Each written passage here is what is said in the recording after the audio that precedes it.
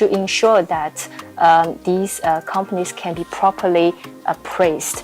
And secondly, I think there is a need to expand the access points, leveraging the agent network to ensure that financial inclusion reaches every part of Nigeria, whether it's urban or rural. And thirdly, there's a need to continuously provide technical assistance to financial institutions, whether it's banks or microfinancial institutions, to ensure that they do understand the business model of these MSMEs in order to provide credit to them. We're happy to see that DBN was able to evolve and was able to grow during the past 5 years and to fill a part of a broad gap or a large gap when it comes to financing MSMEs and addressing development challenges, the market failures to finance MSMEs in Nigeria. And with thanks to the competence, dedication, and the professionalism of the management and of the board, and also to the ability of the regulatory framework that CBN has put in place to rise up to the challenges of supporting MSMEs in the country. Although established in 2014, DBN commenced formal operations in 2017 with a vision to be Nigeria's primary wholesale development finance institution, promoting growth and sustainability. DBN had 3 key mandates. Firstly, to increase access to finance for MSMEs by providing lending facilities through the participating financial institutions, commercial banks, microfinance banks, and other DFIs for on-lending to the MSMEs. Secondly, to provide capacity building for both the participating financial institutions to enhance their ability and willingness to lend to the MSME, and for the MSMEs themselves to equip them with fundamental skills required in managing a successful business. Thirdly, to provide partial credit guarantees for participating financial institutions to encourage them to take the risk of lending to the MSMEs. Over the last 5 years, DBN strategically pursued these 3 mandates with compelling results to show for it. Since 2017, DBN has disbursed over 512 billion naira loans to over 225,000 MSMEs, with 67% being women-owned firms and 27% being youth-owned businesses, resulting in the creation of over 150,000 jobs. DBN has, in its bid to address the financing constraints faced by the MSMEs, continued to expand its partners across the 6 geographical zones of the country as a way of driving developmental impact across zones. It has since expanded its participating financial institutions from the 2 it commenced operations within 2017 to about 22 today, and still growing. The Bank of Nigeria was founded at an auspicious time, as many Nigerian entrepreneurs grappled with the challenge of keeping their businesses alive. It is in recognition of this that the bank was created with an objective of alleviating financing constraints for underserved MSMEs in Nigeria. We seek to do this through our participating financial institutions, and these are partner banks through which we lend to small businesses. There are various segments in the economy, and we are particular about financing some key segments, and these include women, youth, startup.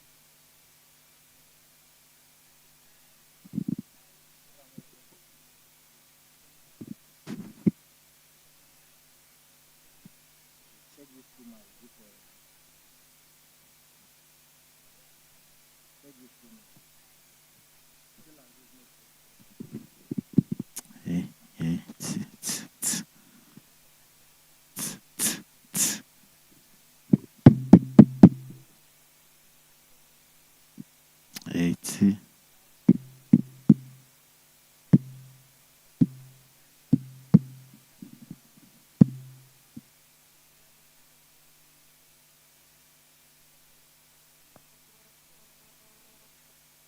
The 3, 4, 5, 6. Check 1T. Check.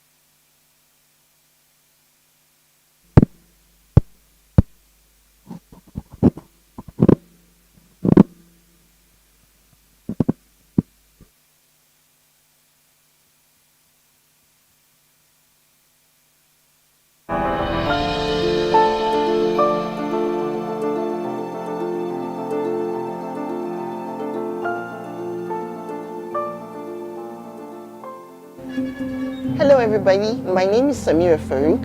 I'm an organic farmer. I applied for DBN program in 2019.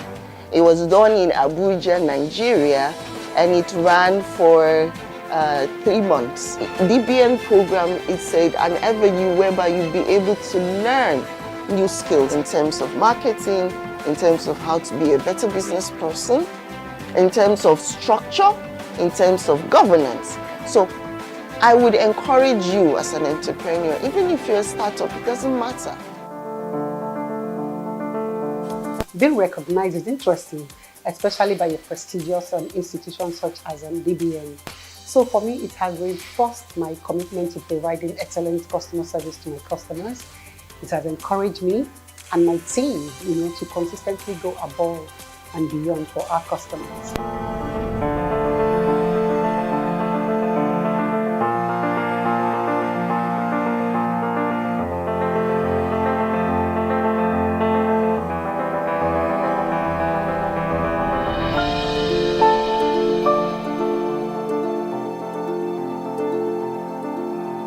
Development Bank of Nigeria, financing sustainable growth.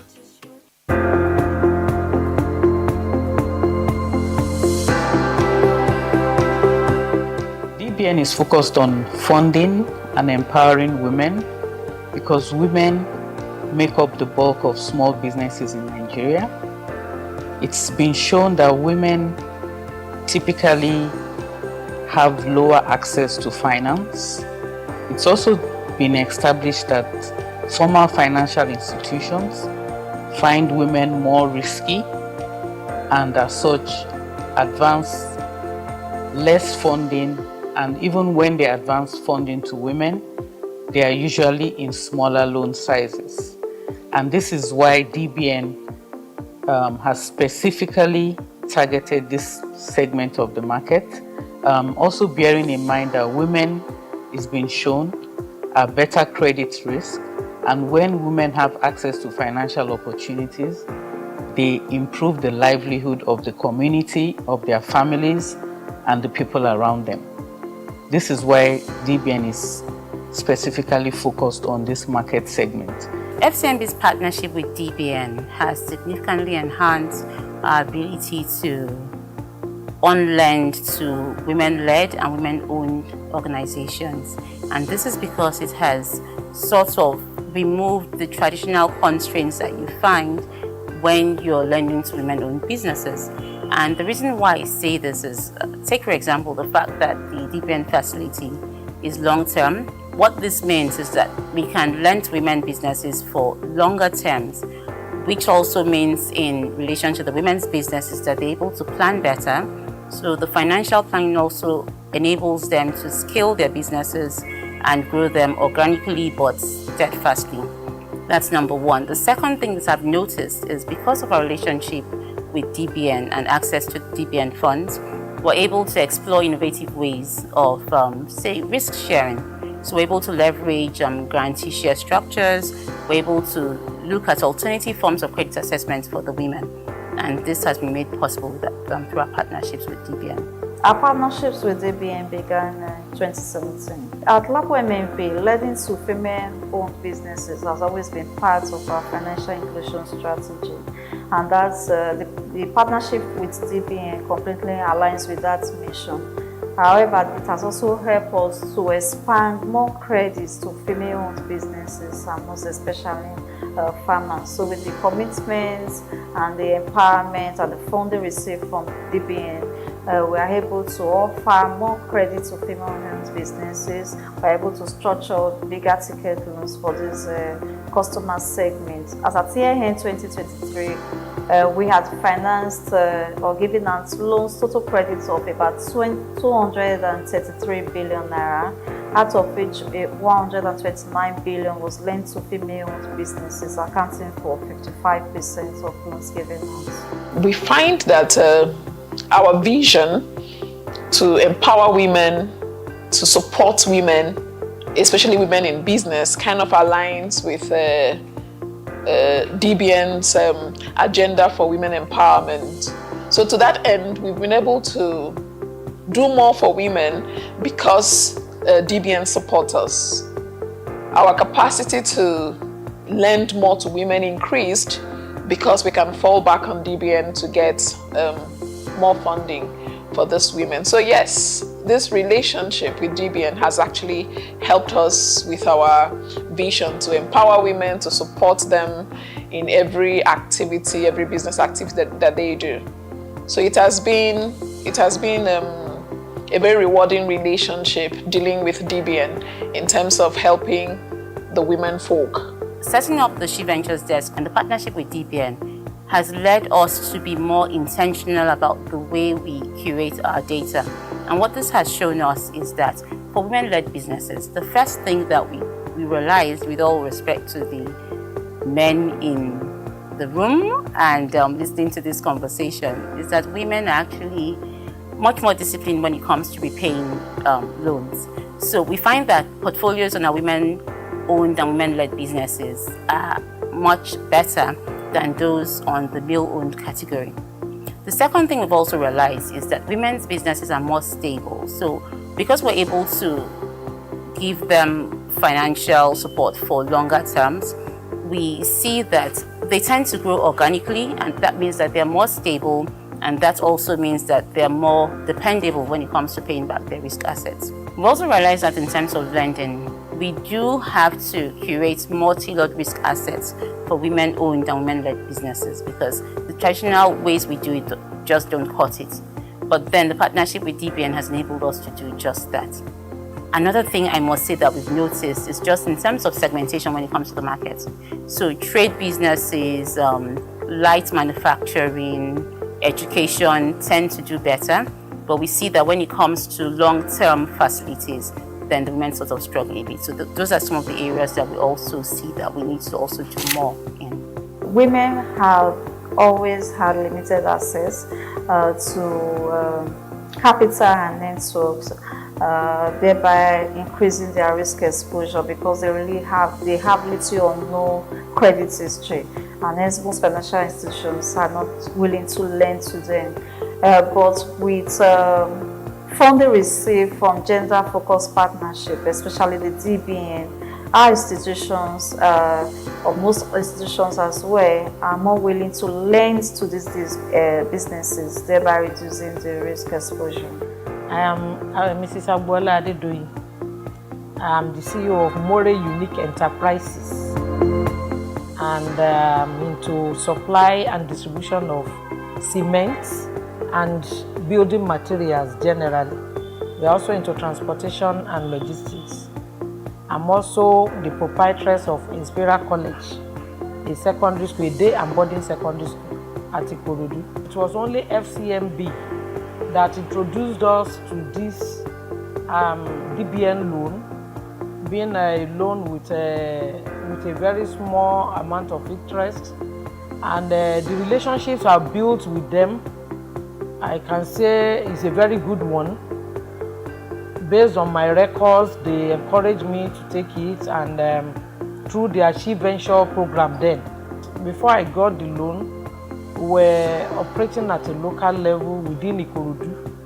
We need trucks to convey our products to our customers, and with the help of the loan, I was able to get those trucks then. And I want to remember to say that before then, we were buying Tokumbo trucks, which were also always giving us a lot of headache. And they were not allowing us to go far.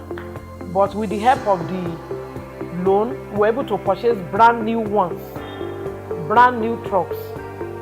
And up to today, I'm still enjoying those trucks.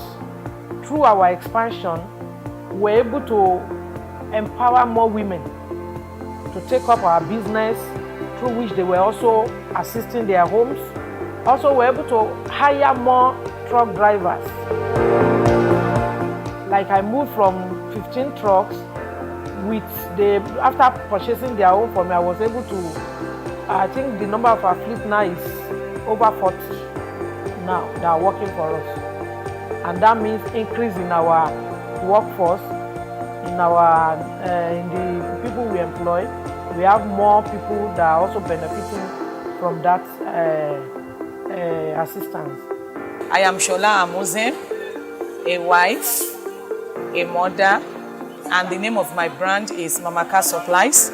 I'm into SKU like biscuits, noodles, soap, and provisions. That is what I do for now. And my shop is situated at Ojore, Songwater, Ogun State. Loan has really helped my business to navigate through some things like in expanding and in terms of growth, hiring more staff and hiring more space for goods. What I'm so proud of from this support is that I'm able to create job opportunity for other women like me, and also hiring more staffs in my business, and also expanding my business by getting more space and contributing positively to the community by getting their demand or their needs at the right time. I will say a big thank you for my bank believing in me and helping me as a woman to make my dream come true. From Development Bank of Nigeria, I would like to wish women in Nigeria and all around the world Happy International Women's Day. Accelerate action. Let's accelerate action for women's equality. Let's accelerate action for women's equality. Happy International Women's Day. Accelerate action. Let's accelerate action for women's equality. Accelerate action. Let's accelerate action for women's equality. Accelerate action. Let's accelerate action for women equality. Development Bank of Nigeria, financing sustainable growth.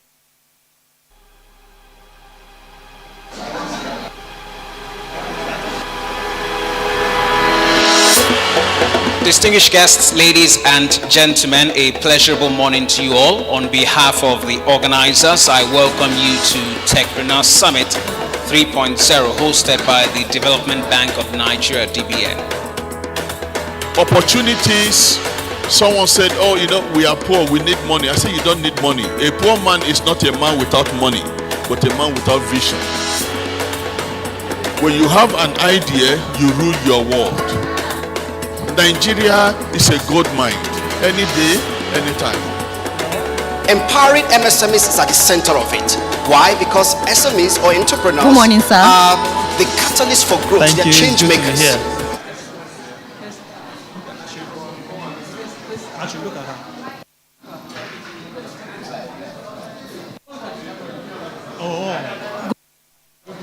Nice to meet you. Your name, please. Okay, my name is and I'm myself. Good to have you here. So what are your expectations for today's lecture?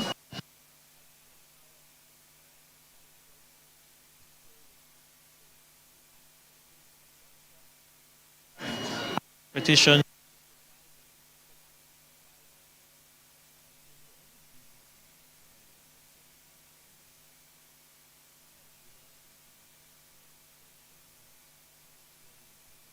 our SME.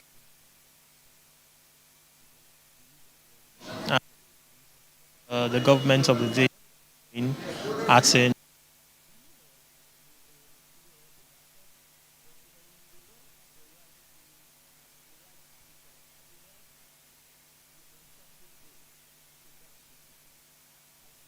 Thank you very much for your time.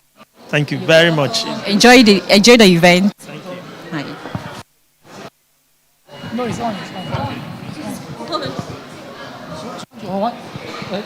And that is where the power of data and analytics comes in. Some of the things we are realizing working with the MSME in Nigeria is the fact that we must make data speak our language.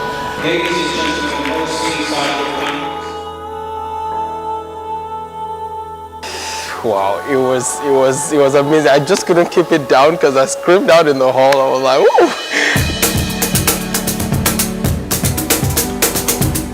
All that whole emotions coming down to this very moment when they're being calling us to that stage was ecstatic.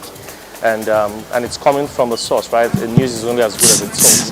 DBN putting a stamp of validation on the innovation, we've built a powerful. So first of all, it feels amazing. I think it's a good validation on what we are doing. A lot of startups are coming out of Nigeria, but to show that yes, we are doing something that's going to change not just the lives of Nigerians, but the lives of Africans across the world. So it's a good validation and it pushes us to do more as a company. But for us, being that it was the first time at such a world-renowned event, and I felt like, wow, this is a huge opportunity, a huge stepping stone for Power Labs to soar. We are happy. It's also a motivation for us to work harder at what we are doing and also to push forward and be better at what we're doing.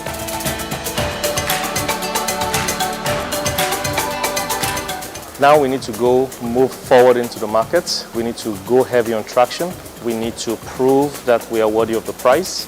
Now, for DBN, like I said, that stamp of validation on our products is a true testament that what we are doing is big, what we are doing is real. And I just thank them from the bottom of my heart for this opportunity and that validation of what we do. So thank you, DBN, and yeah, thank you. This will give us an opportunity to keep investing in Nigerian businesses, making sure that they get their licenses correctly, make sure the supply chain that we have works, at least connect more businesses. Totally, we have over 5,000 businesses on board. With this, we should be able to go up to 7,000 new businesses. And personally to DBA, I want to say thank you. Our startup will definitely impact more lives through these grants, and will definitely impact more lives through this. I want to say thank you. By the end of the year, hopefully, we're looking to increase our capacity to we should have been able to produce and sell out about 300 units by the end of the year. Fundraising, fundraising, fundraising, because we want to push this project to the ends of Africa. That's just it. And to DBN, I would say thank you so very much. This is a huge opportunity for us. You have no idea. Power Labs will not take this for granted. We're going to ride the waves of DBN and beyond. And I promise DBN they're going to hear about us in the very near future. Build a formidable team, because I believe with a good team you can hit the skies. And to DBN, I want to say a big thank you for naming us as one of the winners for this Techpreneur. Thank you. Hello, good morning. Can I meet you, please? My name is Amanda Okoronko, so I'm here. Development Bank of Nigeria. You're welcome, Amanda. Sustainable growth. So what are your expectations for today's lecture? Well, I'm here for a lot to network, to get to meet people, and also to listen to the kind of people I saw that are coming for this event that are going to speak. I'm here to learn a lot from them, and also try to meet new people. Networking, right? Yes, I'm here for networking, like I said earlier. So to learn from the best, because I've already seen the guest speakers that are going to speak today. So I'm looking forward to learn a lot from them.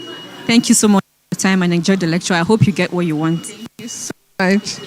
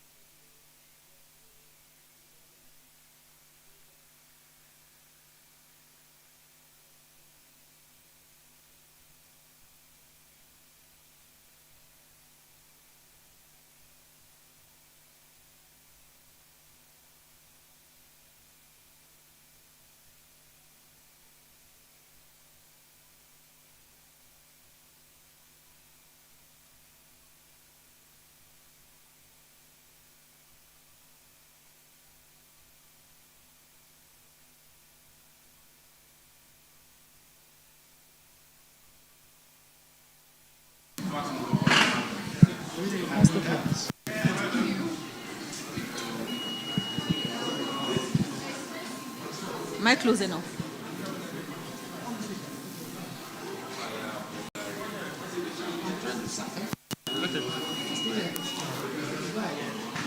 Hello, good morning, sir.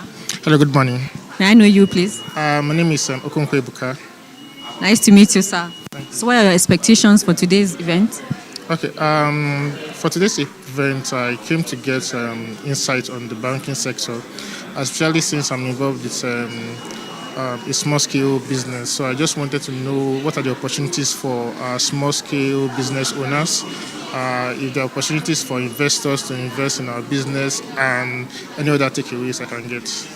Okay, a quick one. Are you into any MSME business, or you just want to just get information and to know if you want to start one? Or Okay, I just started out a health venture, so I'm actually looking for how to move to the next level in my business. I'm looking for investors.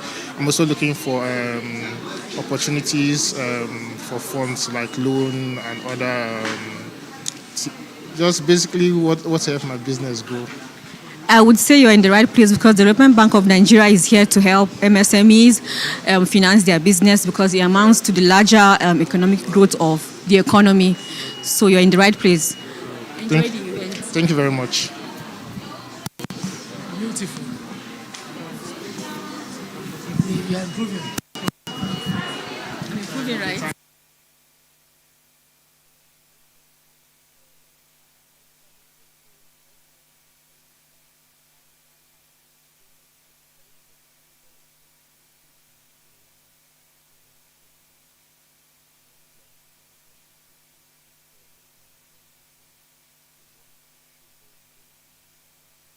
A number of the entrepreneurs lack financial knowledge. What they will require financially to scale up that business is also something that is a bit lacking in that sector. I think the first, thing to think about is the growth in population versus the economy. So you see a population that is growing faster than the economy. So you do some intervention, based on the projection that you have at the moment, but before you know it, you see the multiplication. For instance, in Nigeria, the growth rate for the population is 5.5. The economy is hardly doing 3%. Business is the activity of making a living or making money by producing, buying, or selling products and services.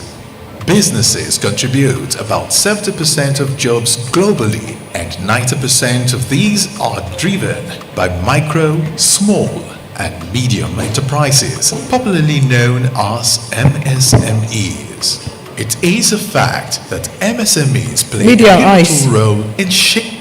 Thank you very much.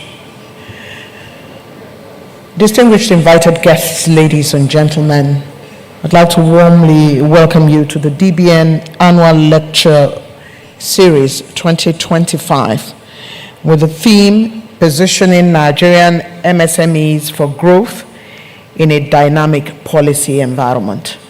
You would have noticed that you didn't have any documents for the program.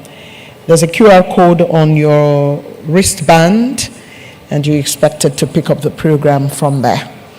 Please do well to check on those and pull out your program. Would like to, first of all, appreciate your presence and to let you know that any moment now we will be starting. On behalf of the organizers, I'd like to apologize for the delay you're experiencing, but we do have all our special guests in the holding room, and any moment from now when they come into the room, we will officially start.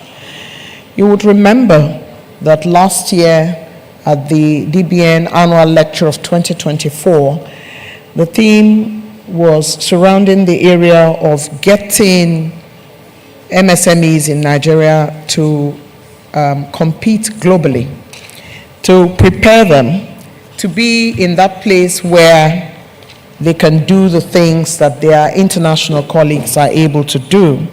So the annual lecture theme for last year was Empowering Nigerian MSMEs in a Challenging Global Landscape.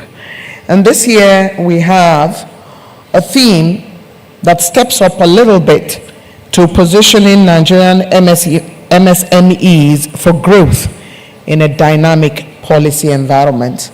So much has happened to affect MSMEs in Nigeria. The financial landscape is changing by the day. The new policies are affecting several MSMEs, and the statistics indicates that quite a number of MSMEs have folded up on account of a lot of policy changes that have affected them majorly. But of course, this Dbn Annual Lecture 2025 is expected to make MSMEs more resilient. It's supposed to provide them the information around capacity building, being able to be innovative, and working in that space where they can compete globally. Speakers are very high level, and when we begin to introduce them, you'll see who they are. But my job this morning is to thank you for being here and to welcome you most sincerely on behalf of the Development Bank of Nigeria to this Dbn Annual Lecture Series 2025. We thank you for your presence, we appreciate you, and we look forward to a truly engaging Dbn Annual Lecture Series where there are fireside chats and there are post-keynote lecture discourse, and there is, I believe, a lot of speakers who will bring their knowledge and expertise to the table to give you what you really are looking for at a place where every year there is that fertilization of ideas, there is that sharing of knowledge, and there is that engagement that continues to make us DBN, providing annual lectures and improving MSMEs across Nigeria. Good morning. Welcome. Can I meet you, please? Okay, morning. I am by name Bukashe Yusuf Kundi. Nice to meet you, sir. So, what are your expectations for today's event? Okay, really, my expectations for today's summit are many. I know we will learn a lot. We will connect with like-minded people. And we will have some takeaways that we'll go home with. So you're basically here to network and to learn, and something you could go and take home and probably put in your business, right? Yes, yes. You're welcome. Thank you very much. Enjoy the event. So it's like this is going to be last for now. Come on.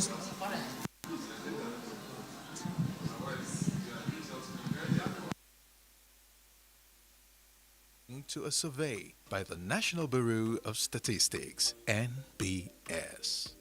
With over 40 million registered MSMEs in Nigeria, these businesses account for about 50% of industrial jobs and nearly 90% of the manufacturing sector in terms of the number of enterprises, thus stimulating economic growth and providing employment for large sections of our society, including women, youth, and poor communities. However, despite their innovation, dynamism, and tremendous contribution to the GDP, MSMEs continue to face fierce threats to survival, especially when it relates to accessing sustainable financing. Several reports by global development agencies agree that obtaining finance, finding customers, and infrastructure deficits are some of the most pressing problems MSMEs face in Nigeria.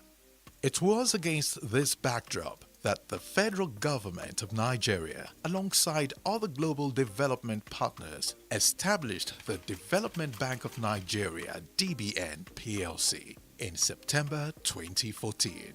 But herein lies a huge opportunity for development finance institutions such as the Development Bank of Nigeria, because together we can collaborate to improve access to finance for businesses, enhance the capacity of businesses through capacity building programs, support with market linkage opportunities, amongst other initiatives. Now, less than 10% of these needs are provided by the financial sector at the moment.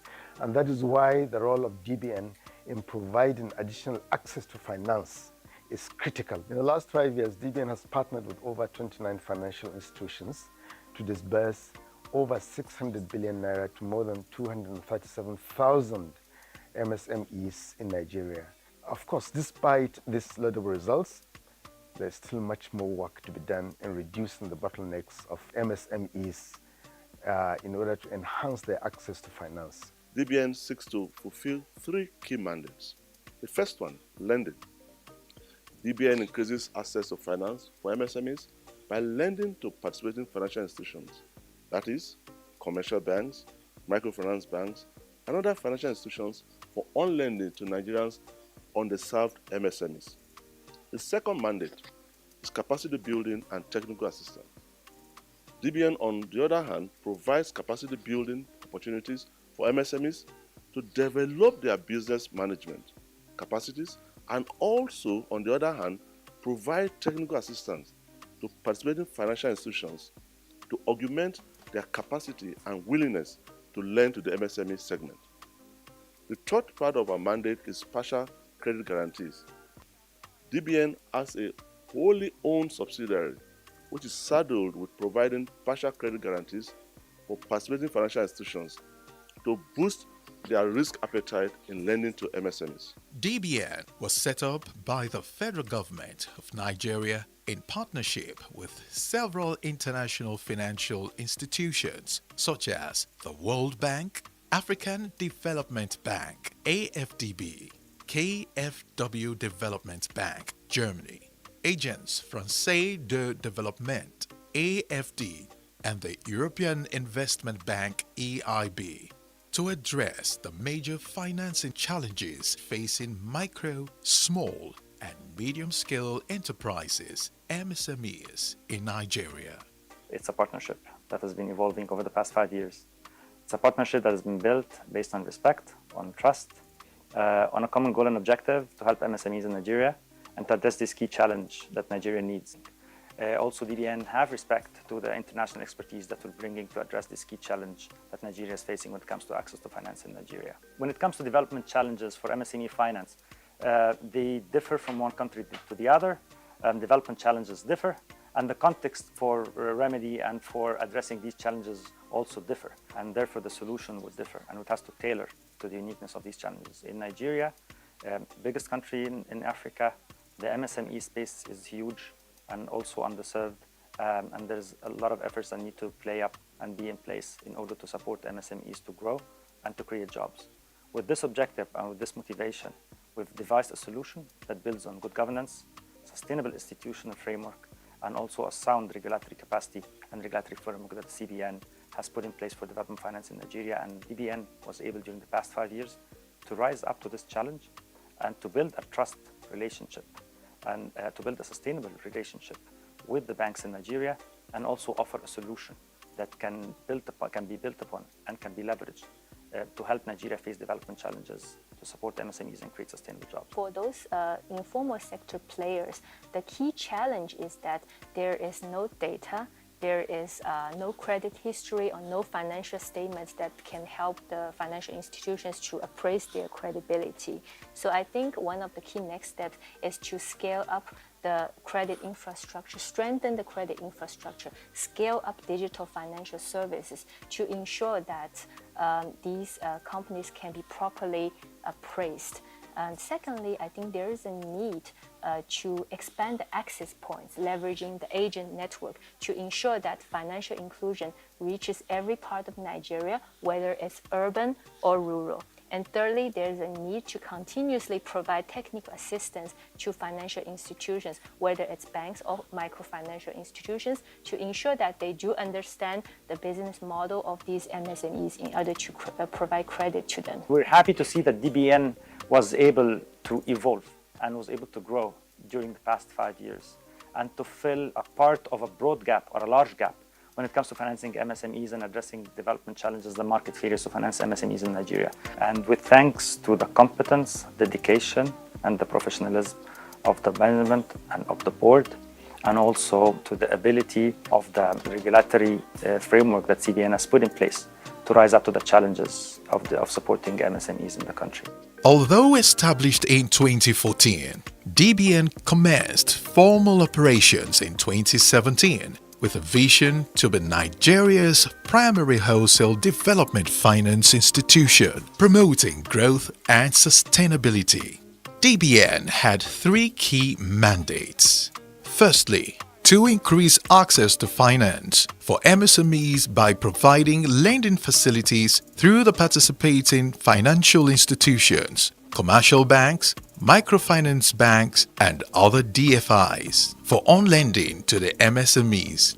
Secondly, to provide capacity building for both the participating financial institutions to enhance their ability and willingness to lend to the MSME, and for the MSMEs themselves to equip them with fundamental skills required in managing a successful business.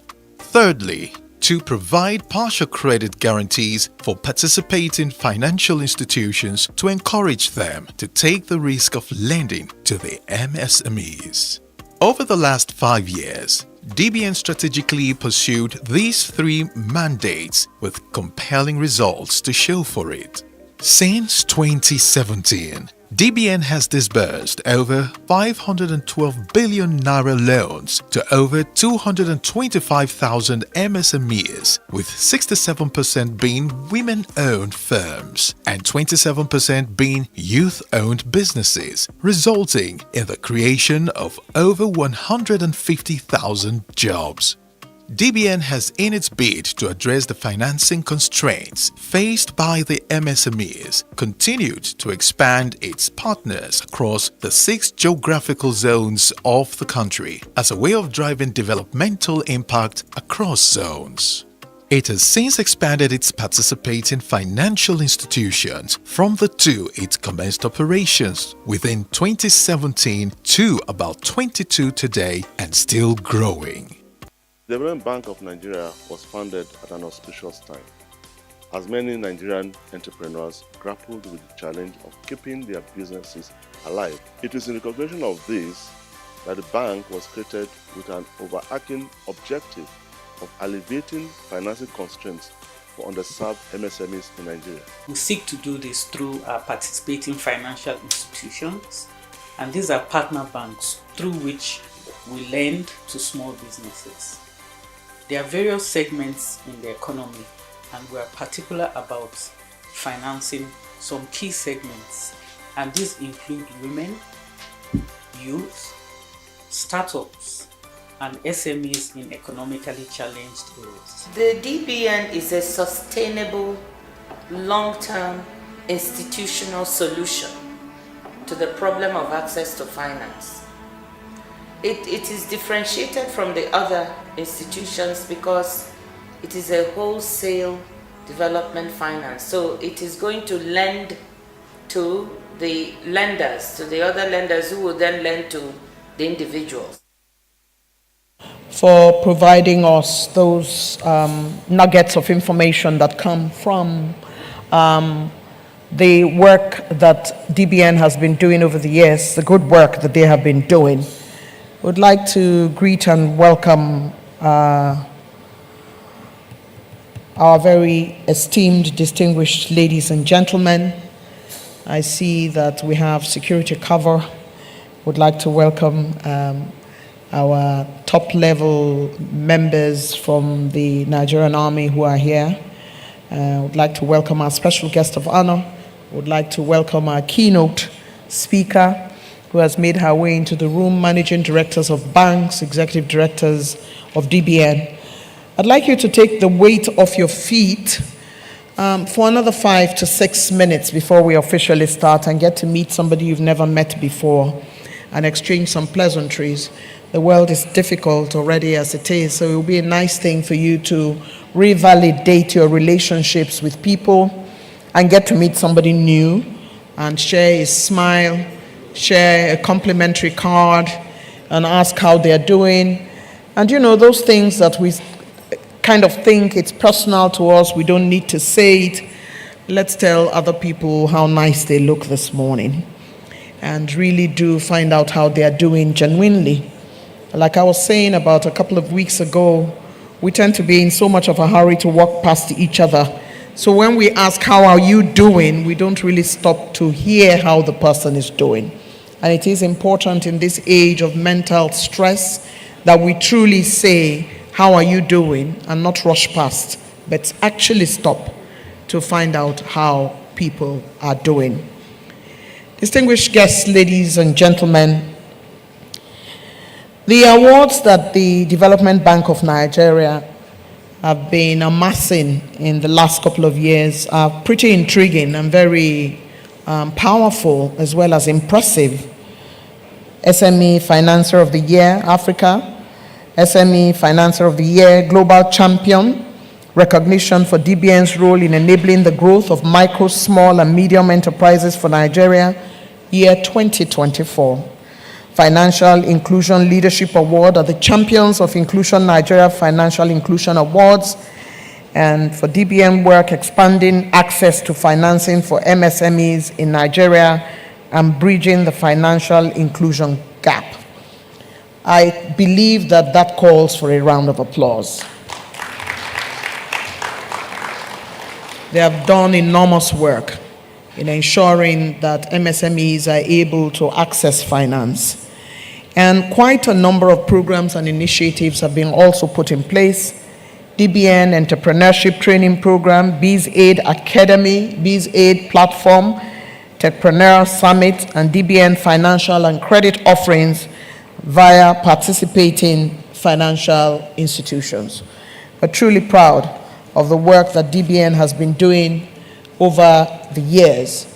I'd like to give a special welcome and recognition to the representative of His Excellency, the Vice President of the Federal Republic of Nigeria, the very distinguished Senator Kashim Shettima, in the person of the Special Advisor to the President on Economic Affairs, my friend and brother, Dr. Tokwe Faswa.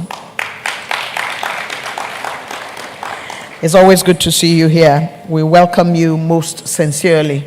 And as I wait for the hand up for us to start officially, I have quite a number of recognitions, and I'll be doing them at junctures between the program. So you must pardon me, even though I can see the Managing Director of Nexim Bank, who is my brother here. I do not wish to jump the gun by mentioning only him and not mentioning others. And thankfully, I have the list here now, so I would be able to speak to others.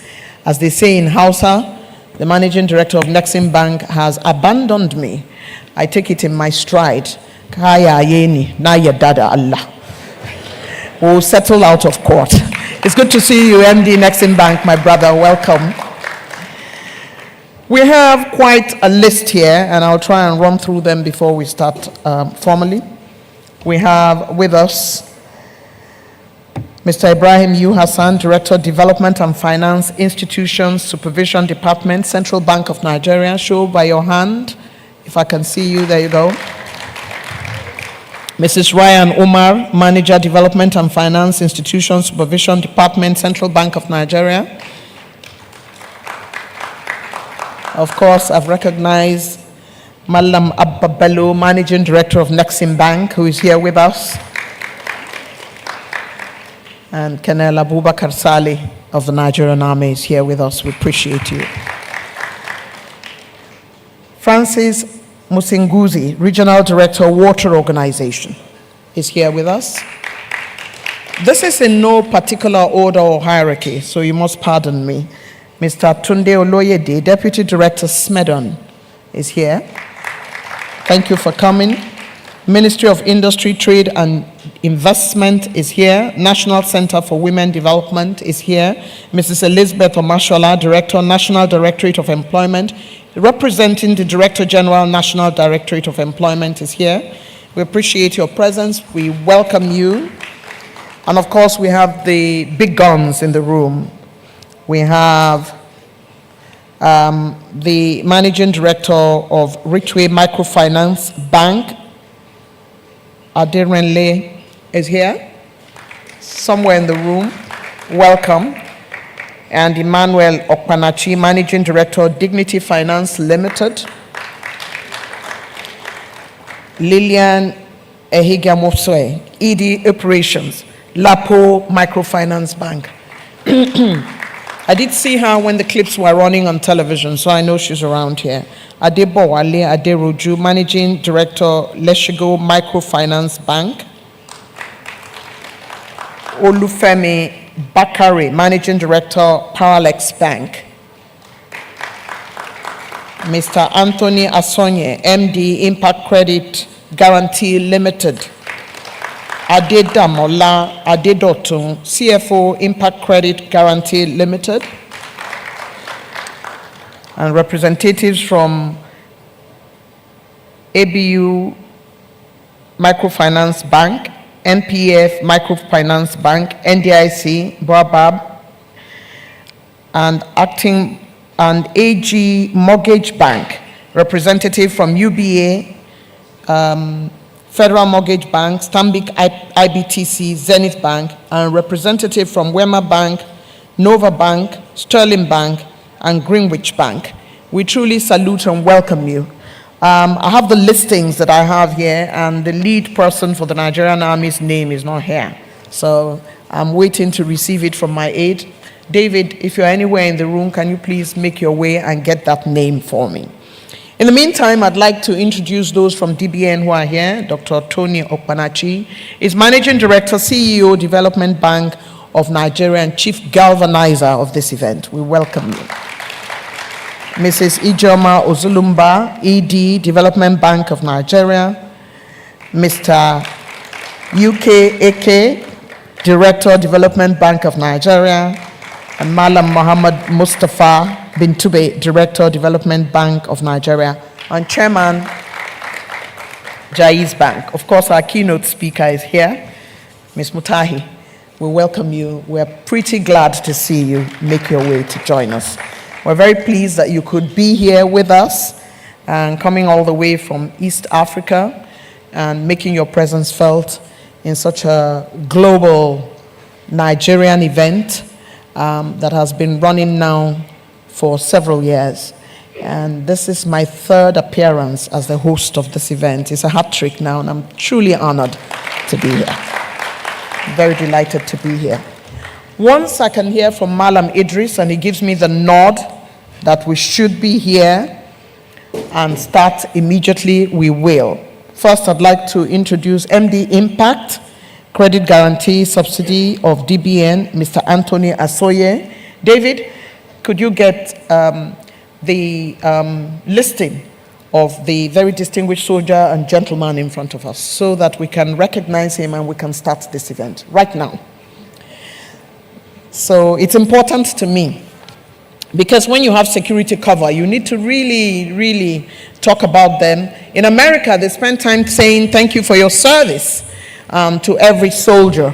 You don't know what nooks and crannies he has been to keep us safe, and it's important to me to be able to recognize him properly as he sits amongst us today, providing not just a guest position and guest relationships and relationship building, but also being responsible for some level of security coverage over our heads this morning. I don't think that we as Africans, we spend time enough to salute our men who provide security for us. What we see is when we complain, but we really don't know what they've been through, and we hardly say we thank you for your service. So we thank you for your service. So Malam Idris, I'm standing by. Once this is done, I will kick off this event properly. I believe it's worth the wait, so please be patient with me.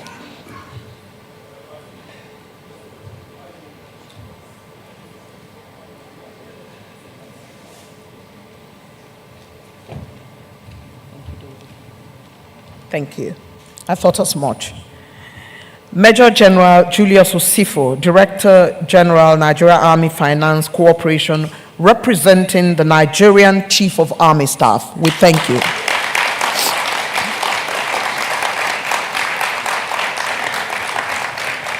Let me say here and now, for all the years, nearing 50 years that I've been doing what I do now, I'd like to say that recognitions are a bit of a tough challenge. And so if you didn't get recognized, please do not consider it that we do not see you. I see you, I recognize you, I thank you all for being here because every single person is important to us in this room. We truly appreciate your presence and I'd like you to give yourselves a round of applause. Thank you very much for coming. We also see our virtual participants. We see you, we thank you for being there. Please stay with us throughout this event. Thank you very much.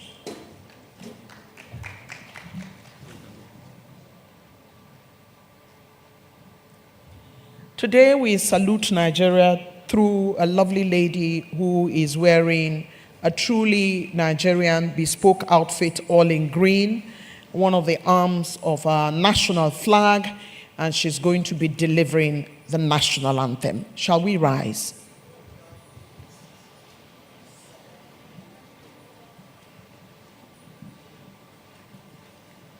Nigeria, we hail thee, our own dear native land, though tribe and tongue may differ, in brotherhood we stand. Nigerian soul and proud to serve of sovereign motherland. Our flag shall be a symbol that truth and justice reign in peace and battle honored, and this we stand as gain. To hand on to our children a banner without stain. O God of all creation, grant this our one request, to help us build a nation where no man is oppressed. And so in peace and plenty, Nigeria may be blessed. Thank you very much. You may be seated. A round of applause for the lovely lady with a lovely voice. We felt perhaps that with such a beautiful voice, if we lent our voices that are everywhere to it, we might taint her delivery, which is so pristine. Another round of applause for her. She did a great job. And she did it without any instruments. That's a tough call to follow. We appreciate you. Thank you.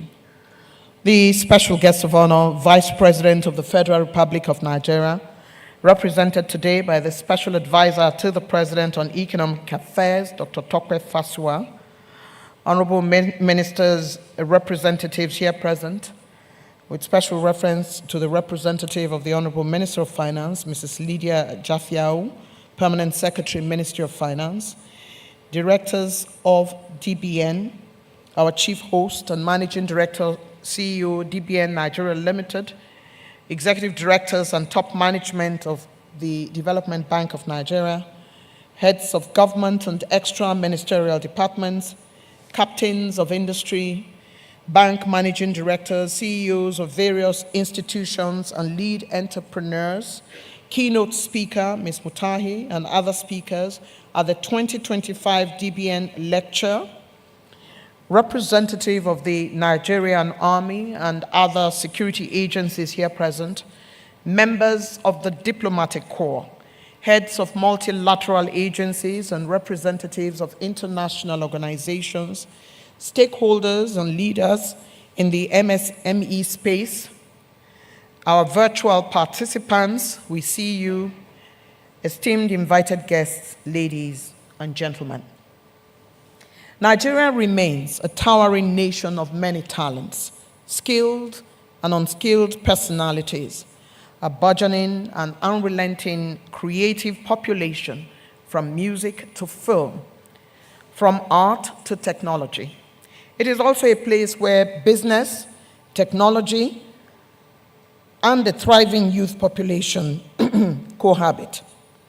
When talking population, Nigeria is the nation to watch in the African sub-region, with a projected population of approximately 377 million by 2050, potentially making her the third most populous nation in the world.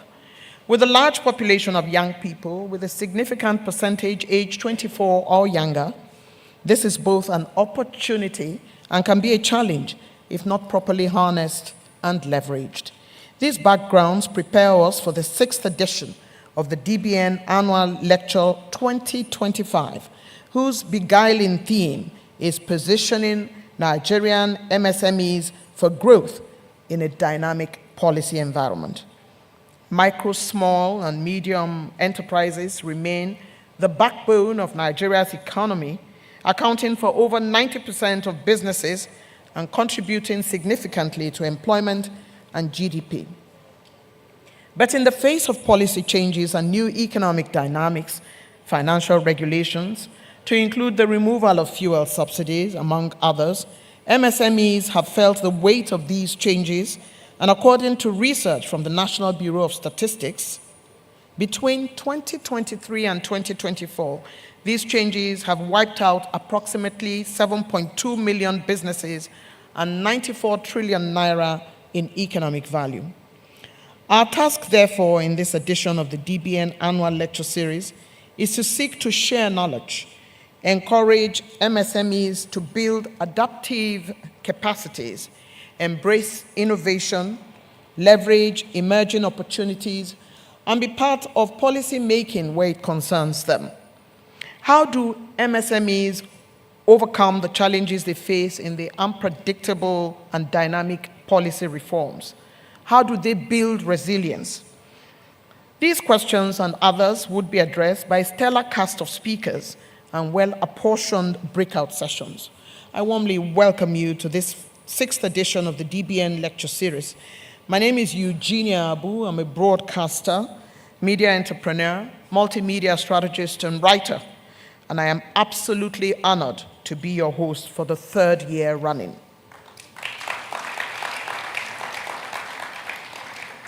Allow me now to invite to the podium a man whose passion for the growth and survival of MSMEs in Nigeria is palpable, a development economist, speaker, business leader, and MSME champion. His work in the banking and development sector over 3 decades, spanning the African sub-region, is well noted. Our first speaker doubles as chief host and chief galvanizer for the Dbn Lecture Series. His attention to detail and deep knowledge of the MSME ecosystem puts him front and center as the individual with a responsibility to welcome us all. Please join me now to invite one of Nigeria's finest, my brother, the Managing Director of Development Bank Nigeria PLC, Dr. Tony Okpanachi, as he delivers his welcome address.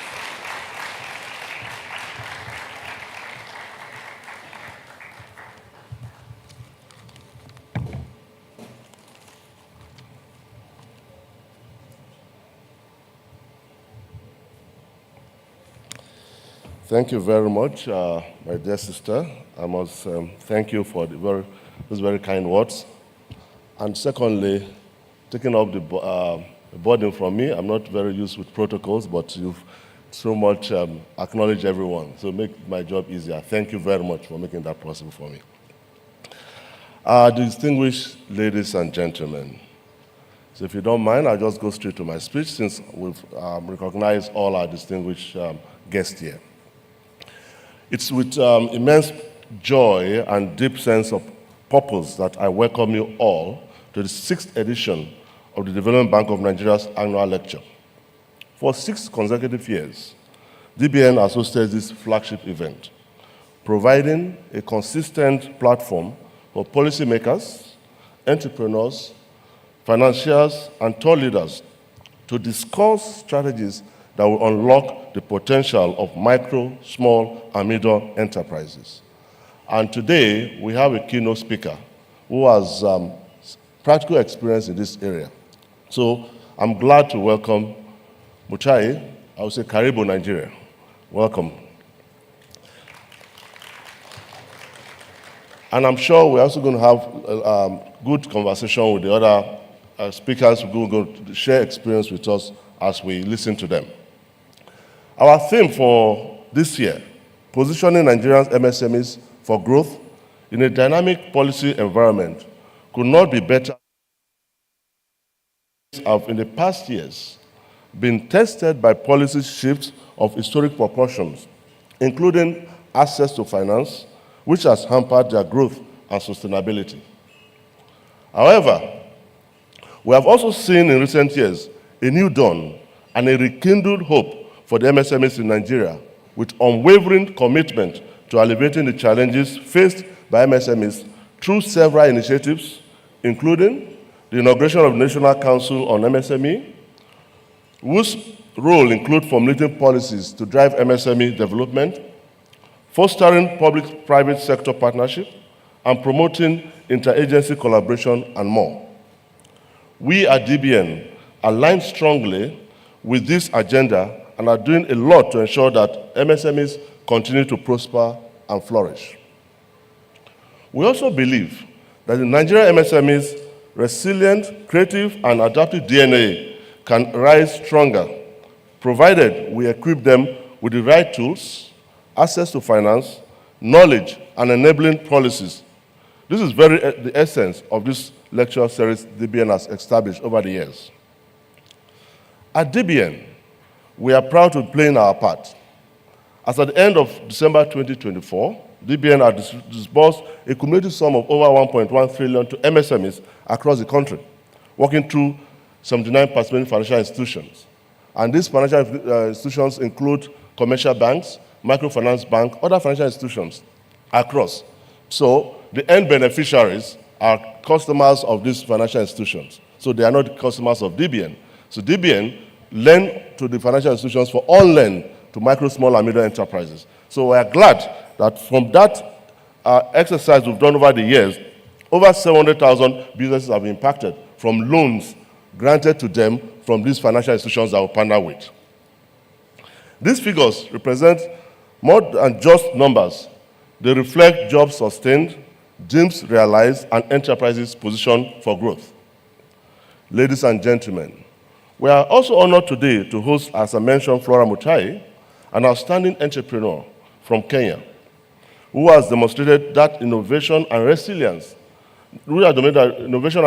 can transform industries, influence policy, and inspire generations.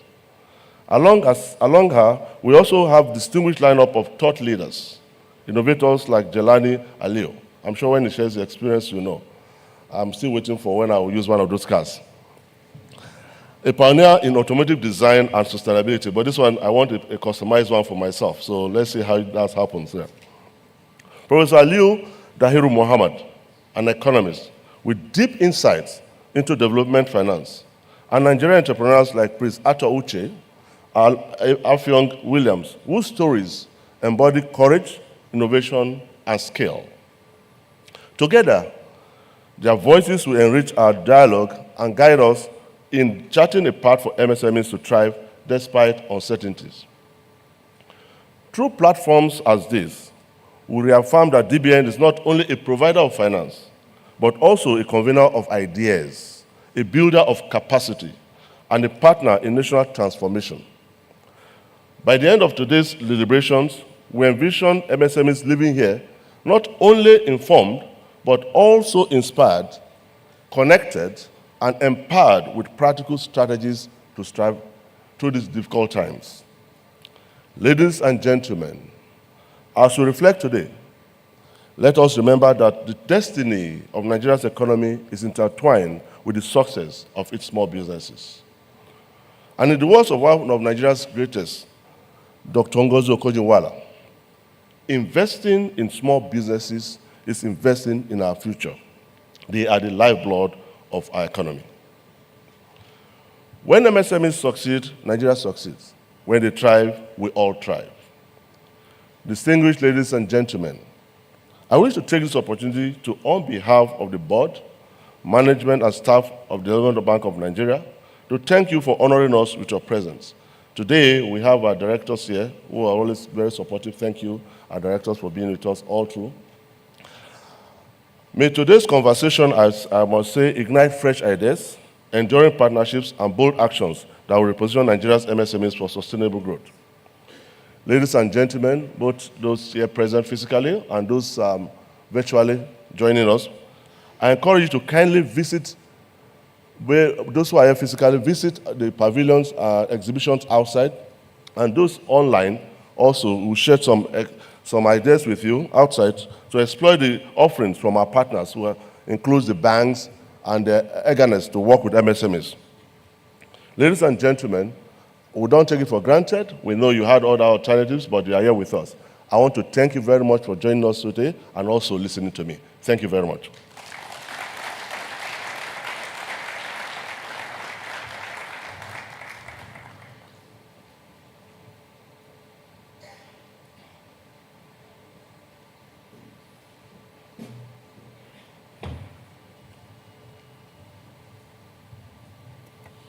Indeed, Dr. Okpanachi, Managing Director of Development Bank, is very intentional about why these lecture series take place every year. And he has said in his warm welcome to all of us that he hopes that MSMEs are not only informed, but they are also connected with practical strategies to take home with, and that we should keep at the back of our minds that Nigeria succeeds only if the MSMEs succeed. Please give him another round of applause. Esteemed guests, distinguished ladies and gentlemen, if you remember last year, 2024, we had another female as the keynote, the Managing Director of Fidelity Bank. And I'm beginning to see Dr. Tony Okpanachi and all those who walk around him as pretty gender-friendly. Beyond,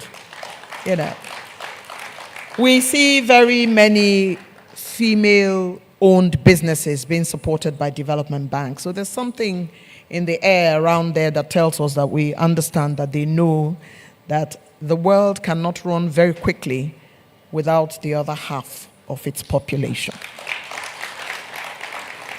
And that one group of people cannot run further, and that women hold half of the sky. So I'm very pleased to see that again today you have brought a woman very much after my heart, and whom we've read about, making great strides in the tea industry in Kenya, and ensuring that her innovative strategies are changing the local landscape of tea making and the tea industry in Kenya. Ms. Mutahi Abariako, welcome. We're very pleased to have you. Jambo, Nigeria welcomes you with both arms, and you're warmly surrounded by the people who have the best hospitality in the whole of the world. Welcome. No. Just stand up so they can see you, because I want them to see who is going to be speaking to them later in the day. Asante sana. Thank you very much indeed. I speak a little bit of Swahili, so me and her will be chatting later in the day. At this point in time, distinguished ladies and gentlemen, I'd like to bring up our special guest of honor, whose pedigree is unflappable. The Vice President of the Federal Republic of Nigeria, His Excellency, the very distinguished Senator Kashim Shettima, is represented today by a man who at once has worked in the banking industry, is a die-in-the-wool economist of note, a youth champion, a man of infinite charm, and a columnist, a former presidential candidate in this country who dares to dream. Help me welcome the Special Advisor to the President on Economic Affairs, representing the Vice President of the Federal Republic, for the special guest of honor speech.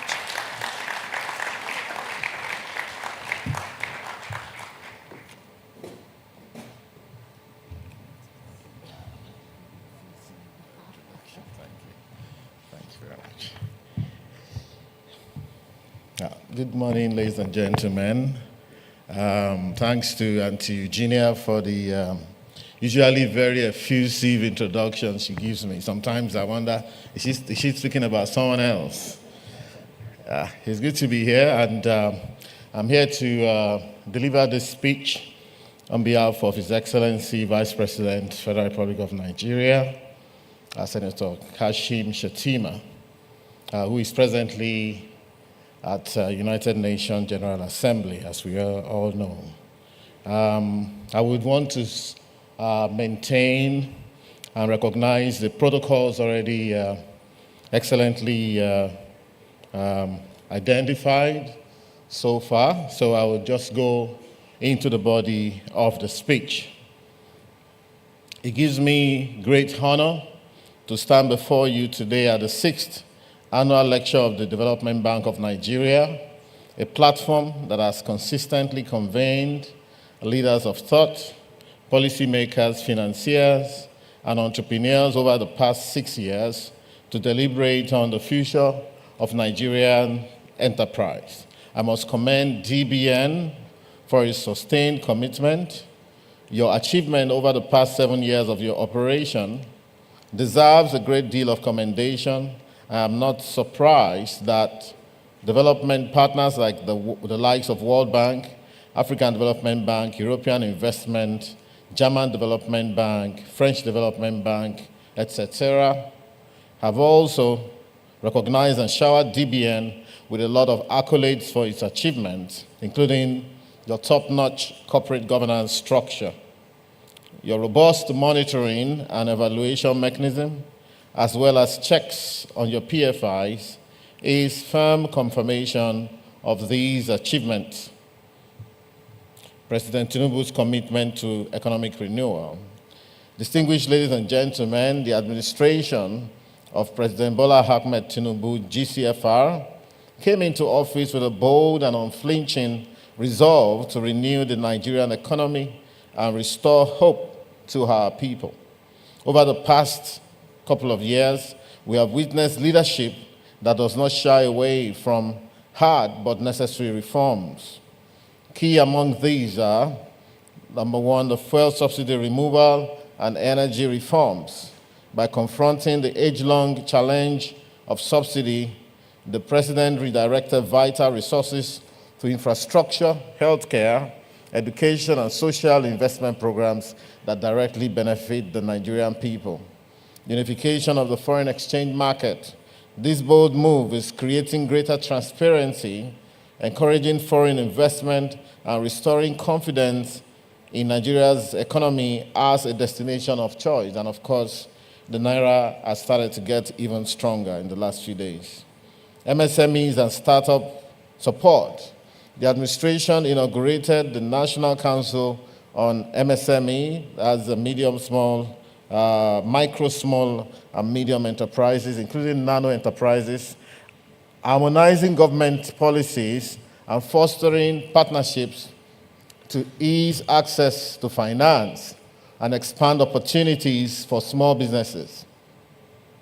Initiatives such as the Presidential Palliatives Program and funding windows through DBN, Bank of Industry, and others are cushioning businesses and positioning them for resilience.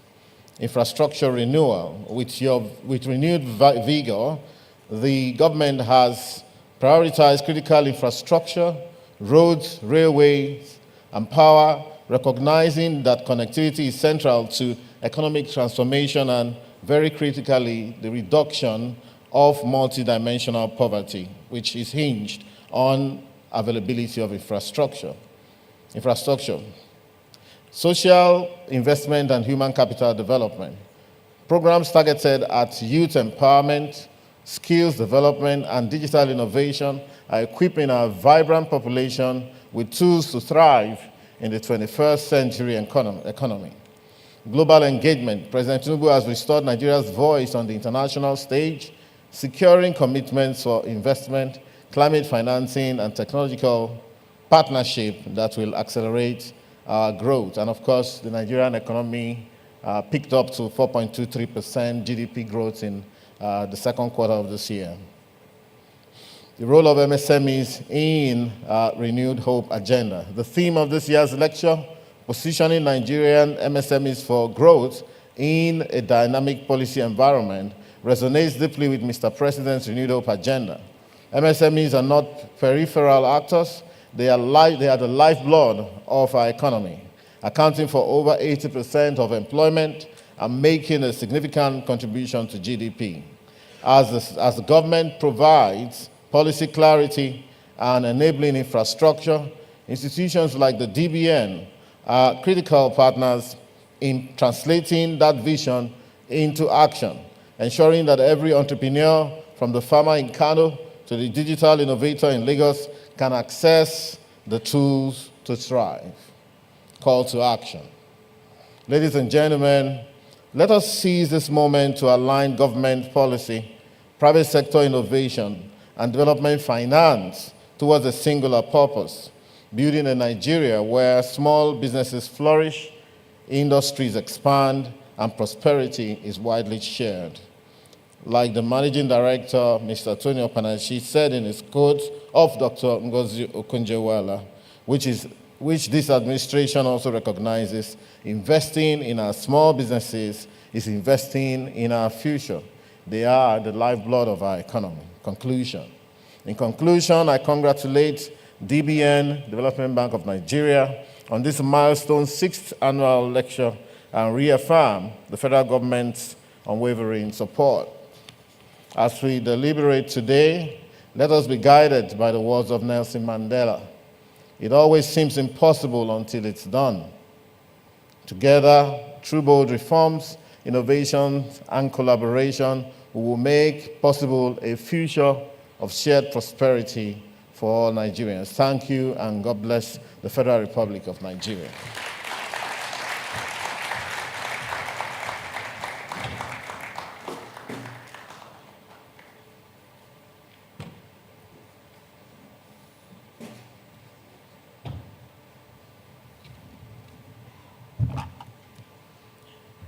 Representative of His Excellency, the Vice President of the Federal Republic of Nigeria.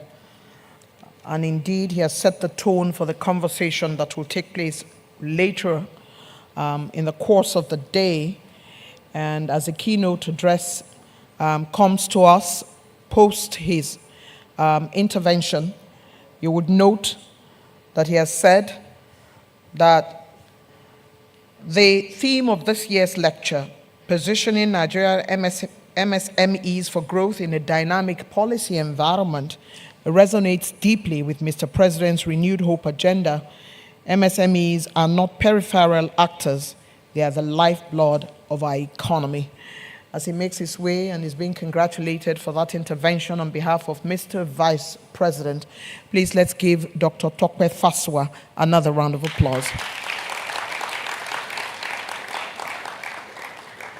According to His Excellency President Bola Ahmed Tinubu, at the 9th Forum on China-Africa Cooperation Summit in China, His Excellency Nigeria's President says, and I quote, "Our economic reforms are working. We are on course to building a greater, more economically stable nation." And in another intervention, His Excellency Mr. President says, "The reforms have been painful, but they are beginning to yield positive macro results. We are no longer where we used to be." And so it is fitting that the DBN would look at the MSMEs and decide that they need to build that capacity that would give them the innovative strategies to deal with reforms and the dynamic economic landscape so that they are better able to be resilient and better able to work through these difficult times that would, at the end of the tunnel, show great light. And I believe that what we're doing today is part of what everyone should really be doing to cushion the effects of these economic reforms on the MSMEs. Now, I'd like to just quickly make a couple of recognitions. Olorun Timileyin George, Managing Director, CEO, First Pension Custodian Nigeria Limited, is here. We also have Zainab Ibrahim, Head Strategy, representing the MD, CEO, National Credit Guarantee Company. Good to see you. Let's quickly take a look at what the mandates of DBN are. Increase access to finance for MSMEs by lending to participating financial institutions for on-lending, provide capacity building for PFIs and MSMEs, provide partial credit guarantee for PFI, and to encourage them to take the risk of lending. These are of lending to MSMEs. These are part of the mandates, which are threefold, of the Development Bank of Nigeria. Development Bank of Nigeria, having done its due diligence over the years, continues to bring to us men and women who resonate with what the mandate of DBN is: championing MSMEs, providing what they need to move forward and to move forward quickly, understanding why it is important for them to be given the capacity they need, especially since they are huge employers of labor in Nigeria and they are the backbone of the economy. Our keynote speaker today is a distinguished entrepreneur and corporate leader.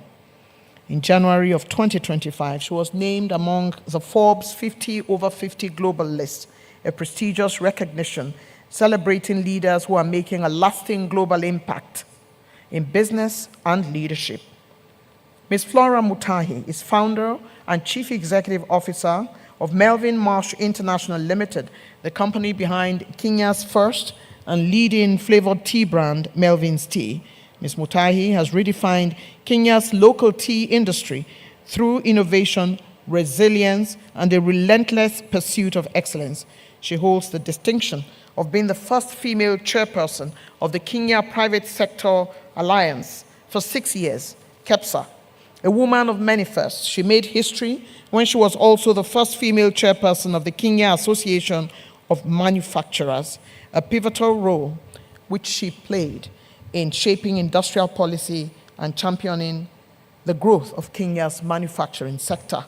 Ms. Mutahi's corporate governance experience spans multiple sectors, from financial services to manufacturing, insurance, regulatory bodies, to real estate, and the United Nations Global Compact locally and globally.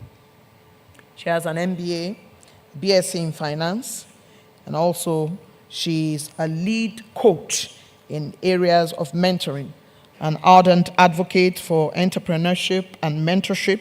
She's the founder of the Melvin's Mentorship Program and the Scale Mastery Program aimed at supporting and scaling women-led enterprises.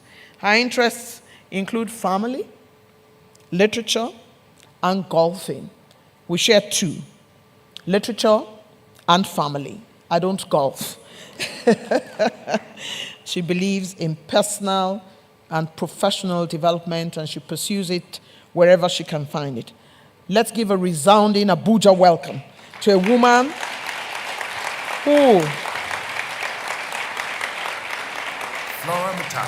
is clearly on top of her game. There she is, making her way up. International, East Africa's leading natural Please pay flavored tea attention company. to this as well. With over 27 years of executive leadership, she has expanded her footprint into real estate through Azizi Realtors Limited and has championed innovation and sustainability across industries. She was the first female chairperson of KEPSA, advocating for investment and entrepreneurship, and she continues to serve on global platforms such as the UN Global Compact in New York and Kenya, and the P4G board. A mentor and strategist, Flora exemplifies the power of African business leadership driving global impact. Ladies and gentlemen, please welcome Flora Mutahi.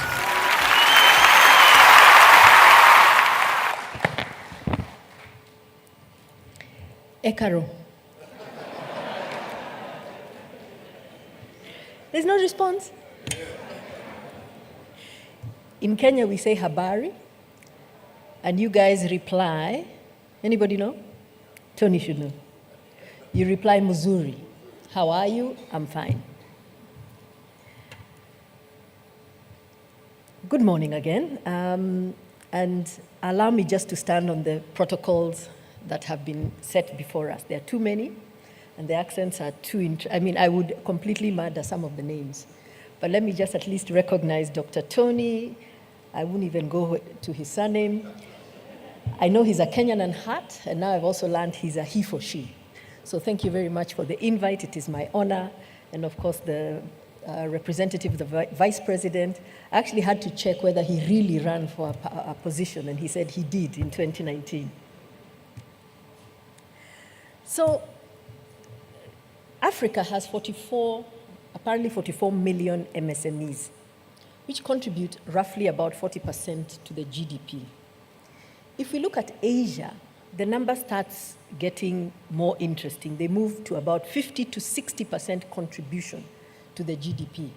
And I also believe there are less MSMEs. If you look at Europe, SMEs generate about 53 to 60% of GDP. So what does this mean? This actually means that in Africa we have the numbers, but we don't have the weight. We don't have the impact that we are trying to develop. We have 22% of global MSMEs actually on the continent, but as you hear, the contribution is not as great. And why this gap? There are many things. One, infrastructure challenge, power, logistics. It is cheaper for me to move my tea to Europe, to Asia, to Americas, than it is to move it on the continent. These are the challenges that we have. Fragmented markets, and we thank God, of course, for the AFCFTA. And limited capital flow. It is great news that the bank is actually giving a lot of money and ensuring and de-risking, the other retail banks to actually give us money. I was just reading a report of, global VCs only giving 1% of their funding to Africa. How are we supposed to grow? But again, why does this matter? It matters actually because according to a report by African Development Bank, 10 to 12 million youth enter the job market every year. And we are creating only 3 million jobs. Extrapolate, what does that mean? We will remain poor, our youth will remain disillusioned, and clearly that doesn't work. So what does that mean for the rest of us? It means we have to scale the MSMEs that are here. What you're being given, the knowledge, the funding, the exposure, is not for free. You know very well there's no free lunch. It is for us to really buckle up, pull up our socks, and build our MSMEs to be able to stand local, regional, and global platforms. I did have a deck. I don't know if they are going to run it.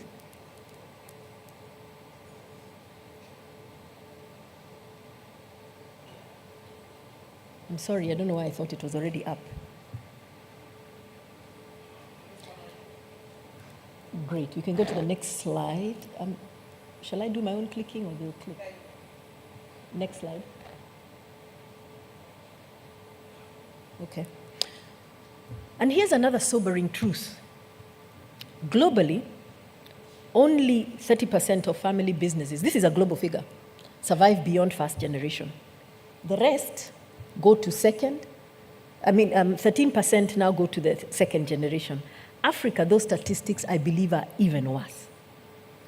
So this is another reason that we really, really need to pull up our socks.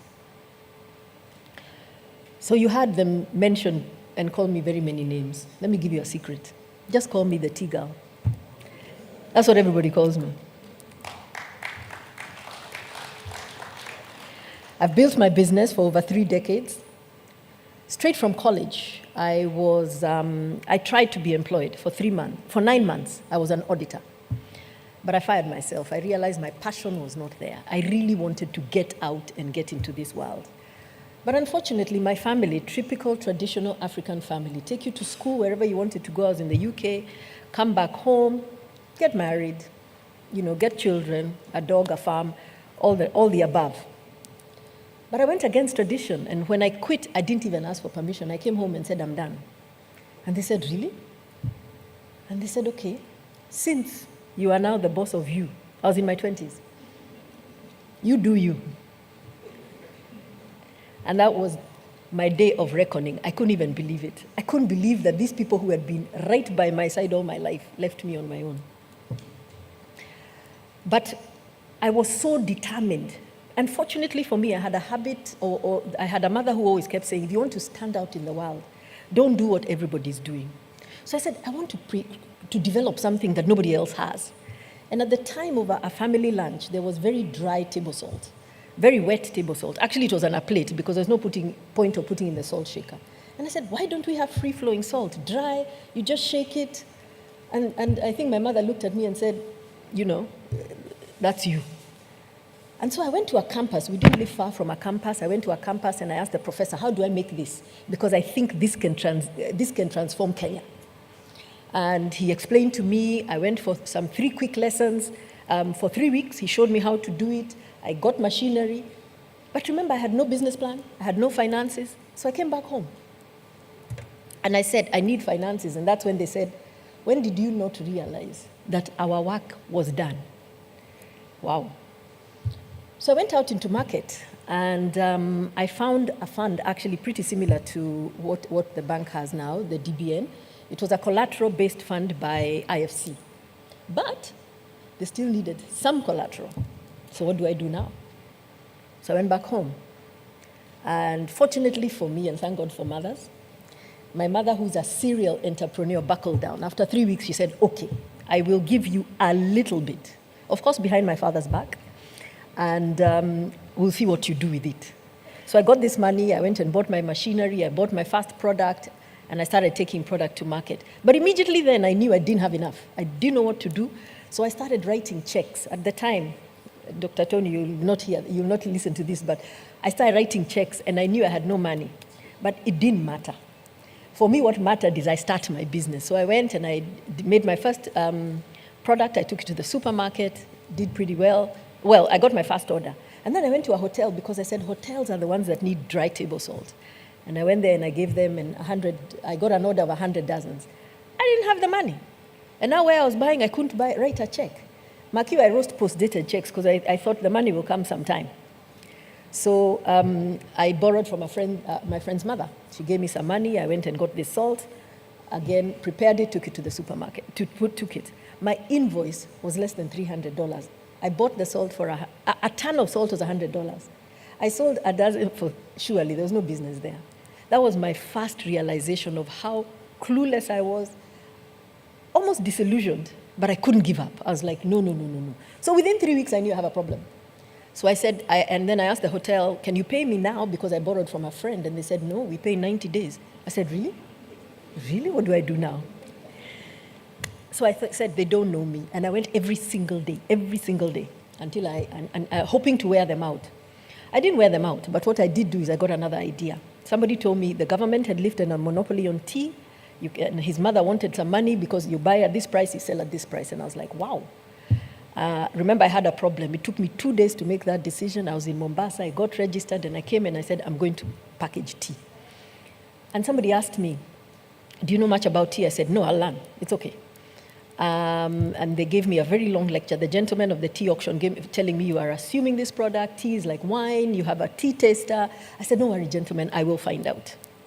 So the long and the short is I did find out how to package the tea, but I remembered again the words of my mother where she said, if you want to stand out, don't do what everybody does. So I didn't do the black tea. I did the black tea, and then I personally had a habit of putting ginger in my tea. So I said, I'll do the two and see which one works. And as you would guess it, the ginger tea is the one that worked, and the other one did not. And that is really basically the history of Melvin's. We've grown from that's 1995. I know that it's a speed conversation. We got certified with ISO. I mean, I continued learning. Maybe go to the next slide. We're going to be 30 years this November. We have grown. We have grown really by really following the consumer. We've gone into tea vending machines, instant teas, and now herb spices and complementary products. So what brings us here, you can go to the next slide, is how do we change this African narrative? How do we build businesses that scale and last in our ever-evolving, challenging, emerging markets? I think the first thing to realize is we don't operate in a vacuum. Every single business has two realities. You have the external and you have the internal. And what I try to always tell entrepreneurs, don't worry too much about the external. You can't do much about it. We leave it to the officials who are here. We leave it to the economists. But you can't also go in there blindly. You've got to recognize what is there. You've got to understand. I mean, when I was starting my business, as much as I had nothing, we had an all-time interest rate, if I'm not wrong, of about 34%. But I didn't look at that when I wanted to start my business because I knew it is me and what I am doing. Of course, luckily for me, when I went to start, because everything is ebbs and flows, the interest rates had gone down. Inflations will go up, currencies will go up, America will sneeze, and things will change. We see it in our businesses.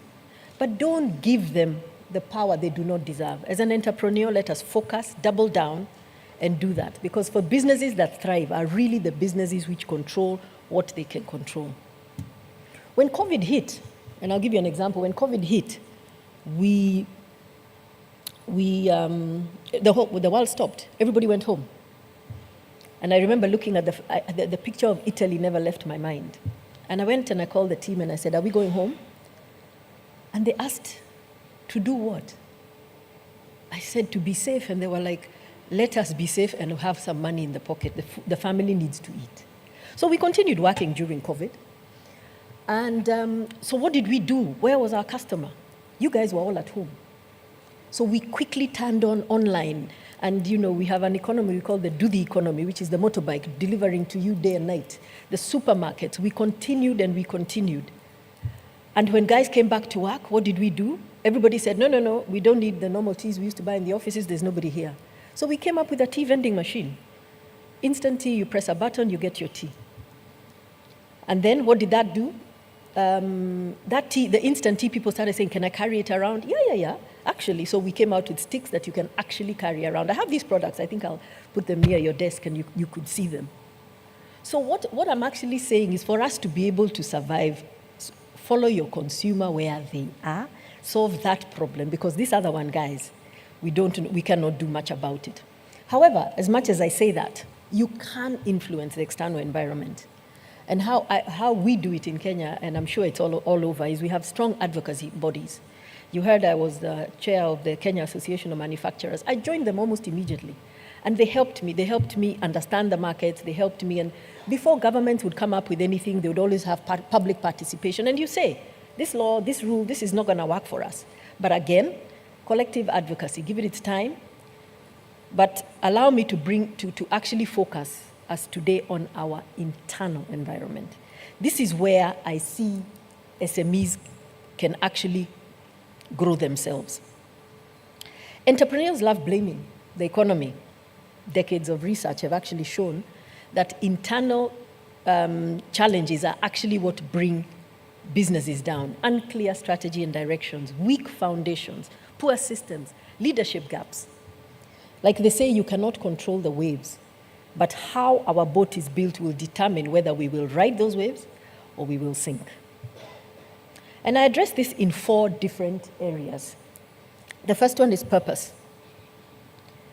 Are you clear what your purpose is, or are you chasing every opportunity? Oh, this is available. Oh, that is available. And I've seen it because I mentor a lot of entrepreneurs. The World Economic Forum actually mentioned 67% of SME survival is their biggest challenge, often because they hustle without having a clear strategy of where they are going. What problem are they solving? We tend to want to pack groundnuts as my business because I come from this area. I want to come and make this because this is where I was trained in my corporate life. Who cares? If you're not solving a problem of your customer, you're actually just keeping yourself busy, and you will close your doors. We live in a world of abundance. We have too much of everything. Today, think about it. What can't you get? Drop of a dime, 10, 20, 30. We have too much abundance. So you have to meet the customer where they are. You have to solve a problem with your unique challenges that you have, and you have to solve it in a way that they want. So in my lesson, was I really selling salt? I was selling convenience. And that same framework is what has helped me follow the consumer everywhere I've gone. In tea, I was selling convenience. You don't have the ginger and the whatever. When health became an issue, we went into herbal teas. You know, lifestyle is now a big thing. We've gone into lifestyle teas. Follow your convenience and be passionate about the consumer and crystal clear what you're solving for them. The second one is your core foundation. Is your business really built on a solid ground or on sifting sand? McKinsey tells us that emerging economies, MSMEs create 50% of the value. Actually, we've seen it's a little less, and 80% of the jobs, yet productivity lags. Why? Because business models and weak foundations. Again, who do you serve? How much value are you creating? Are you clear? And the more value, the Tesla, the Google, they charge and they earn more because they are more complex. Can we start moving up the value chain, building complexity into our business models? Governance. What you do daily is governance. But we tend to find a lot of us, our business can't grow beyond you. I've seen a lot of entrepreneurs lose their business because governance is weak. You start a business with your friend because you think you need your friend, with all due respect to friendships. And then you find you're not aligned. And then you find you are hinging on maybe their skill set, not yours. Business gone. 3, 4, 5 years lost. Get a board of advisors. They will advise you. They will help you think. Work on your business, not in your business. So, not in your business, which is what we tend to do. Financial discipline. Do we separate business and personal money? Cash is king. Do we run our business like cash is king? Or are we so desperate that you deliver and you say, please, please, please, I know you'll pay me in 30, 90 days. Make your value so valuable that you can actually say, pay me now. Give me a deposit. It's just a little bit more thinking, a little bit more harder work. And look for the funding. Let me tell you a secret. You see all these bankers here looking very suited and booted. They have targets. They need you as much as you need them. For us guys, when we were starting in the 90s, and you remember Dr. Tony, a bank manager was a revered position. Oh my God, you'd even dress up when you're going to meet your bank manager. Today, I have no clue where my manager sits. They send RMs to me when I need them. I send an email and I say, this is what I want. And by the way, I don't have collateral right now. The market has shifted. Let people understand. Borrow money, but keep close to your banker. When you're told no, find out why. Push back. And whatever they tell you, you improve. There's a trend I'm seeing. Entrepreneurs are spending days chasing grants and looking for equity investors. That's great. It's okay. But what is your business model? Do you need them? Or are you just looking for cheap money? The cheapest and best money is the money that your customers will pay you for your own product.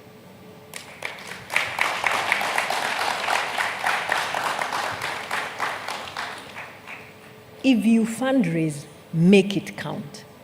Don't just fundraise to start a normal kiosk, small business. If you're fundraising, do it big.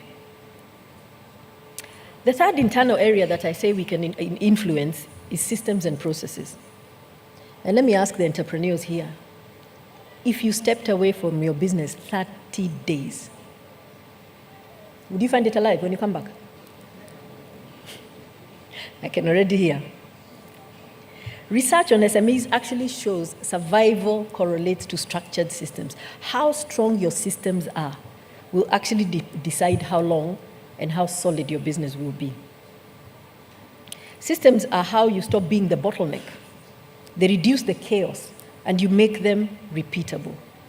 Who said you're the most intelligent person in your organization? Who gave you the trophy? This is how some of us run our businesses. Hold on, I'll tell you. Shall we drop the price? I'll let you know. Shall we do this? What are you doing? Document it, systemize it, automate it. Get out of the way. Come here, go build your capacity. Come to Kenya, visit the world.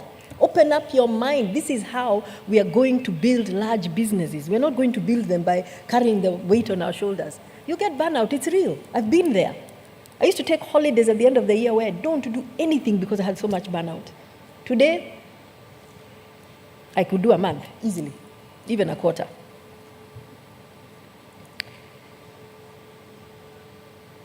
Did you know marketing is a system? So is sales. It's not luck. It is structured demand creation. Know your customer, know where they hang out, and what they do when they're there. Get their attention, nurture the relationship. This is what they're calling know, like, and trust. I can assure you, DBN is not doing this because they have nothing better to do. This is a system for them. They know. These are our customers. Let us bring them close to us. Let us build a relationship with them because they become your future. What does that do? It brings repeatable business. And what is the beauty about a repeatable business? You can take it to the bank. You can take it to an investor. You can build bigger. Sales is also a system. It's not about shouting louder. You know that guy on the streets, 6 o'clock in the morning. Buy, buy, buy. No. Sales is now, after marketing has created the demand, they've warmed them up, they've kept them together. Now the sales come and say, let's close this deal. And you'll tend to find, no, don't call me later, I'll call you later because I have your database. I'll call you even next year because I know you still need to buy my product. Get to know, like, and trust. Get them to know, like, and trust you. If you don't understand these principles today, honestly, you're doomed. Data. How many of us have client databases that we can pull up of people who might just buy one day? They haven't bought. They've just shown an interest. Because customers don't buy when you're ready. Customers buy when they're ready, not when you're ready. So the person who is passing there at that time will be that person. Why can't it be you? Why can't you give so much that they know when I need this, when I need tea, when I need whatever I need, whenever I need this consultancy, I know who to call. The fourth pillar of the internal things that we must be able to control is leadership. Are you building helpers? Leaders who can carry your vision for you. Studies actually show that SMEs with strong human capital and delegation actually outperform their peers. And leadership begins by leading yourself. How do you lead yourself? And then you mature to leading others by empowering them, building their capacity. As you grow, you should be making fewer decisions and they should be making more because you have trusted leaders around you. I faced this when I started Melvin's. I had a sales team and I had given myself the trophy that I'm the best salesperson. And I used to control them very tough, very, very, very strict. And one day they just quit, all of them at the same time. I had my loans I had to pay. I had things going on. I didn't even know what to do. But later on, after speaking to them and negotiating, they were like, you don't even give us room to think. And those were the days. By the way, this is a very long time ago. It frees you.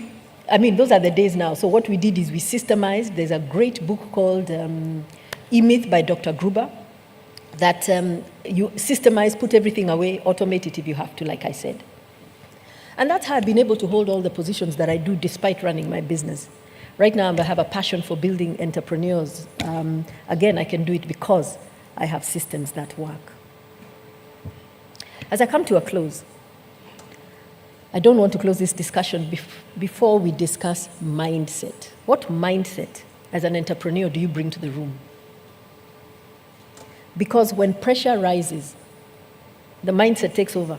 It's not about logical thinking. When you're under pressure, you honestly go into automatic mode. So you must have within you a very supportive mindset. The first thing about mindset I want to say is collaboration. Too many MSMEs fight alone. I don't have time. I'll do that when I have time. The capacity building for DBN Bank, I will do it when I have time. Oh, I'm coming back. The truth is, alone is fragile, together is powerful. In Kenya, we had one of the largest a large international retail brand that came, and they brought some crazy regulations, listing fee, rebates, back rebates, front rebates. My goodness, if that had happened to us at that time, this was just before COVID, I'm not even sure what we would do. So we got together in those associations I'm telling you, and we pushed back. And we said, we don't do this, we don't want this, and you've got to do it differently. Not only did we didn't even stop there, we went further because supermarkets had a habit of keeping your goods for 45 days, and if they collapse, 90 days, the smaller you are, the more you're pushed.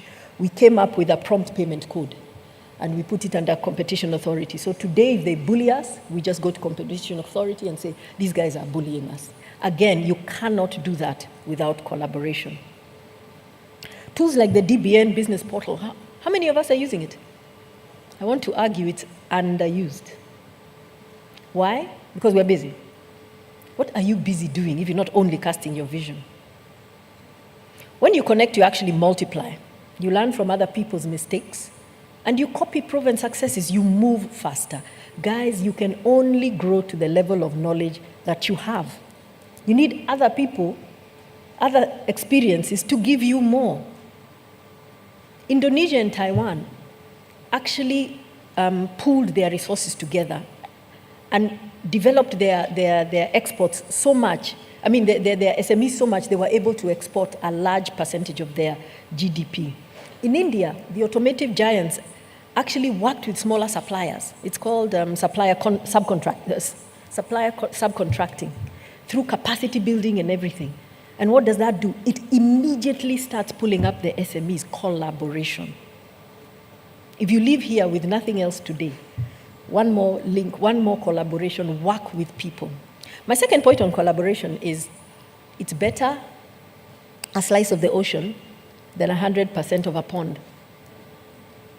Collaboration also means sharing ownership. No billionaire was ever made actually owning 100% of his company. Bezos, 12, I think. Bill Gates, less than 1. I know in Kenya, our own James Mwangi owns only 6% of a bank that we all talk about.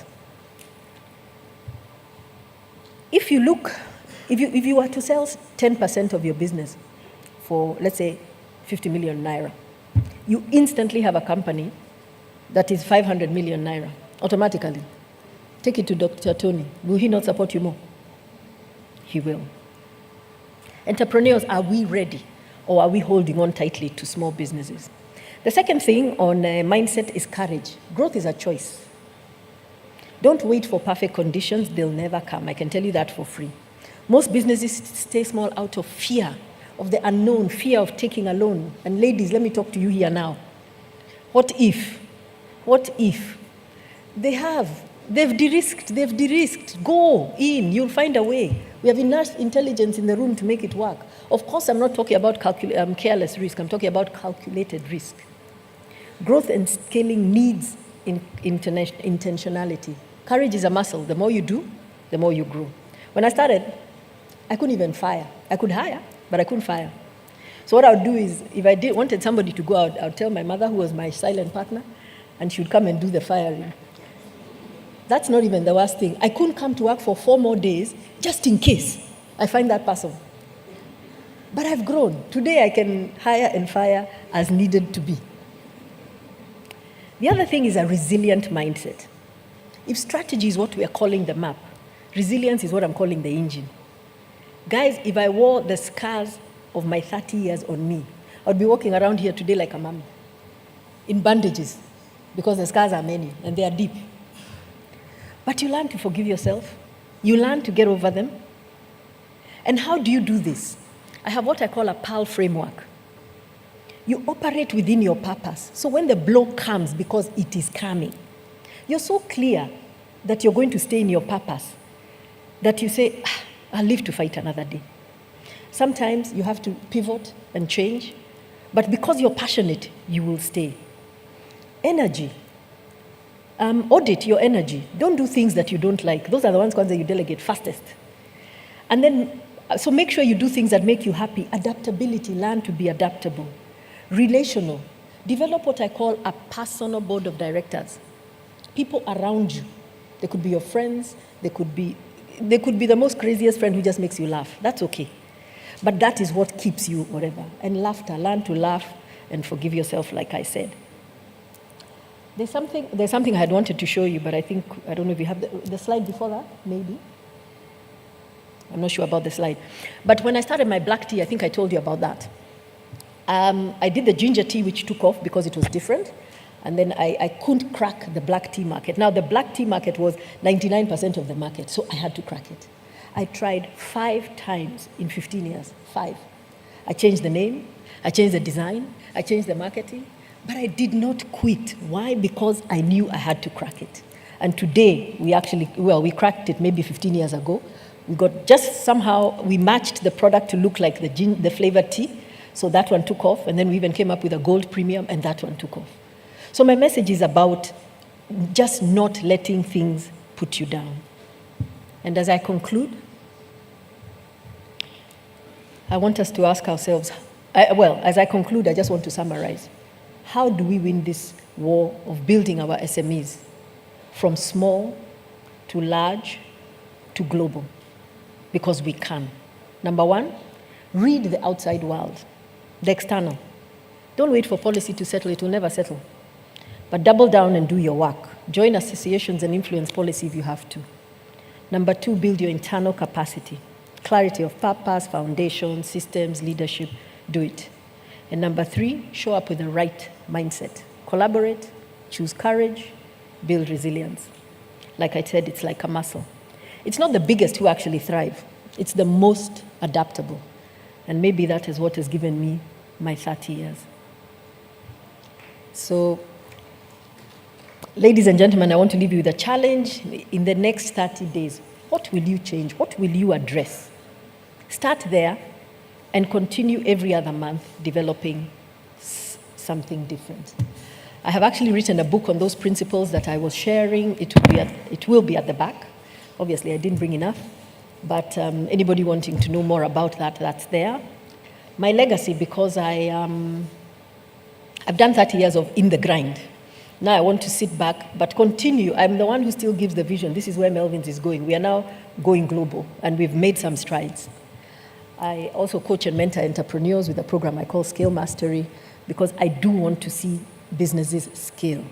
We have to scale. We have to change this African narrative. So, ladies and gentlemen, thank you very much. It's been a great honor.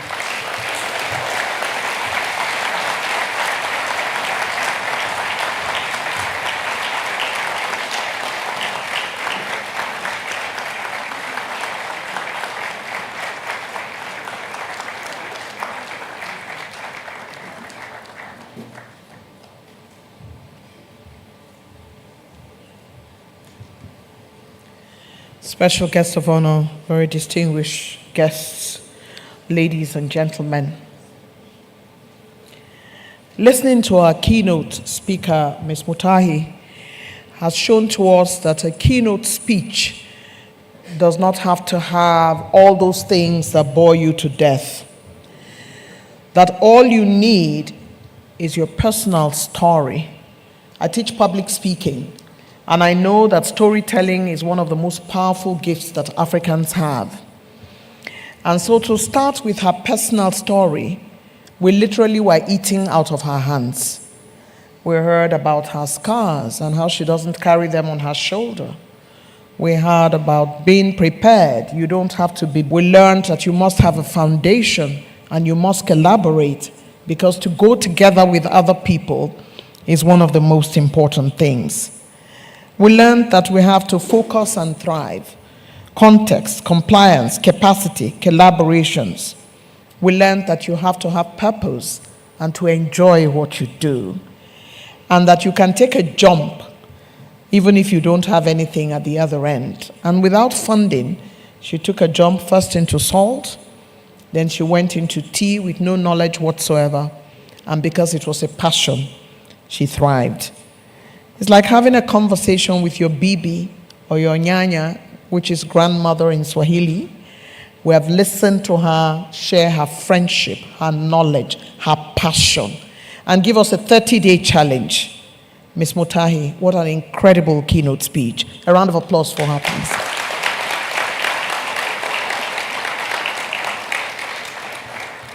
We're extremely pleased that you were not throwing the figures at us, but you were telling us a story and how we can rise from wherever we are and become better entrepreneurs. We congratulate you and we sincerely thank you. With that being said, it means that what she has said today will be well positioned in the conversations that follow, because she has set the tone. And really, honestly, for me, I listened intently. And even if I didn't want to go and start a business, I'm thinking about it now, even though I'm a consultant on the other end. But I'm thinking, what can I sell? What do I have passion for? How can I become an MSME myself? Because when you listen to Ms. Mutahi, all you want to do is become one. Go and find a business quickly and start to turn it around. Even if your family says, well, we didn't send you, you lost your job. Who are you looking for funding from now? You just tell yourself, I can't fail, and you keep at it. Just keep going. I'd like to introduce and greet Prince Unduka Opaigbena, Chairman, Editor-in-Chief this day, Arise Media Group, who is represented today by my brother and friend, Mr. Bayo Awoshimo, Deputy Managing Director, Arise TV. Mr. Awoshimo, we thank you for being here. Where are you? Welcome. We truly believe that everything we do here is for the purpose of building stronger for MSMEs. And as we continue to move in the discourse, we will show that we have learned, we have benefited, and we will run with whatever we pick up today. Now, the post-keynote discourse is going to take place now, and the media will be regaling you with the information concerning the speakers. Earlier on, I was pretty blindsided about the fact that we had her clip and her bio on the video. However, I think for a keynote speaker, if we have 2 levels of introduction, it's not so bad, was it? I don't think it was that bad. I think we did extremely well to get there. But before we invite those who are going to be discussing the post-keynote, let us have a video by the keynote speaker that will tell you a little bit more about her story and her business. And I think media has it. Would you like to play it right away, please? Thank you very much.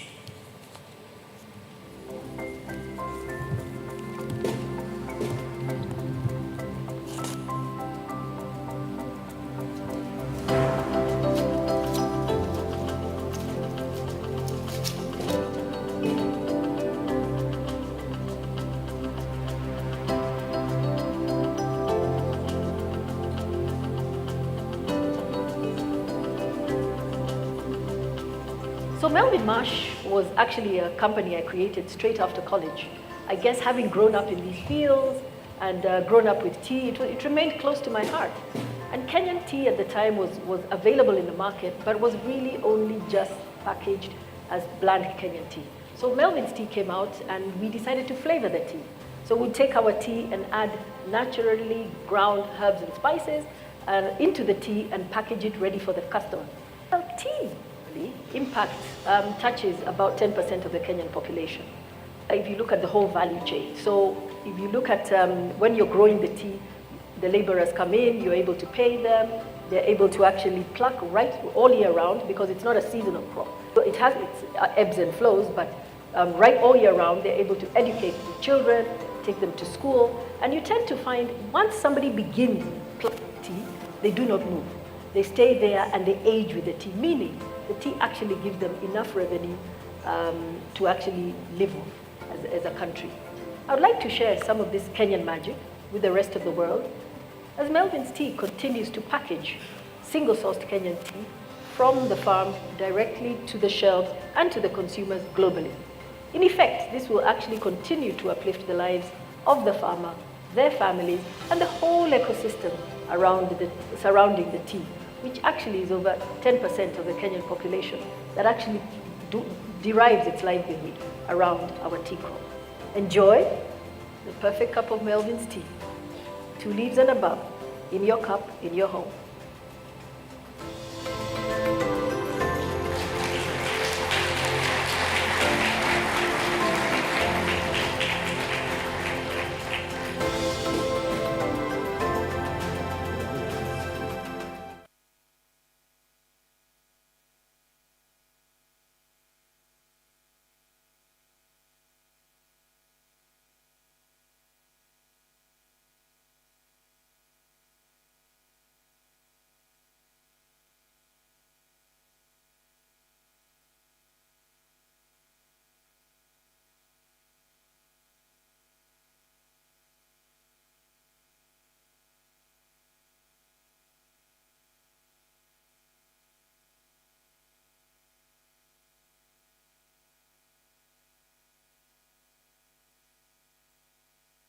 You know, myself being a TV person and a documentary producer, it's always good to be able to see a clip that speaks to the issue so succinctly, not too long, just enough for you to take in what you need to know about Melvin Tea and talking about those who benefit, especially within the Kenyan communities. I'd like to ask Ms. Mutahi, which is your favorite tea? Cardamom, right. Look at that. Do you make fruit teas? You have fruit teas, the herbal ones. Yeah, those are usually my favorite. You have a wide range. All right, we'll check those out. Also remember, having watched that clip, that Melvin Tea is made in Kenya, made in Africa. And she talked at the beginning of her conversation with us about how it is much easier to export the tea to Germany than it is to export it within Africa. Again, our logistics issues, our transportation issues, and of course that Africa-wide work that is going on now to connect us better by air, by road, and the work that President Bola Ahmed Tinubu is doing in trying to create some kind of roads that will take us across Africa, especially in the northern regions, is well welcome for those kinds of opportunities. Having said that, I'd like to take a moment to recognize Professor Emeritus, Her Royal Majesty Hajarat Adeyeye, National President General of Agro-Allied Commodities in Nigeria. We welcome you and we thank you for coming. Where is Her Royal Majesty? Thank you for being here with us. We also have the Director General of SMEDAM, Mr. Charles Odi, who is here with us. Director General of SMEDAM, it's good to see you. Welcome. We're now on our way to the post-keynote conversation, which would take place. As you can see, the chairs are set. The media has the information concerning the speakers. And I'd like to start by introducing Lolade Awogbade, Head of Sustainability, DBN, who is the moderator. Media.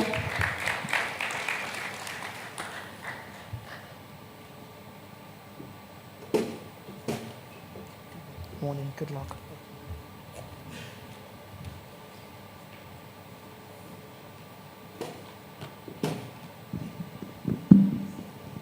Good morning, ladies and gentlemen. Media, are we going to have the citations?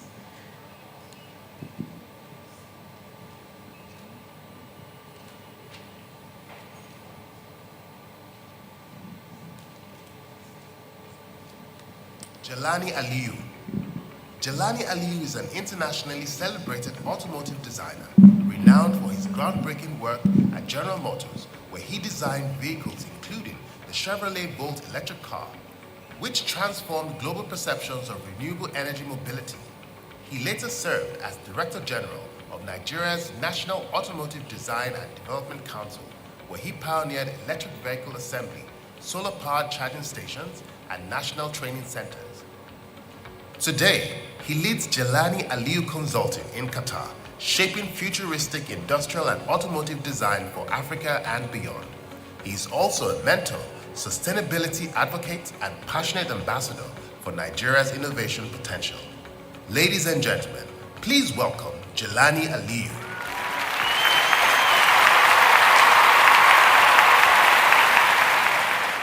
Professor Aliyu Dahiru Muhammad. Professor Aliyu Dahiru Muhammad is a distinguished scholar of economics and a leading authority in Islamic economics, finance, and banking. He has served as director of the International Institute of Islamic Banking and Finance at Bayero University, Kano, where he currently functions as Deputy Director, Training and Linkages. With nearly 600 academic citations, his research spans Islamic microfinance, zakat, waqif, and poverty reduction.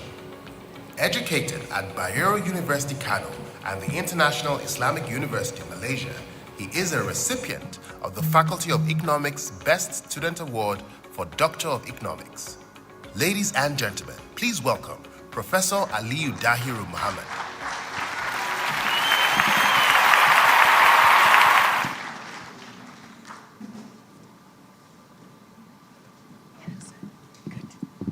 Fantastic. Once again, good morning, ladies and gentlemen. You know, when we were preparing for this post-panel discourse, I thought I had an idea of what Mrs. Mutahi was going to deliver. Way out of the water. Wasn't even close. What a powerful submission we've had this morning. And I believe with my conversants here, we will try our best to follow up on that, bringing the energy, but walking away with value. Now, Mrs. Mutahi has baked this pie. She has presented it, and we all know it looks fantastic. But very much like the experience you would get in a 3-star Michelin restaurant anywhere in the world, we're going to deconstruct that pie, looking at the individual parts, and together with my amazing conversants, we will talk policy, we will talk a bit of macroeconomic analysis, but we will sprinkle a heavy dose of inspiration. And I think I'm sitting beside 2 gentlemen who will provide everything and more to that conversation. So I'm going to kick off. And I think, Prof. Aliyu, I'm kicking off with you. Now, ladies and gentlemen, what I don't think the citation told us about Prof is that actually he's living in the Gambia right now. He's been seconded from Ado Bayero University as an academic there. And so, Prof, looking at what Mrs. Mutahi highlighted, she stressed about resilience in volatile environments. Now, in your opinion, what macroeconomic policies can realistically help Nigerian MSMEs scale without being crippled? All right. Good morning, gentlemen. Permit me to stand on the existing protocol. It's a great honor to speak with you this morning. Actually, we have listened to the keynote speaker, very wonderful. I know from her experience, 3 decades of experience, you know, when she was speaking, I said, this is a professor, I think also, right? Because, yeah, she was able to, you know, touch all the aspects that we do in the academics. But going back to the question, you know, what are the macroeconomic factors that will reduce the resilience, I mean, will ensure resilience in an environment like ours, in a dynamic policy environment? I would say first, looking at Nigeria, the inflation, we need to tame the inflation so as to allow the MSMEs to grow, because, for instance, when they go for borrowing, when the interest rate is high, it's very difficult for them to borrow. When they look at the profitability of their business and sustainability, many of them shun away from that. And for that reason, you see the percentage, the sources of funding or financing MSCs is very low, until now less than 15% in Nigeria. So I think one area at the macro level is to look at the how to reduce the inflation, and also how to bring the mix, maybe to have a concessionary kind of targeting, so that when you are targeting MSCs for them to grow, so you give them some chance. I'm sure DBN and other financial institutions, they are trying to do that, but we need to do more at that level. So that's what I would say. Fair enough. Thank you very much, Prof. Still on resilience, Mr. Jelani, I must share as well a little bit about you to the audience. Now, I know that in your citation, they talked about some of the influential moves you've made in your career, but I want to bring it home because when I found out, I was like, whoa. Now, Mr. Jelani, ladies and gentlemen, many years or a few years ago now, actually determined GM's, General Motors' future. They were at a difficult point, and the US government was going to pull funding. Now, at the time, he was working within GM and designed a prototype. I believe it was through some internal innovation challenge, and came out with this prototype. I think it was EV aligned. And so GM was called to the US Congress. They showed up, and they were being pummeled. And the US Congress said to them, why should we keep funding you? And they said, listen, we're doing the best we can. But they were like, too many fossil fuels in your business strategy. We can't keep funding this. And GM said, hold on a minute. We just ran this program, and actually we have a prototype that's more renewable energy aligned. Forgive me if I'm wrong. I watched one of your many YouTube videos. And that, ladies and gentlemen, made the US Congress pause and actually then decide to provide funding. And so on resilience, and thank you, yes, I was blown away. Still on the topic of resilience and vision now. So resilience, but a bit of visioning. What would it take, in your opinion, for Nigeria to position itself as African Silicon Valley for design and innovation, not just, of course, in mobility, but really across all the creative sectors? Thank you very much. Let me begin by saying it's an honor to be at this lecture. I believe the presentation by Ms. Flora was outstanding. It's really great to see an African company really adding significant value across the world. You know, the big question when you talk about inspiration and resilience, the big question that always comes to me is, why are we really doing this? You know, we all know where we've come from, great empires, kingdoms, and caliphates that prospered historically. And today we know what we have, you know, incredible resources beneath our feet in Africa. In Nigeria, we have almost any thing you can think of. The big question really is, where are we headed? 10, 50, 100 years from now, where are we headed?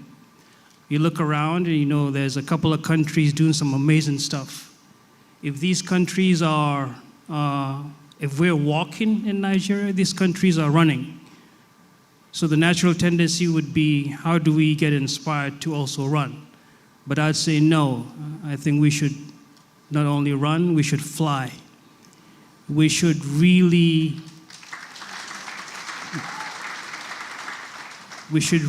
imagine a Nigeria of unbelievable accomplishments, a Nigeria so advanced that most of the problems we now face would by then have been relegated to the pages of history forever. We should not see this Nigeria as a distant possibility or a probability. We should see it as an imperative destination that we just have to reach. So there has to be a concerted effort, and I think it's beginning to happen. A concerted effort in every home, every office, every farm, of that singular vision of creating that futuristic Nigeria of our advanced dreams. And so that's the vision that we must have and work towards. Resilience, you know, personally, one must never give up. Yes, there are hard times. Yes, we look around, like I said, there are countries that are making waves, but even in the midst of those countries are challenges. So as Africans, as Nigerians, we must be dedicated and bring out the best within us towards that one singular future where every man, woman, and child lives in a community, in a society of peace, progress, and prosperity. And I think we can do it together. Fantastic. A clarion call, ladies and gentlemen, if I ever heard one. But Prof, I'm looking at you because I'm coming right back to you. To have this visionary state that Mr. Jelani has just so eloquently described, structure needs to come into place. And so I want to talk a little bit about regulation, but not really just regulation. I want us to look at it from the perspective of maybe over-regulation. Now, for Nigeria, how do you think our regulators can begin to rethink things like compliance and oversight frameworks so that they encourage MSMEs while still maintaining standards and the protection of consumers?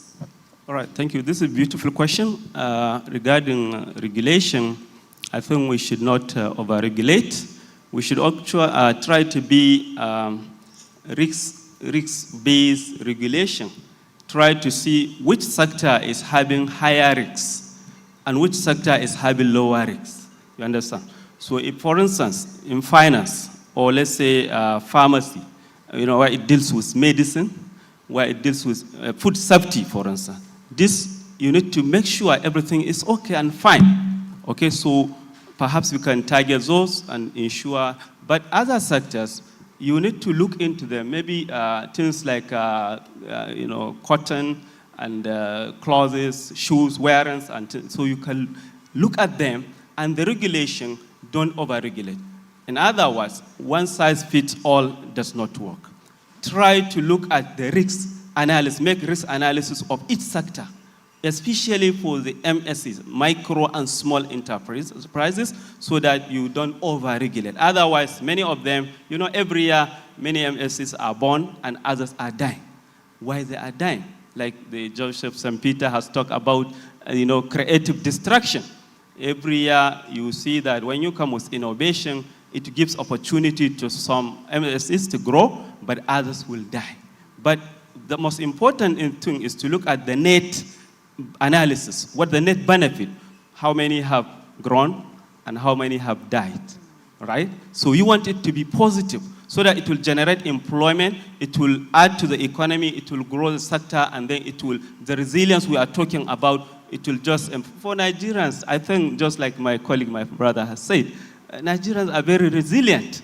I just come from, the Gambia. Just last week, I finished, I entered mosque to pray, and then after inside, I had some people talking Hausa. This is Gambia. Am I in Kano? This is Gambia.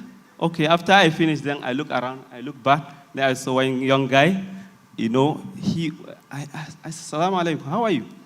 And I speak in Hausa, of course, right? So, where you come from? I'm from Kano. Where? You are selling cabs. He's selling cabs. So the most important thing, look at how young guy, he's just 20 minutes away from my home. Because he was in Gorandus, he's in Gorandus, which I'm in Gadonkaya Kano, So we are resilient, and I see many of them there. And you can testify to me, our young people that are moving around, migrating others, they are very resilient. If we can make the environment comfortable for them, they will all stay, and we will grow the economy. Thank you very much for that. And I love the fact that you've touched on just how far the average Nigerian entrepreneur can go, and has gone, and continues to go. Mr. Jelani, I dare say you were one of the individuals that could be regarded as being special, anointed, a unicorn coming out of Nigeria very many years ago. Now, you got that scholarship, and it changed the course of things. And you went on and you did marvelous things, and you continue to do great things. Earlier in your submission, you talked about leapfrogging. You said we don't even need to run, we should just start flying. I want you to talk to us, based on the wonderful things you continue to do, a little bit about your experience. What motivated you to start to fly, even when the country that you came from hadn't even started crawling? You were flying. Could you talk to us a little bit about that? Just in a very practical way. Yes. When we were growing up, TV. I grew up in Sokoto. And I remember when there was no TV in Sokoto and NTA came on. And some of the very early programs that they sort of had were in sci-fi movies. You know, a group of astronauts going far into outer space to discover new worlds. And when you watch such movies, you see incredible spacecraft, aliens, of course. You see distant planets in the depiction of what those producers thought those planets would be. And in a way, it was almost like going into the future of mankind. So I grew up being fascinated by the future as it was depicted in the movies. And I always dreamt of being able to also create environments like that. And our dad had a library at home, and I would spend hours in that library, going through encyclopedia and magazines. And there too, I realized the world was and still is a whole lot bigger than Sokoto, that the world is a whole lot bigger than Nigeria, and there were opportunities and many, many things, people to meet and things to learn around the world. So that played a role in really energizing me to think beyond my immediate environment. And then when I had an opportunity to go and study in the US, I don't believe there ever was a day that passed when my thoughts were not with Nigeria or Africa. I remember a friend of mine asking me if, while I was working at GM and in the US, I was asked, if I were to go back to Nigeria, what would it be that I would miss the most about the US? And I thought about it and I said, the one thing I would really miss about the US would be the Discovery Channel. Now why? Because I would spend hours while in the US in my free time watching the Discovery Channel, which was my window to Africa, to the Serengeti, to the Ngorongoro, to the Yankari Game Reserve, to the Masai Mara. So those two things, visionary sci-fi movies and my love for the African wilderness inspired me to really think of the future of humanity, and most especially how Africa can really not be left behind. How can we as Africans, of course with the support of Friends of Africa, really play a role in uplifting the lives of every man, woman, and child on this continent. That is so beautiful. That was such a lovely representation. A hand of applause for that response. I was almost carried away. So we're beginning to wrap up this conversation. But before we step off this stage, I want us to talk about looking from inwards out. And, we had a short conversation this morning, Prof, and I hope you share some of that insight with the audience today, about the role of expanding beyond our borders as MSMEs. Mrs. Mutahi talked about how significant the AFCFTA has been for her business. And I want us to talk a little bit about how Nigerian entrepreneurs can take advantage of such structures, but also the mindset. And I specifically want you to mention the examples you gave me this morning that almost blew me off my seat about what other people are doing in other climes. And hopefully entrepreneurs in the room can catch a whiff of that and run with it. All right, thank you very much for the question. Going beyond the border, Nigerians are very entrepreneurial, are very industrial. Once we get the opportunity, we thrive and we excel. For all entrepreneurs, I can assure you. This morning I was telling you about the suya. We all know suya, right? Mr. Jilani, coming from Sokoto, has a better suya from Sokoto. So who is not taking suya? We all take suya. So what I was telling her is that we are missing some opportunities in what is called the halal sector, halal industry. China is tapping from halal industry, packaging things, calling it halal, selling it in the Middle East, selling it in Asia, and they make a lot of money. So in Nigeria, we have to, we have so many opportunities for us to package our products and make it, follow the standard, right? And let us put the infrastructure. The infrastructure are very important. Let us also ensure what DBN is doing is wonderful. The capacity building, mentoring, Sapulora has talked about it. Mentoring is very, very important. Let us know the window, the market, as I'm now moving from one place to another, exploring opportunities, sharing with young talents. Now in Kano, we trained 1,000 entrepreneurs just 2 months ago. I led the team that trained 1,000 entrepreneurs.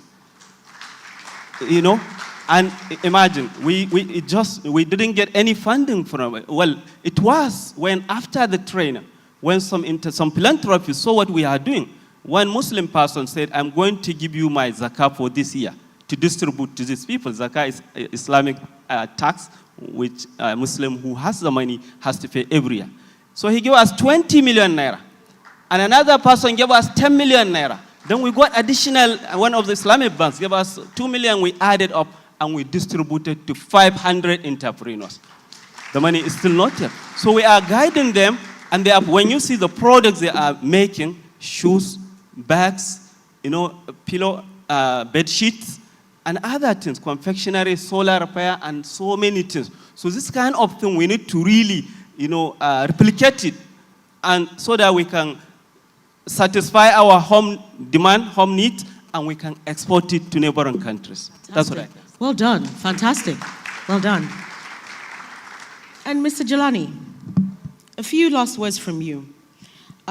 You currently operate a business outside of Nigeria, but you're still a Nigerian entrepreneur, leader of a Nigerian business, we will call it. What's that journey been like for you? And for entrepreneurs in the room who want to be able to chart a path, what would you say to them? Yes, entrepreneurship, as we all know, is the backbone of society and civilization. When you look at a lot of the challenges that we face in the country and on the continent, government alone can't solve all those problems. Government is more of a facilitator, a catalyst, but that inner drive within individuals that needs to be capitalized on really is what we need to drive our economy and our society. So I continue to urge and continue to ask individuals to see how they can add value to their immediate groups. So is it your family, is it your society, your state, your local government, or your nation? It's all about understanding problems that people face and then coming up with the necessary solutions to them, making yourself relevant.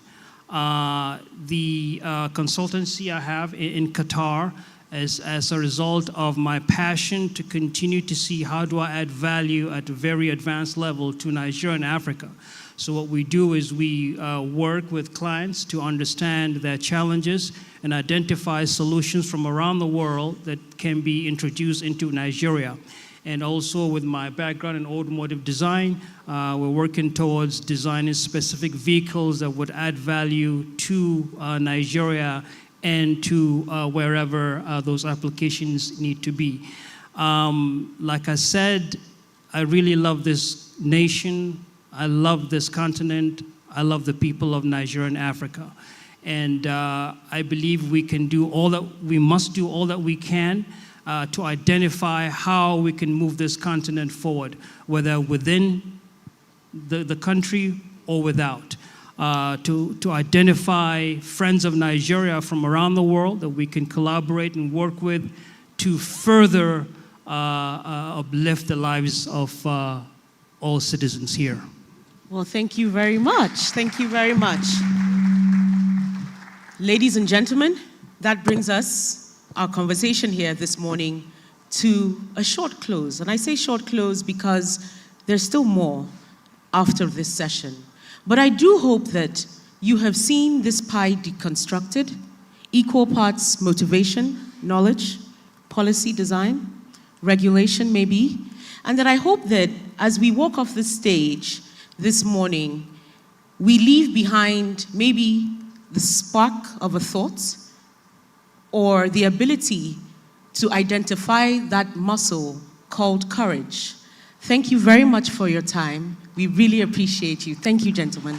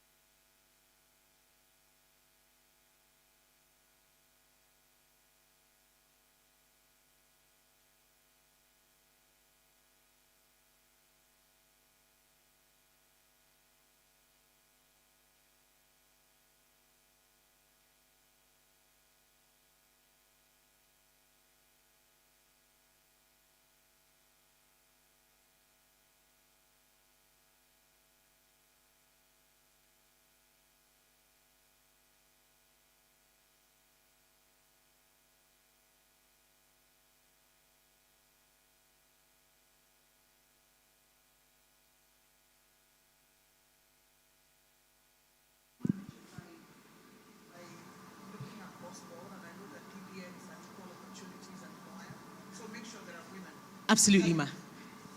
So a few more minutes. We have been told that very graciously we can take some Q&A after our session. So, have we got hands in the room? Yes, I see a few in that corner. Fantastic. So I think a woman has been on the mic, myself. So maybe we'll start with a gentleman and then switch it around.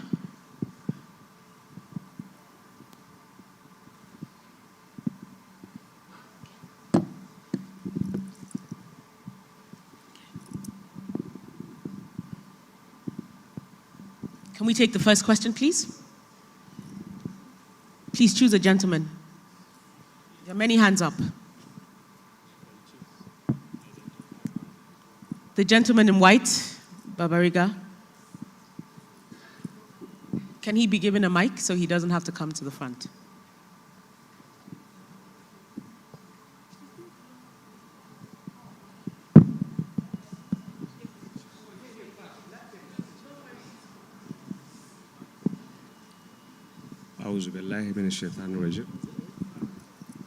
My name is Dr. Kaper Dodo. Anyway, I'm not a medical doctor. My question goes to the Dbn Chief Executive Officer. I'm talking about the loan. Is it always, because to me, I believe in, they say there is this quotation that says, when a new invention is useful, it ought to be tried. Why will I go to the bank and ask for a loan and they will ask me collateral? Will there be a way that I can get a loan from the bank without collateral? That's my question, please. Thank you. Thank you, sir. We will note that. Ladies and gentlemen, just for clarification, thank you, sir. Your question has been noted and we will definitely be responding to that. But for the purposes of this panel, and we don't have a lot of time, we'll take questions that relate directly to this panel for now. Thank you. Sir, we will discuss with you shortly. So can we have a female? Are there any female hands up?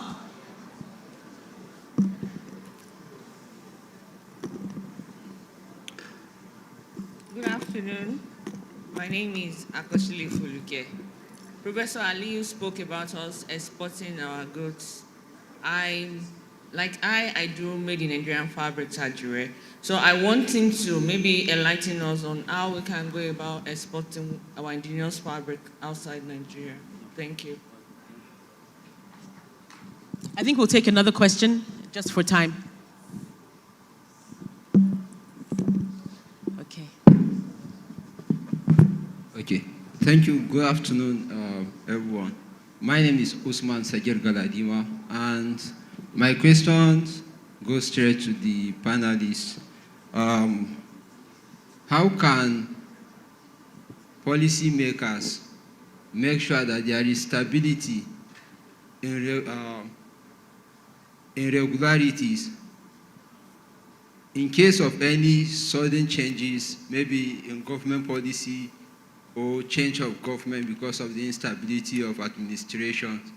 How can policymakers make sure that there is stability for MSMEs to plan long-term? Maybe they will be scared or afraid of change in government. Thank you. Okay, thank you very much. I think we'll take one more question and then we'll... Can we have a bit of a distribution? There are hands at the back to my left. You know, there are hands over here. So something from this direction would be great. A female? I think we had 2 male questions. Okay, thank you. Okay, thank you. Good afternoon. My name is Nkiru Ngubike. I'm a partnership manager with Paralex Bank. My question is to Professor Aliyu. Following his comment on the need for financial institutions to reduce the interest rates to make credit facilities more accessible for MSMEs. I'd like to ask how or what financial or monetary tools the CBN or financial institutions can employ to make borrowing more effective for the end users, that's the consumers, for MSMEs, while without compromising the overarching goal of inflation management. Thank you. Okay, thank you. Prof, do you want to take, you've got 3 there. Yeah, I think it's good to take the first 3. The first one talk about how can she export her, product. So you can see what I'm talking about.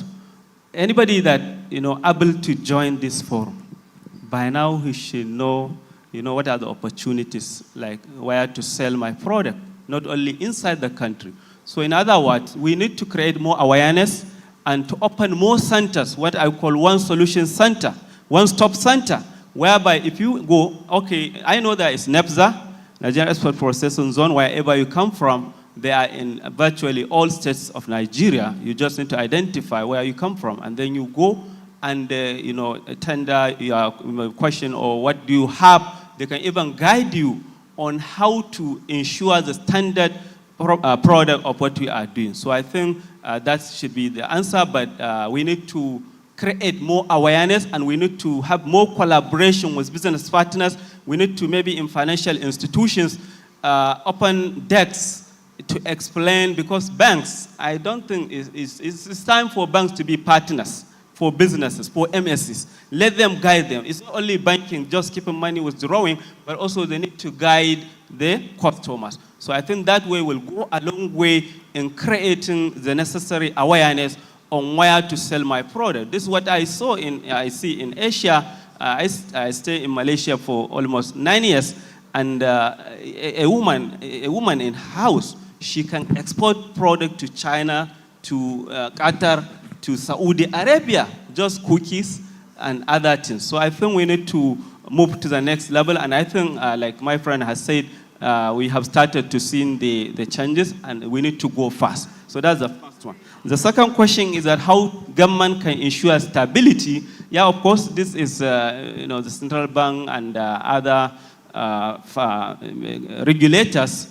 Nobody knows what the future holds, but the government certainly is planning for absorbing any shocks that are likely to come. So don't worry. That's what the keynote speaker talked about, the confidence, the courage. Why are you scared? Why are you skeptical about planning for 10 years in your business? I think so. It's a matter of mindset.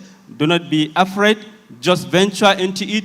The time is now. So don't wait. Don't say that you are afraid if you borrow or you plan, then the government change or any policy change.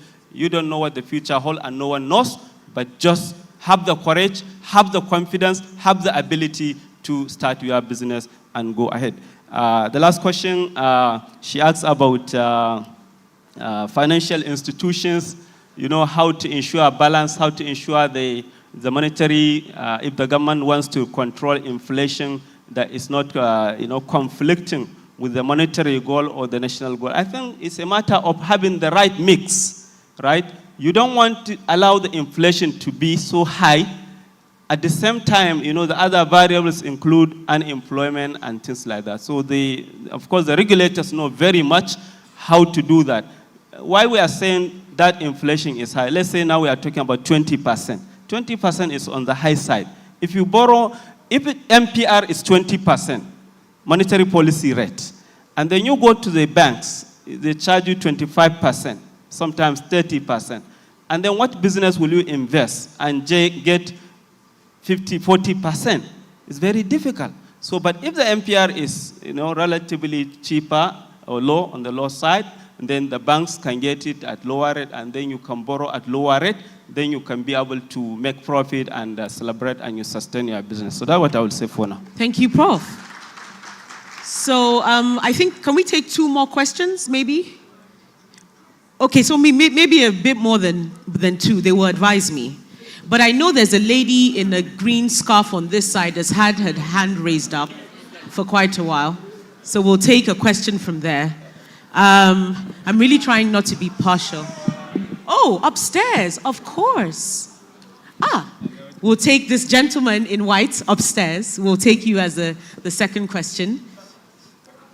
And I think we'll stop there. But please, please go ahead. Can we have the mic to the lady in the green scarf? Thank you. Thank you. And I want to first start by thanking the keynote speaker. She's the one that encouraged me to be very persistent. I raised my hand to make sure that I asked this question. So thank you, ma'am. Okay, then my name is Nettie Sampson. I am the Cluster Sales Manager for Nova Bank for Abuja and the North. And my question is to Dr. Aliyu.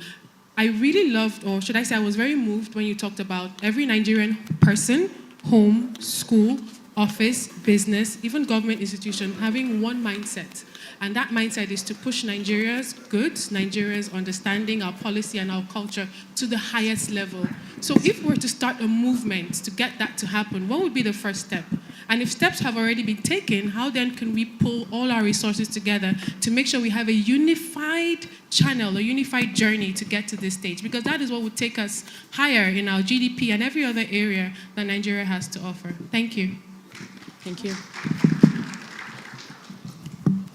Oh, yes. I think if you could come down. In the meantime, Mr. Jelani, you can answer the first question. The gentleman will come down and take his question, and then we wrap this up. Thank you. Yes, I believe such momentum would start with the family.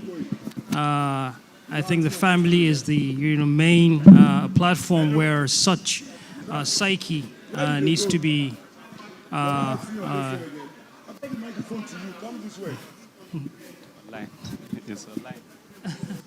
Yes, so mothers, fathers, uncles, they say it takes a village to raise a kid. That is true.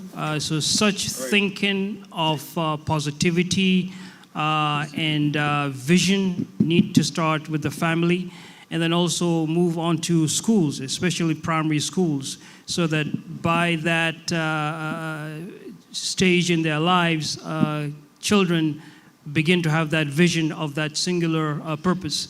And also, although I did say it's not necessarily a government responsibility, but there should also be certain initiatives and policies that would be initiated by government that really take people towards one objective. When you work in these fashions, I believe we can begin to develop that singular vision for the nation. Excellent. Thank you, sir. Is the gentleman on the ground floor now? Yeah, he's still there. He goes to my... Okay, please go ahead. Thank you very much. My name is Odunsi Yusuf Olubomi, then the Senior Supervisor, Budget and Project Account Management of NAFON, the fund NAFON. I think my own question is not a question per se, it's in form of question and contribution towards what the Prof and the Alhaji Jalilu have just said. Having looked at the context of the MSME in this country, I think there is need for us to domesticate whatever the potential that MSME is, how it's going to be in this country. There is need to domesticate it. And I believe, based on the regulatory framework that they discussed about, I think there is a need for National Council on MSME in this country that will regulate and make things work better. Because what I discovered was that, based on my past experience, we don't have a kind of proper framework that is going to guide the affairs of MSME in this country. That's number one issue that we are facing. I think we have a council that oversees the MSME subsector. Definitely, from there we can be able to tap into where we have some comparative advantage or product that we can turn to exportable items in this country and identify some potentials that are into that field. Because why I'm saying this is that the MSME subsector is a kind of sector that we have not been able to tap into the potential at all. We have not tapped into it. So there is need for that regulatory framework to be brought up so that by the time we can be able to have who and who in the north, in the south, in the west, where we have comparative advantage of whatever entity they are doing, where they can turn to exportable item, then we will know how and where to channel the disbursement of fund, so that that fund will not become a moribund fund at the end of the day. I think it's very, very key. Then also, the regulatory framework on the issue of certification should be in form of one-stop shop. I think there was a time they used to have it, where in CAC, for example, where they have a desk for MSME, for seamless registration of company. Because majority players in MSME subsector, majority of them, they don't have formal education, but they are fantastic in their respective field. So I think there's a need for that one-stop shop, like my prof have discussed about. That one-stop shop is very, very crucial and very important. So by the time we have them, so all those all those people that are less in education can be able to have avenue to regulate their respective businesses, because they are promoters. Either we like it or not, they are the one that is promoting from the primary down to secondary, either secondary agriculture or whatever, any kind of industrial, opportunity that we're going to be having in this country. So there is need. That commission is very, very important. I thank God that DBN, as a wholesale disbursement agency in Nigeria, they can be able to promote that, to make sure that whatever, anything they want to do, they should do it well. They should promote that commission, regulatory commission for MSME in this country. It's very, very important, because we don't have it. Because we don't have it, that is why the MSME in this country, they don't have any way to go about. Thank you. Thank you. Thank you very much, sir. And as you thank God for DBN, we also thank God that the DG of Smeden is in the house and can provide a response to your comments. So can we have a microphone, or someone can take this one?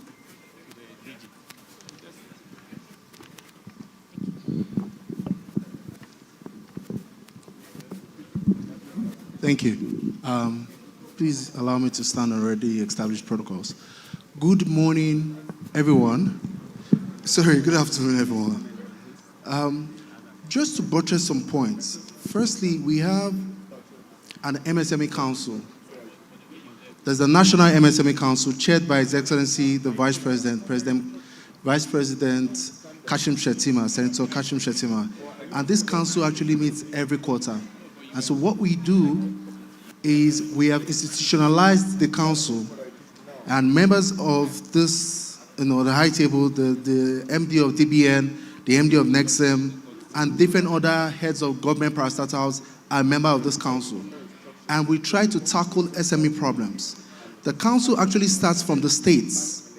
So if a small business has a problem right now in Kogi State, for instance, the first point of call is their business member organization, their cooperative, their association. If the problem cannot be solved at that level, then it's escalated to Smeden in the different states, because we have state offices in the different states. If we can't solve it at that level, then we go to the State Council of SMEs. At the state level, the different governors of the different states are the chairpersons of the state. If the problem cannot be solved at that state level, then it comes to the federal level, that is chaired by the Vice President. If that problem cannot be solved, the Vice President escalates that problem to the President. I often joke that if the President cannot solve your small business problem, take your problem to God. But I don't think that there's any small business problem that we can't solve in Nigeria as a result of that council. And so we're also we have different government agencies and ministries as a part of that council. NAFDAC is a part of that council. And as a result of these listening meetings in the different states, that we have found out that small businesses have a lot of issues with NAFDAC registration. And we are tackling that head on. It's as a result of that council that we're actually tackling single-digit interest rates. So we have the council, it exists, but we cannot reach out to you, and we can't reach out to everyone individually.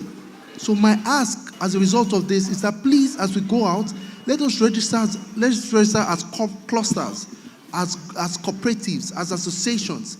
When we register at that level, someone is speaking for you at the meetings that you might not probably be present in.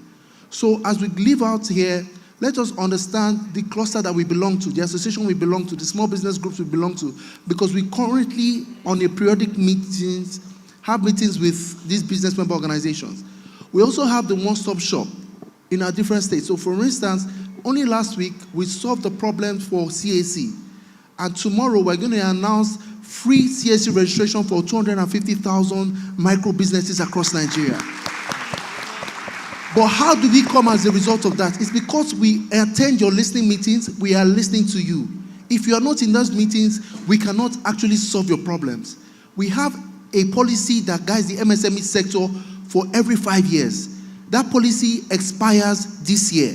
And we are calling on each and every one of you to come out and let us hear the policies that will frame and guide the ecosystem for the next 5 years. The theme for this summit is positioning Nigeria MSMEs for growth in a dynamic policy environment. Our keynote speaker says that as small business owners, we should focus on the internals. We in government and development organizations like this are going to focus on the externals. But we cannot solve the problem of the externals if we are calling for you to come and let us know the policies that will guide and shape the ecosystem, and you're not coming out. My biggest, 2 weeks from now, I'll be 2 years as the DG of Smedan. My biggest unraveling is not that government is not doing a lot. It's that government is doing, but the people do not know what government is doing. And that's why I thank God for this kind of forum where we can come and share these kind of things. But let's not make it one way. It has to be very dynamic.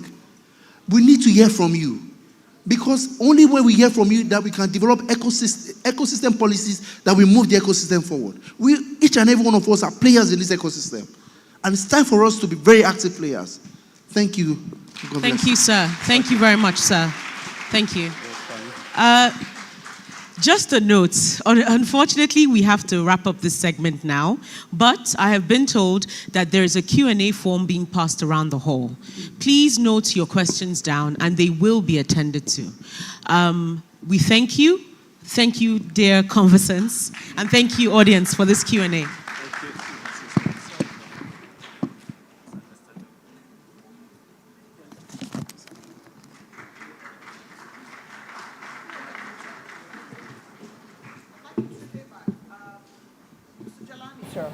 Would you like to stay back, please?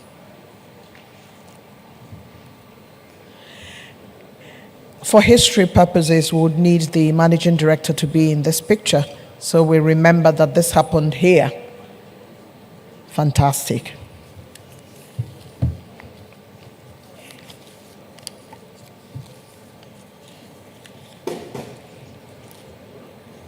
Yes, let the ED join.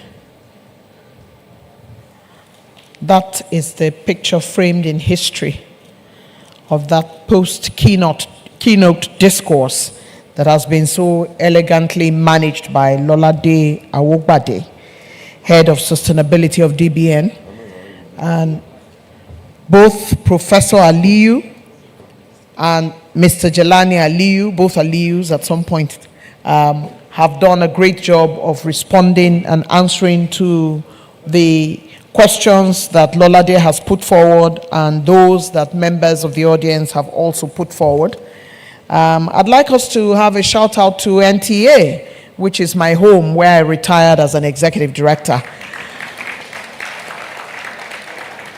Because Mr. Jelani Aliyu reminded us that while he was in Sokoto, he used to watch programs on NTA that made him who he became in life. And as I was having a conversation with the ED Development Bank, Mrs. Ijoma Uzulumba, she started to make comments about Space 1999 and all those programs she used to watch. I used to watch Star Trek. These were the programs that made us want to go to the moon. And we were young, and we dreamt large, and those dreams have remained with us and propelled us forward. So NTA has a place in my heart and has a place in the heart of those in our generation. So a shout out to NTA.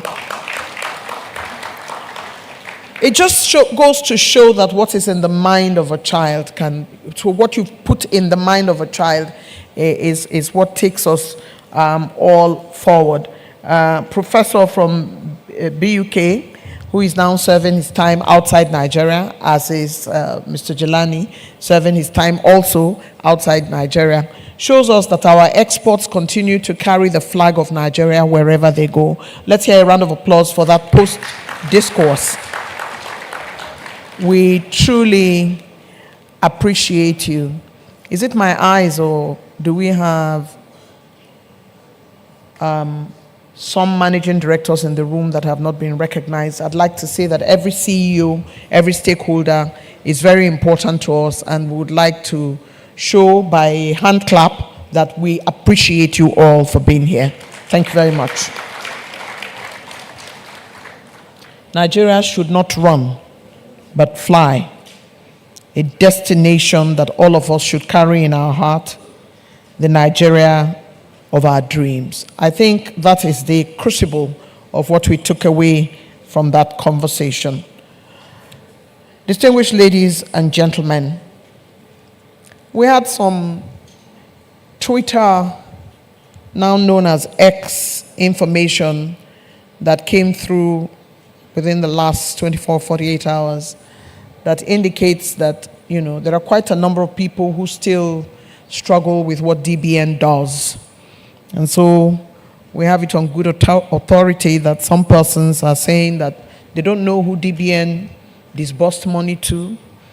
Who did they give the 1 trillion that they are talking about? In the last 7 years of DBN's existence, they have had 1.1 trillion and they have disbursed, and there has been robust monitoring and evaluation system alluded to by the representative of His Excellency the Vice President. There's been a lot of misunderstanding, and I believe that at an appropriate time, DBN might have a town hall, might have a gathering that gives some clarity to those who still misunderstand what they do. So Managing Director and the DBN team, this is on your table. So we can disabuse the minds of people. Information is power. And when you put information that is not so correct out there, and people will pick it up and believe it. But our job is to always run a check. In this age of social media, your job is to fact check and fact check. But the organization which has been so put forward in these lights also have a duty to constantly and continuously correct assertions that people put out there that are not so economically correct. I want to believe that DBN has been doing its needful. I've followed through, and I know that MSMEs across Nigeria have benefited, including my favorite area of field, which perhaps is where I should go. I love to cook. I'm writing a cookery book, and I've seen women who have been supported, restaurants and so on, saying, I didn't have a job, so I then decided to start selling food, and I was supported by this organization. So I'm going to think about it really seriously and consider maybe beginning to deliver food on Keke Napep. What do you guys think? I just might, our keynote speaker said, try and try again, don't give up. Who knows? Just might find me riding a Keke Napep, delivering food at your doorstep. Please don't reject me. Thank you very much.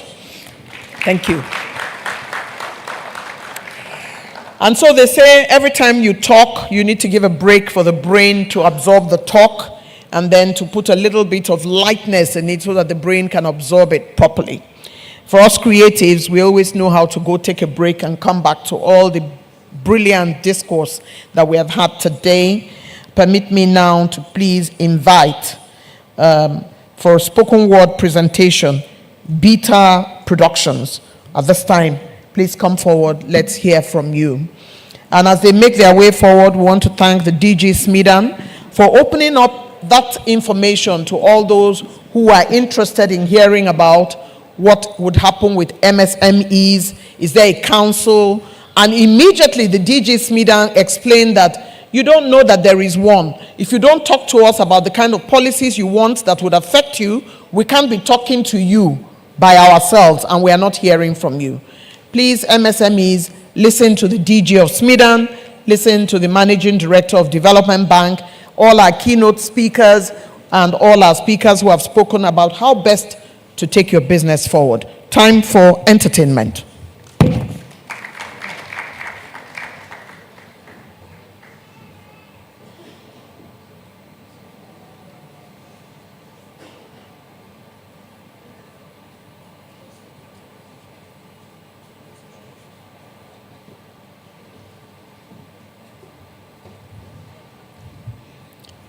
Good afternoon.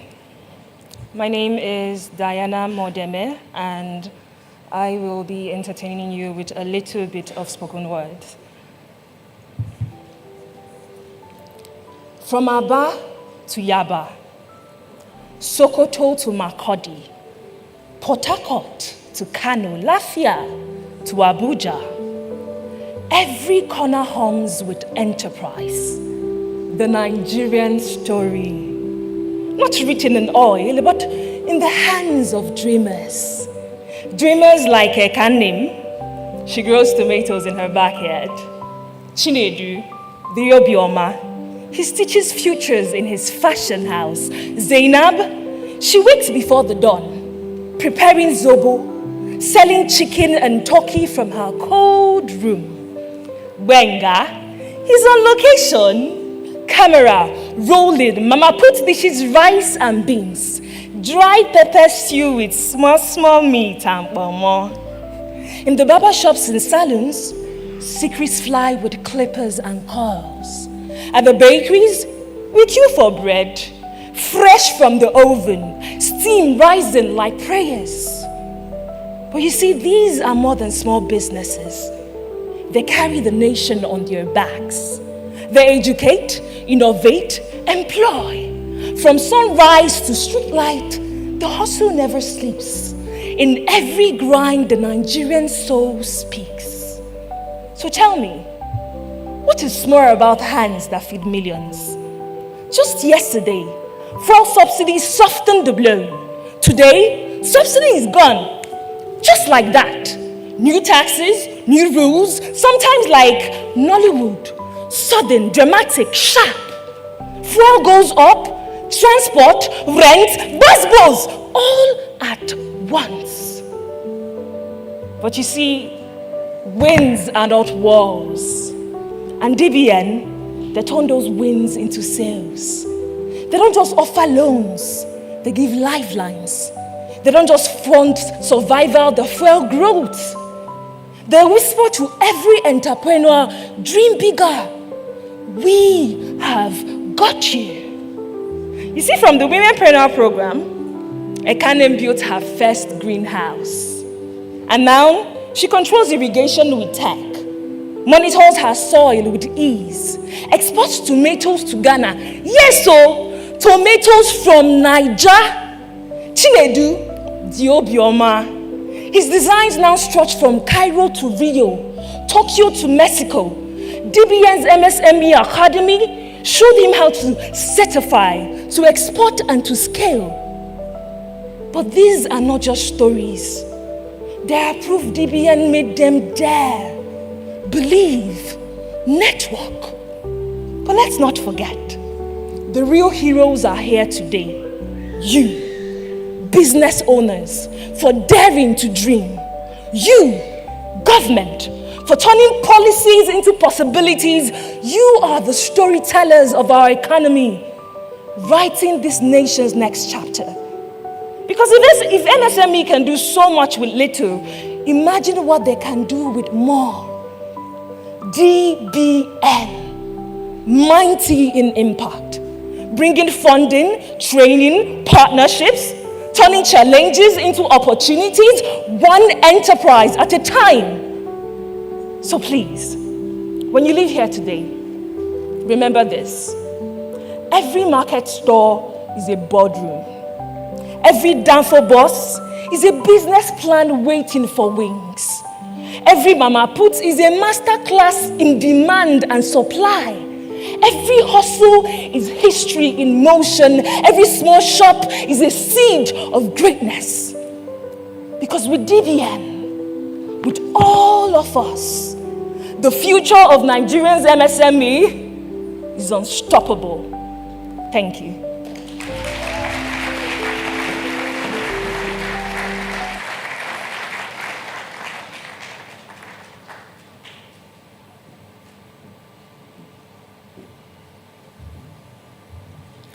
Some of the breakout sessions today would involve creativity and some will involve technology.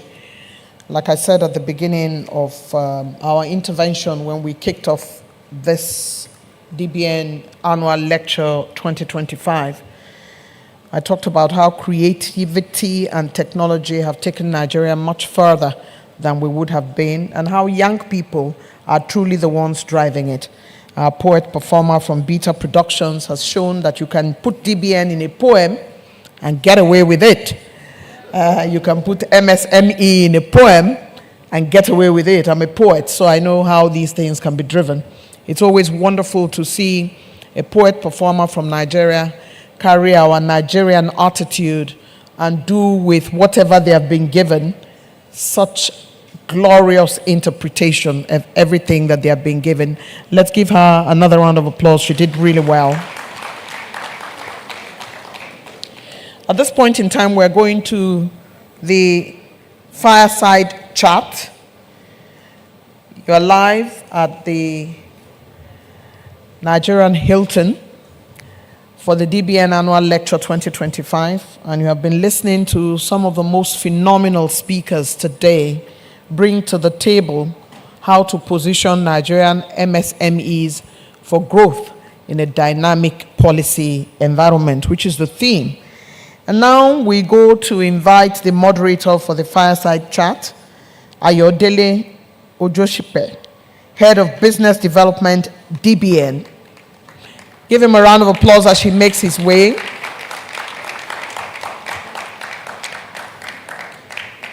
Mr. Ojoshipe makes his way, and, you know, for a moment, if you take a look at him, you're thinking, is this the Minister of Interior? Who knows where he's going tomorrow? Welcome. It's your duty now to carry on your fireside chat panelists, and I leave you to it. Please cheer him up. It's hard work. Okay, thank you, everyone. Good afternoon once again. Can we have the introductions, please?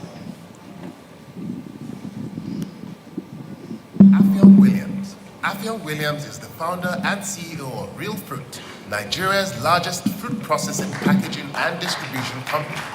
Since 2012, she has transformed Nigeria's agricultural value chain with innovative dried fruit and nut products, now stocked in over 450 supermarkets, hotels, and schools nationwide.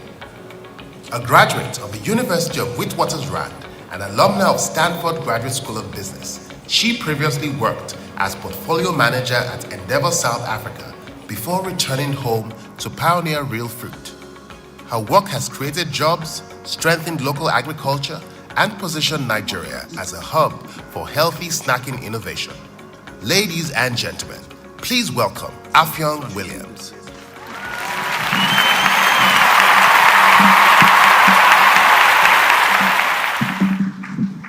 Prince Arthur Uche. Prince Arthur Uche is the founder and chief executive officer of Beyond Clothing Limited, Nigeria's largest multi-floor garment factory.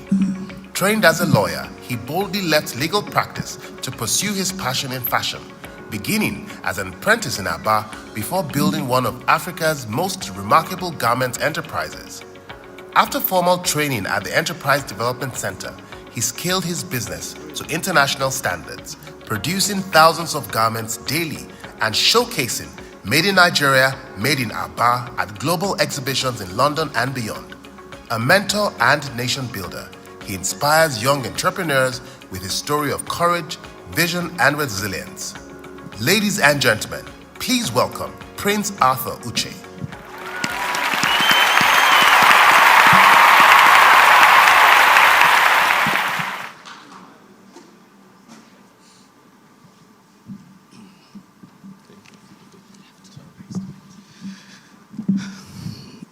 All right. Ladies and gentlemen, we have with us here two very solid entrepreneurs.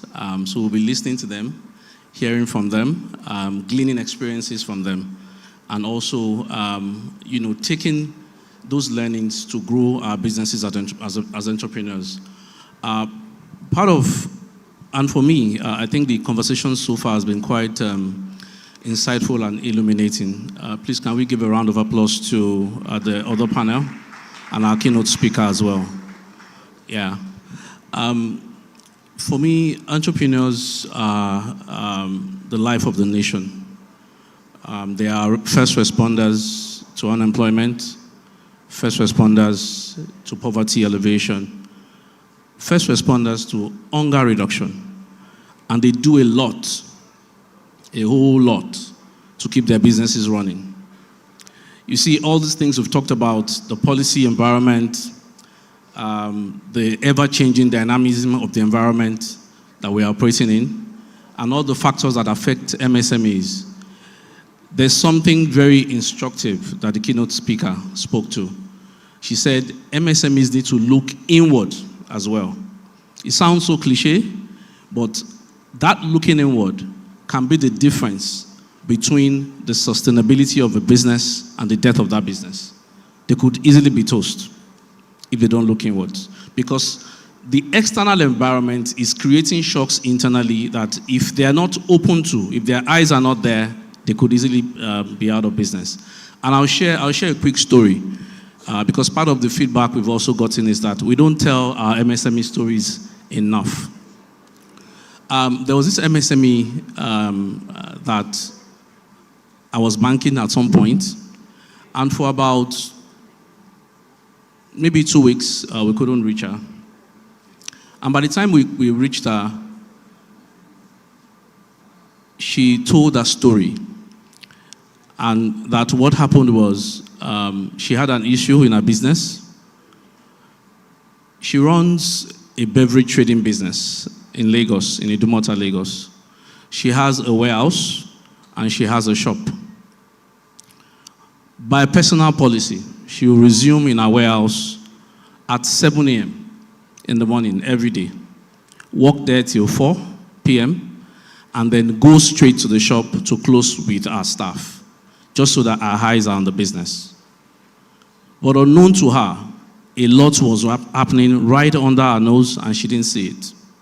So at the warehouse, our staff had swapped drinks because she sells in cartons and they're sealed. So they will swap a drink of 10,000 naira per bottle in a crate of 12 bottles. That's 120,000 naira carton. And swap it with the one of, say, 60,000 naira per bottle. So that other carton B is like 720,000. So when they bring it out to her to sign, they put the items for 60,000 in the one of 10,000, and they've sealed it. So she will just sign it off, and they send their friends to come buy it from the warehouse. So each time she signs out that 120,000 naira carton, what is actually leaving her stock is 720,000. And that happened for a bit of time. And by the time she knew it, she had lost 80 million naira. And she later also discovered that it was her manager that was behind it.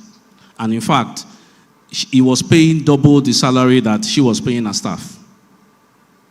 So if she was paying 60K at the time, the guy was paying them 120,000 naira each.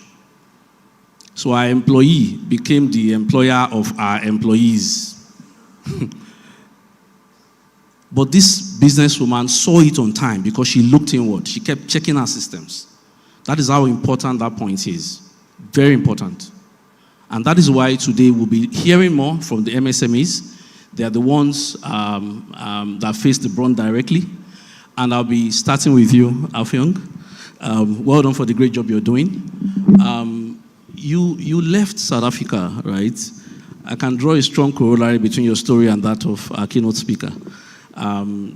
Most of your family members live abroad, and you came back to Nigeria that you wanted to make this work. You started your business in 2012, and within 3 years, by 2015, you were already recognized by Forbes as top 30 women entrepreneurs, under 30. I would like to know, what did you do to achieve such success in such a short time? And also, coming to start this fruit business in Nigeria, what gave you that conviction that this will sell? Because there was nothing like it before you started. So can you just talk us through so we can learn from that? Okay. Thank you very much, and good afternoon, everyone. I stand on existing protocols. To answer your question, firstly, I wasn't successful after 3 years. Okay. So there's a difference between getting notoriety and, I guess, recognition for what you've done versus success. And I did not feel successful in my business for a longer time afterwards. But the first question around, the second question around my kind of what made me believe that dried fruit would work in Nigeria. Actually, I didn't really know that it would, and I didn't really have any firm grounding that would convince me that something like that would work. However, I was, I think, again, everyone speaking, tying back their messages to that of the keynote speaker, was that I was kind of firm in a purpose as to why I wanted to start my business. And that purpose was actually not really around dried fruit, but more around creating employment. Unemployment was an issue that really bugged me for some reason, youth unemployment on the continent, and even at the time when I was not living in Nigeria. So it was something I wanted to solve, and I realized very quickly that being an entrepreneur was the best way to create jobs. And so that's kind of the purpose I started walking in. And I wanted to then focus on manufacturing and added value, because there was a big craze about, at the time, our Minister of Agric used to talk about young people coming back to, be in agric and to do value addition and all of that. So I bought into that message, and I came back to start a business that would, one, create jobs, be in food processing and add value. And I just picked dried fruit because it was something new, and I thought something that I could be a first mover and win in Nigeria, which of course I was very naive to think that, because being a first mover comes with a lot of work, creating the market and paving the way. So I wasn't really sure, but I'm also a very persistent and resilient person, and so there was a lot of that drove me in the early years. And I used to get signals from the market, so I was not just also riding on wild optimism. I saw that people here, even if they didn't know the product, were willing to try it, and we slowly kept seeing uptake increase over the years. We realized that customers were willing to give the products a try, so we made as much of an effort to put the products in as many stores as we could. And those were some of the things that started to give us the traction and the, I guess, proof of concept to know that our product would be, would come to survive in the market. But it was a lot of just persisting, sticking through all the challenges, and just, continuing to, take it one step at a time. Excellent. Good. Very, very, very good to know. Prince Arthur, coming to you, you were a lawyer and you left a very good career to come start a fashion business from a very small shop, and you've now grown into a very big garment factory. Where did that courage come from to leave what you were doing? The keynote speaker talked about being courageous as entrepreneurs. What drove that move? And what lessons can intending entrepreneurs in the room glean from you on that? Okay, thank you for inviting me. I want to say, standing on existing protocols also, I want to say, Dbn, thank you for inviting me. When I got the invitation to come here, it was kind of strange, because I stay in Aba and I live in Aba, and you don't get those kind of invitations from Abuja at all. So thumbs up to you guys for inviting us. And a lot happens in Aba, talking about entrepreneurship and small businesses. And that was how I started. I read law in University of Jos. I didn't one day decide that I was going to be a tailor. No, I didn't. My father wanted me to be a lawyer. I craved to be a lawyer.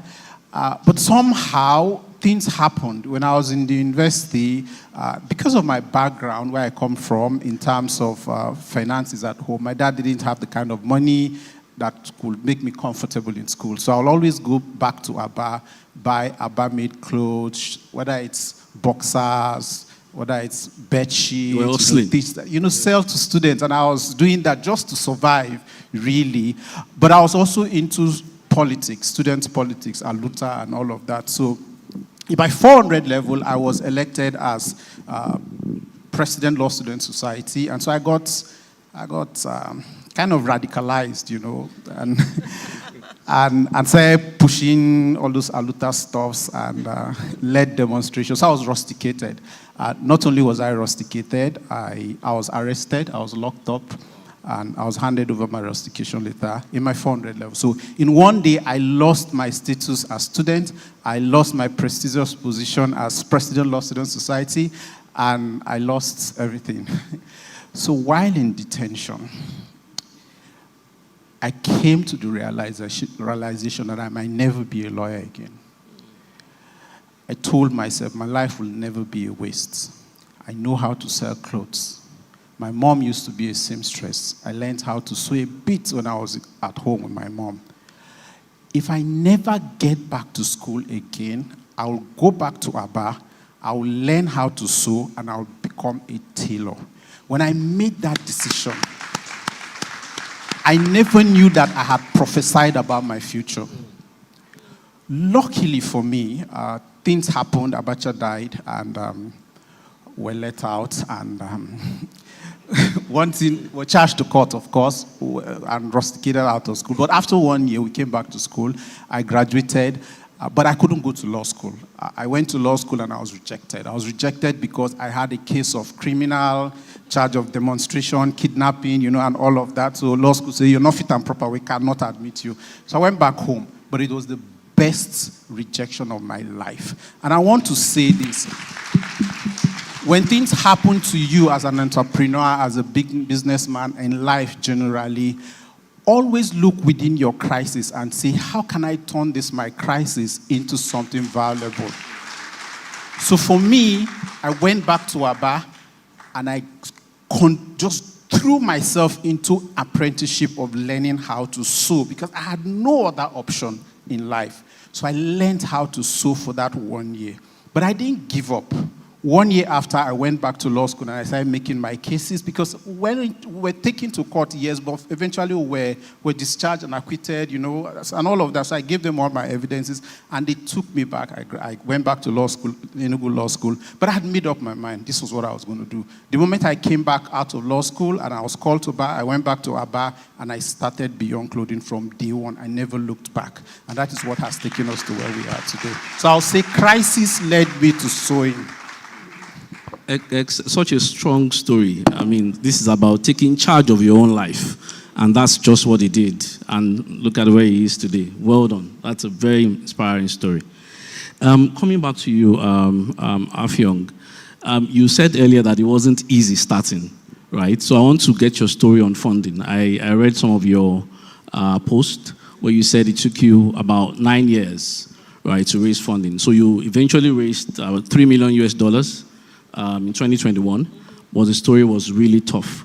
So can you help us understand the learnings, right? What can MSMEs today take from that? The keynote speaker also mentioned that a lot of MSMEs are keen on raising funding, but is that really what they need? That it really takes your time, your energy, and you also alluded to say that it took you away from the business, right? So what is the learning from that? And also, have you gotten any loans locally in Nigeria, and what's been your experience on that as well, so you can share with us? Yes, I'll take the second question first because it's very easy. So, I guess I stand here also not just as a panelist, or sit here not just as a panelist, but as a beneficiary of Dbn loan. So I must congratulate Dbn for, helping us. I didn't know that. That's good. Yes, we were funded through a bank with the concessionary, obviously, interest from Dbn to purchase our factory at the time. So it really was a lifesaver for our business. So yes, we have access loans in Nigeria, and I would say that the bigger you are, the easier it is to get money. So we encourage SMEs to keep growing and scaling because it does get easier, actually.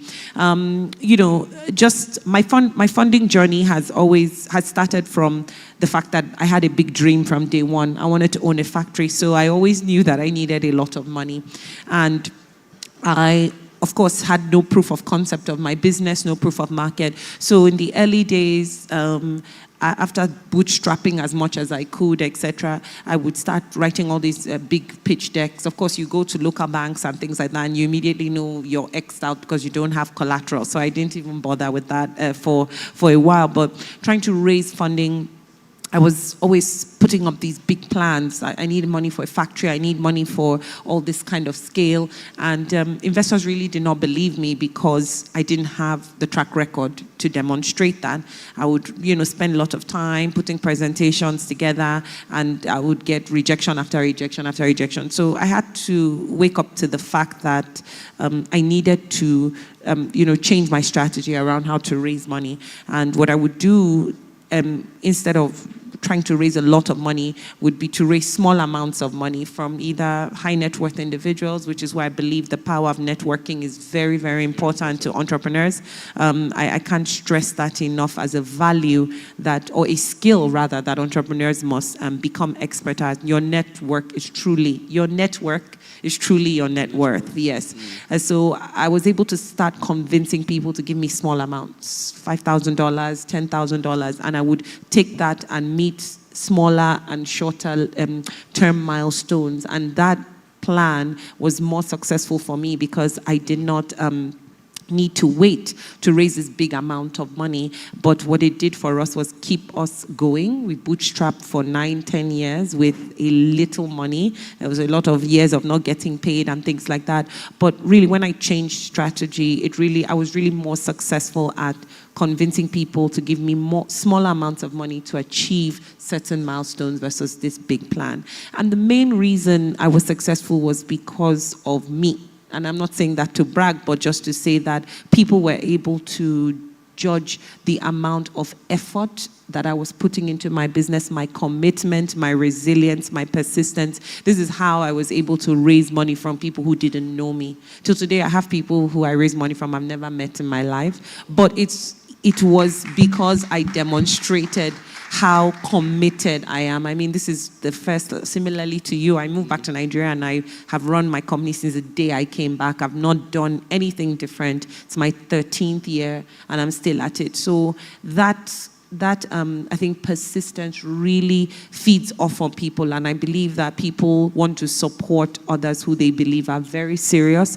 are very committed, and kind of put in their own blood, sweat, and tears into the business. So that's how I was able to raise small amounts of money till the time came when I had done enough work to demonstrate to an investor that they could take a big bet on my company, and that they were taking a big bet on me, actually, that I was now kind of worthy of that investment. So that's how that journey went on.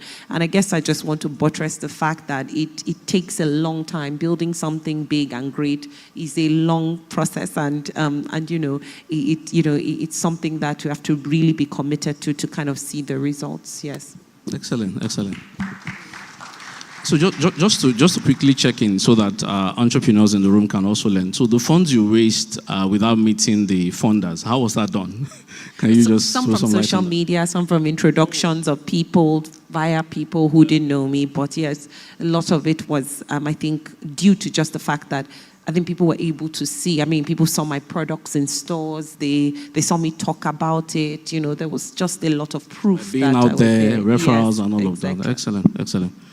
Coming back to you, Prince, you had mentioned that you attended a capacity building session in one of the articles I read, and that you had a lot to learn from that. I'm interested to know how important you think that is for MSME growth, because there's a lot of initiatives that we encourage entrepreneurs to take advantage of, and we're not seeing as much traction. So in your view, what did you glean from it? How did it help your business success? And what mistakes would you have made as an entrepreneur that attending that session, helped you save? So I want to say for Afion, you've really done better than me. I mean, such a short period of time, and you've done so well. It's scaling, and I think that's part of the theme of this business, of this event. It is a science. Scaling is a science.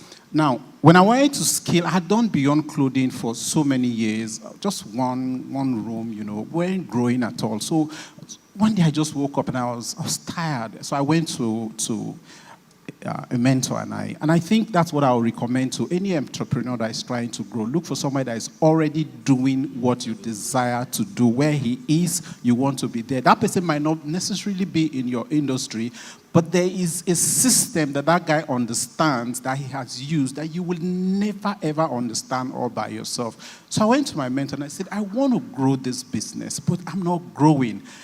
And this was what he told me. He said, your business is not scalable. And I said, how do you mean? He said, because it's all about you. It's your business. You don't, if you move out of this job, like the keynote speaker say, for 2 months, for 1 month, will your business survive? And I said, no. And he said, you don't have a business. All you have is a job. You need to have a business. And I said, how do I need to have a business? And he said, you need to put structure in your business. And he tried teaching me, showing me what to do for a few months, and I wasn't getting it. Then he told me this. He said, you know what? Go to school. Go to Lagos Business School. Just go there. You will not understand what I'm talking about until you sit in those classes. And I didn't have the money to go to Lagos Business School. So about that time, Diamond Bank was offering scholarship for people who wanted to go to Enterprise Development Center to do a program on enterprise management, whatever. So I keyed into that. I applied and I was given that opportunity. And I went. Just sitting in that class for a few 1 week, 2 weeks, turned my brain like this. Things I never understood. They just begin to get revealed to me. And when I left that program, I said, you know what? I am going to start implementing this. So I went back to my mentor. I said, I'm out of this program. What do I do next? He said, now you will understand the language that I speak. You need to now scale.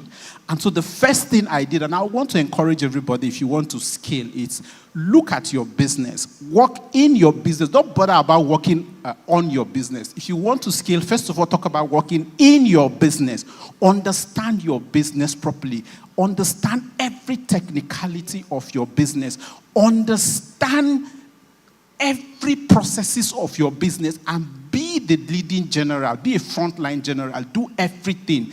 Then start delegating responsibilities to people. Oh, I used to go to the market to buy fabric, and that was my case. I will not do this again. I delegate it. I teach someone. When I'm done, oh, I used to do finances. I need to employ a financial person. I sit with the person. And let me tell you, it might not be easy to do, but you also need to learn. I had to learn how to use QuickBooks all by myself. I had to learn it. And as I learned and I understood, I could delegate very easily. One of the challenges, and I want to see there are a lot of, I'm sure there are a lot of people who are into garment businesses who are here. There's so much technology that you will and say, I would learn, then I will teach, then I will delegate, then I will take myself out of the business and get out of the way of that business so my business can scale. So the moment we were able to get structures around our business, we now started seeing that, yes, money was coming in, so it could now fund our scaling. So we now had time to now focus on scaling. That's how we're able to grow beyond clothing. It was a small business, but I'll say it's probably the biggest garment factory in Nigeria today. Excellent. So creating structures, having structures in place. Excellent. Coming back to you, circling back to you, Afyong. Your distribution network, I've seen it as very, very effective and efficient. I don't know how you're able to achieve this. Your products are all across the country, at all the major stores, all the major shops. Not only that, you also distribute to the West African subcontinent. So I'm interested to know the implications of the recent policies, right, on your business in terms of sales and distribution. So part of what we hear, different taxes. So is this still there? Also the AFCFTA, has it helped you distribute across the African continent? We heard the keynote speaker say it's more expensive to distribute within Africa than sending goods to Europe. So you have goods going to Europe, US, Middle East as well. Compare the ease, right, of those exports to distributing within Nigeria and also within the African continent, just so we understand how the policies have helped or hampered you. So a lot of questions in one, so I'll try to be organized in my response. Our distribution network started out of necessity. And that's one thing I feel a lot of entrepreneurs have to deal with. When you're operating in Nigeria, you start in one segment of your business and you realize you have to keep solving problems across your value chain to defend the business that you started. So when I started, I thought we would get distributors who want to take our product, but no distributor wants to take a new product, much less a premium, slow-selling product. So we had no choice but to build out our own distribution, starting with one car, one salesperson, etc., and growing from there. And that has turned out to be one of the biggest advantages for the company after all these years, because we are able to be very close to our consumers and we can launch products much easier. And that was expensive, and it took a lot of time, but for us, it was something we had to do if we wanted to keep growing. And obviously from there, we've been able to sell our products in Europe, in the US, all these countries. And it actually is easier. It's actually more straightforward to sell your products outside of out to Europe or to the West than, within Africa, for instance, or even sometimes within Nigeria. Logistics and infrastructure for logistics is really I think a big tax on SMEs in this country. It's much easier for in other countries to move products to consumers and to markets. And so, we focused on obviously solving every problem that we've seen around logistics and meeting and finding ways to sell our products really anywhere that our customers are. Within the West African, region, we do more buying. We buy a lot of our fresh inputs from Nigeria, from West Africa, and we find that there is a lot to be desired around opening up the West Africa region, especially ECOWAS, for trade.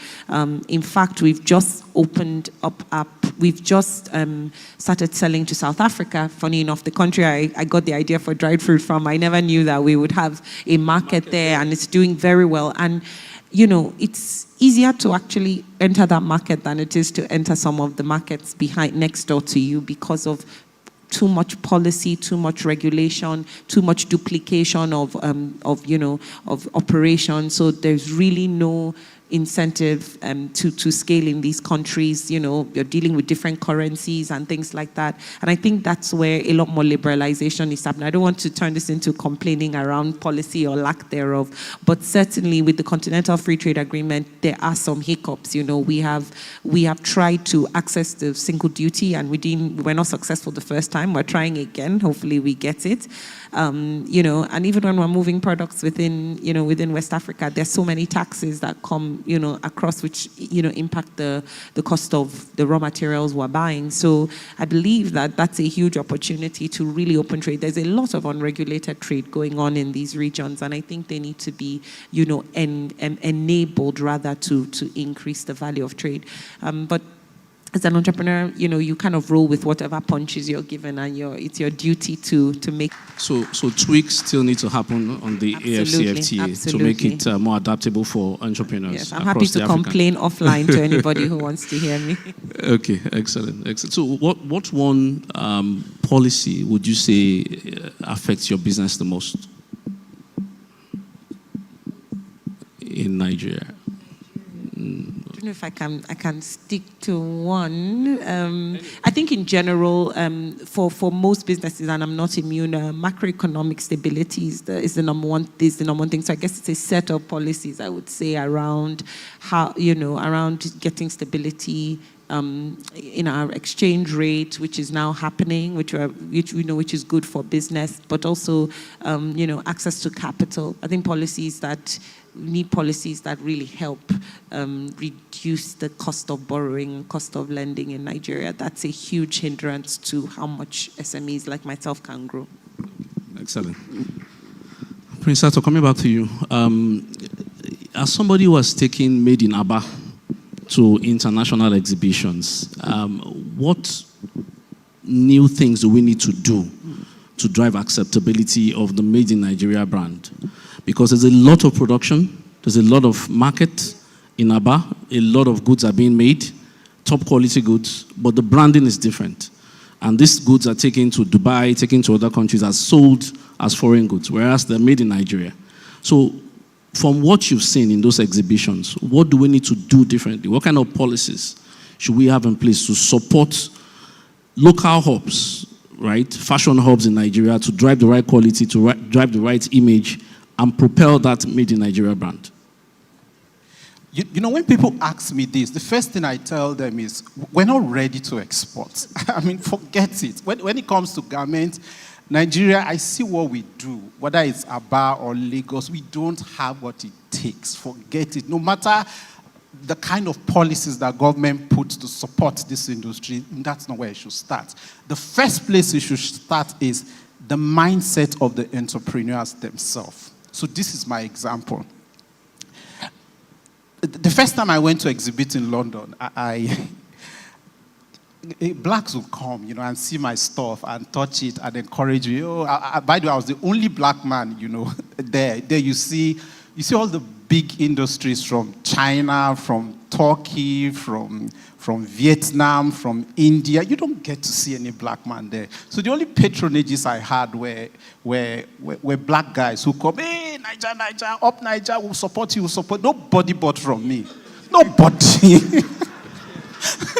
Not a single person. My next, the guy who was exhibiting beside me is somebody from UK, and I told him, I said, Kai, I mean, look at my stuff. What's wrong with what I came with? And he said, you are trying to sell to this market what you think they want. You're selling Nigerian products to this market. You're selling African products to this market, and you have built it the way you consume in Nigeria. These guys have a different taste from what you brought here. Figure out their taste, first of all. You can remodel what you have brought, but figure out what is the test that they are looking for. You know, like our keynote speaker said, it's not about your product. It's about the pain you're trying to solve for them. And what was the pain I saw? There's this hunger out there to source from Africa. You really need to listen to this. It's a hunger. There's a pain, especially from Africans in diaspora who are saying, we don't see our own people. We want to buy from Africa, but we don't know who to buy from. Because the kind of quality that they get from China, when they come here, they can't get it. I am repeating it. It's my industry, so I can't tell. They cannot get it. So what did I do? I said, you know what? I need to understand this market. So I took myself to China. I paid my way into some garment factories to do apprentice work. I want to understand, how do you guys produce? Why is it different from our own? I saw their processes. What we have in Nigeria are basically tailoring processes. They're not manufacturing processes. We don't understand manufacturing. Manufacturing is completely different. You send something to the UK, you send to the US, and there's a defect on 2, 3, everything is rejected. You need to understand that process. So I sat down with the Chinese and I was like, what do I need to do? Both in terms of choice of machineries, in terms of finishing of products, in terms of sourcing of little things as zippers. You need to understand all of that. So I spent quality time in those factories. I went to different markets trying to source. By the time I came back and I went the next year, I was blown away with the kind of reception I got. And this is one of it. A couple, man and a woman, came to my stand.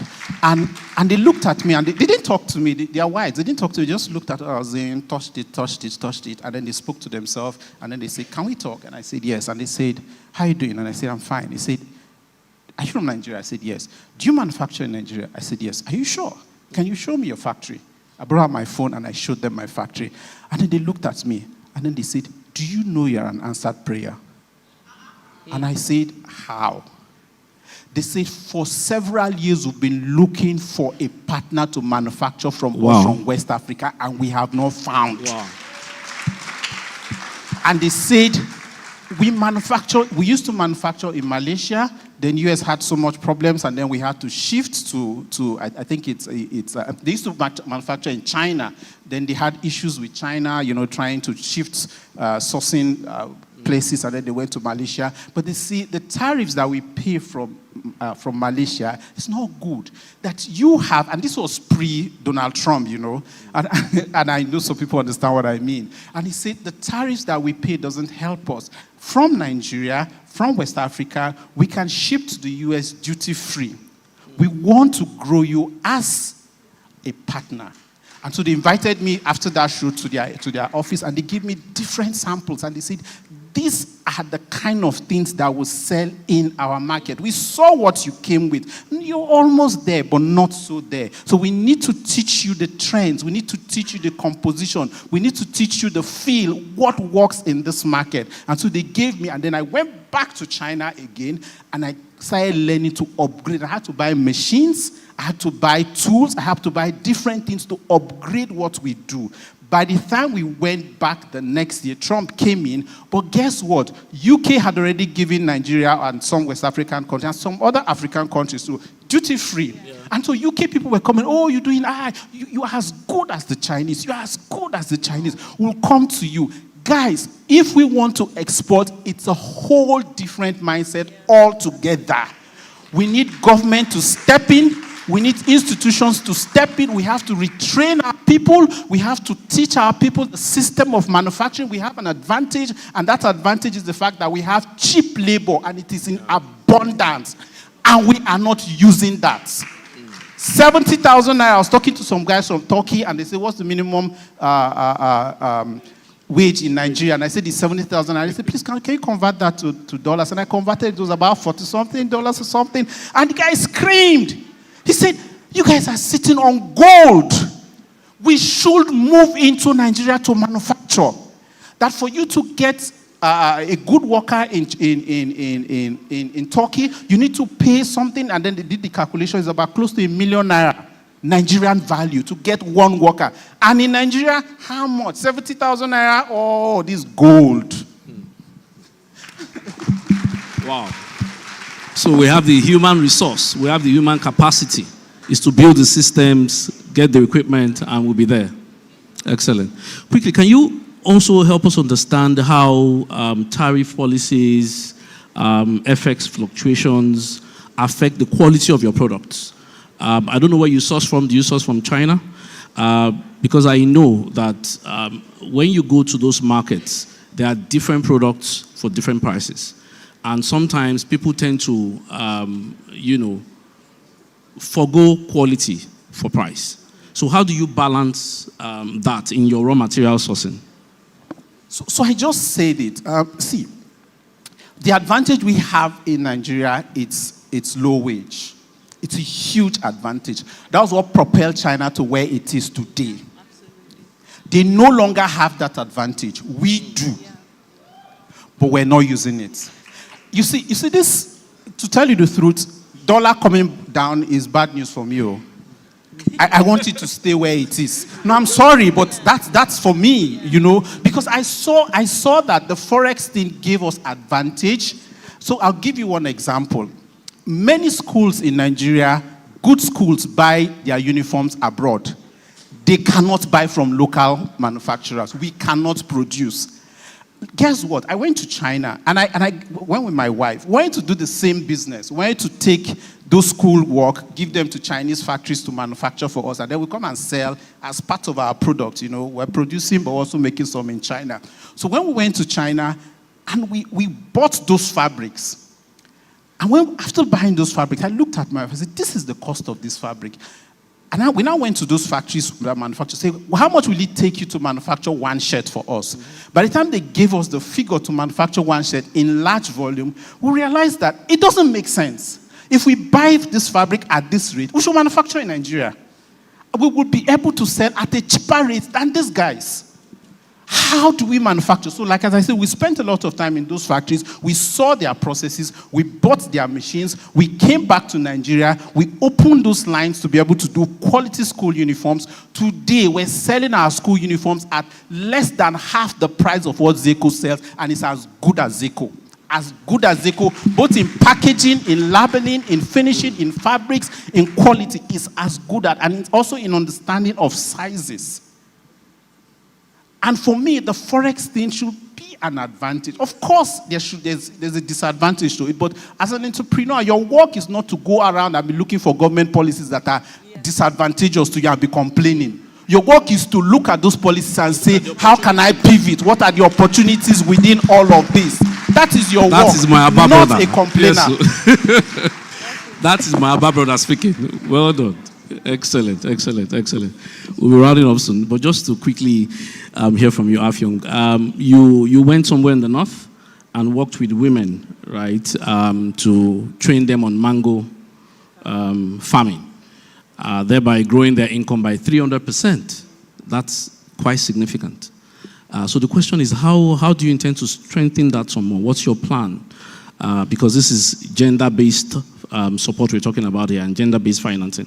So what's the plan to strengthen that, and how can we scale it?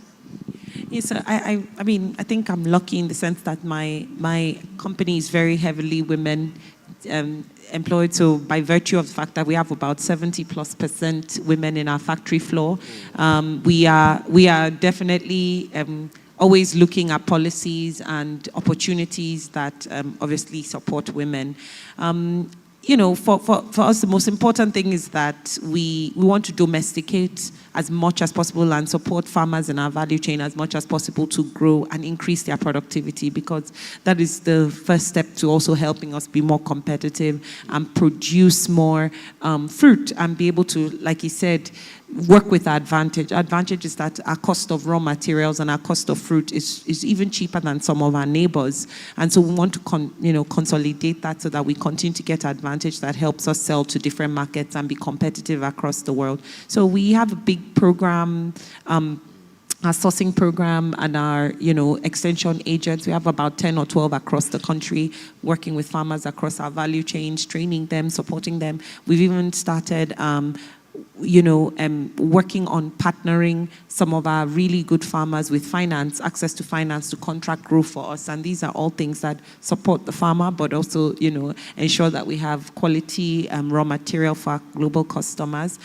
We are looking at ways to also, provide inputs for some of our farmers to grow for us and things like that. So, we as long as there's a win-win solution where we get guaranteed our raw materials and then our farmers are guaranteed access to market and opportunities for growth, we are definitely exploring those very intently. It's part of our business model. Excellent, excellent. In closing with you, so how can MSMEs work together to collectively drive policy advocacy? Because that's part of what the keynote speakers spoke to. So how can we drive that collective push, for favorable policies? And also, what one advice would you give to the entrepreneurs in the room? So I take a little bit of a contrary view to advocacy. I mean, I believe it's good, but I believe that it's very difficult to align because what I may be advocating for may be contrary to what the next person will advocate for. What I've seen actually is that at the state level, it's easier for entrepreneurs to come together and impact policies at local level that support. And I mean, if I take where my factory is based in Ogun State, there's a lot, I see that play out a lot where, the manufacturing associations that are operating at the local level, or entrepreneurs at local level, have more sway with the local government than at this high level. And I think that's where I would advise that entrepreneurs start to look at, at their local levels, how can you push, what can be changed, that directly affects you where you're operating versus like the high level. That's kind of how I see that. Okay. Thank you very much for that. Then, Prince Arthur, closing with you, what will be your last word for MSMEs in the room? So I'm in Abuja, so I want to use this opportunity to say this because I believe it probably will go to the right ear. And we're in a forum that is organized by Development Bank. See, you guys need to understand that we need to scale. And for us to need to scale, you need to take away some of those your regulations, your policies as regards borrowing. So I'll give you my example. For years, I figured out how to borrow from, I understood the process of borrowing from Bank of Industry. Bank of Industry has a fund that is called Fashion Fund. Nobody in Aba has been able to access that fund to hundreds of millions, not a single entrepreneur. I know one or two people in Lagos, but nobody in Aba.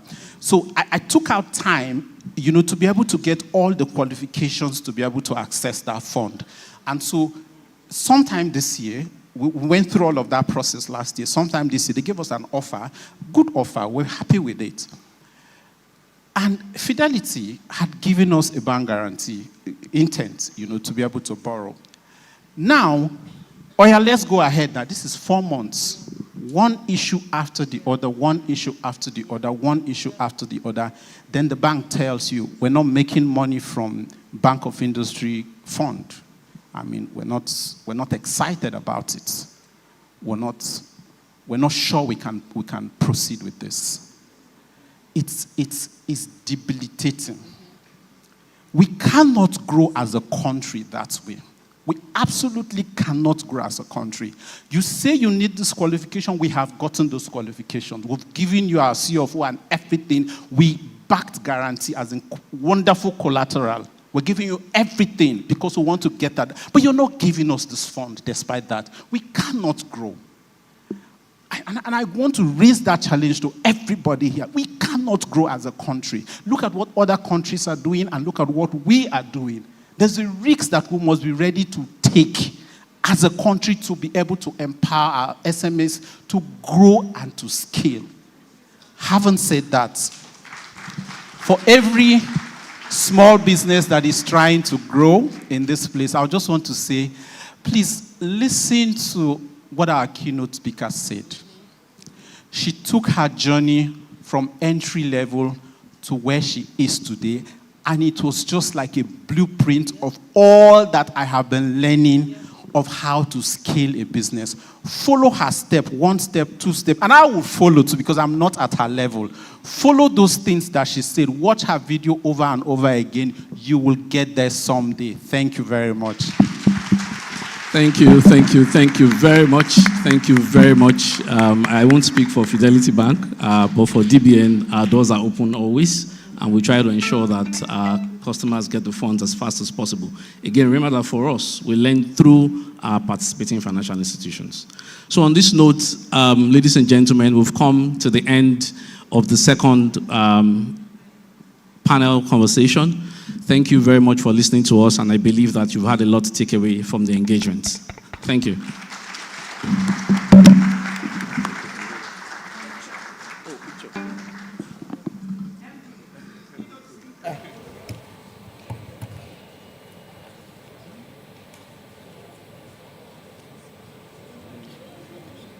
ED.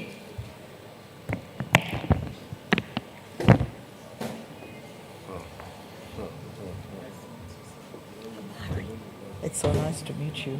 Well done. Okay, so here are the fireside panelists who have been kept warm and discussing deep things by Mr. Ayodele Ojoshipe, who has pulled out those things that are in their gut that we needed to hear by being an excellent moderator. We congratulate you. Afyong Williams, panelists, we congratulate you. We thank you for a fantastic intervention. And Prince Arthur Uche, who came all the way from Aba to join us. To meet you finally. It's such a pleasure. And, you know, the stories that we heard today are the stories that every entrepreneur, MSME should hear about how, like the keynote speaker said, you never, ever, ever give up. You never, ever give up. Professor, who is doing such great work, both in Bayero University and across the world, will need to have that conversation with Prince Uche about how to assist entrepreneurs, especially because of the work you have done, distributing funding from those who have supported you to MSMEs. It will be good to talk to Prince, who has so much to offer in terms of how to learn to make your product better. And of course, Afyong, who tells us how, oh no, I didn't succeed in 3 years, but I was very resilient. And now she's able to export all her products in Europe. And Prince Uche has been very busy exhibiting in London and other such places. All we heard today is intentionality. These people decided to be intentional, never give up, and stay resilient. Prince Uche, for example, went to China to go and learn how to finish his products and see why people were not buying anything from him on the international circuit. Between the moderator and the panelists, they've given us food for thought today. Please give them a really good round of applause.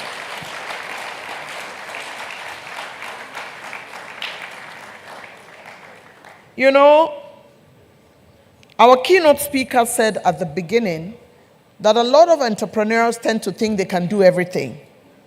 I found that my friend is a barber. I now want to be a barber.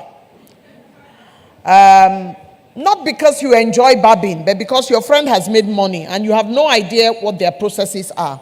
Okay, somebody is now selling fruit juice. You don't know how far they have to travel to buy the raw material. You suddenly now want to be doing fruit juice. You have no idea what the logistics are. You jump inside.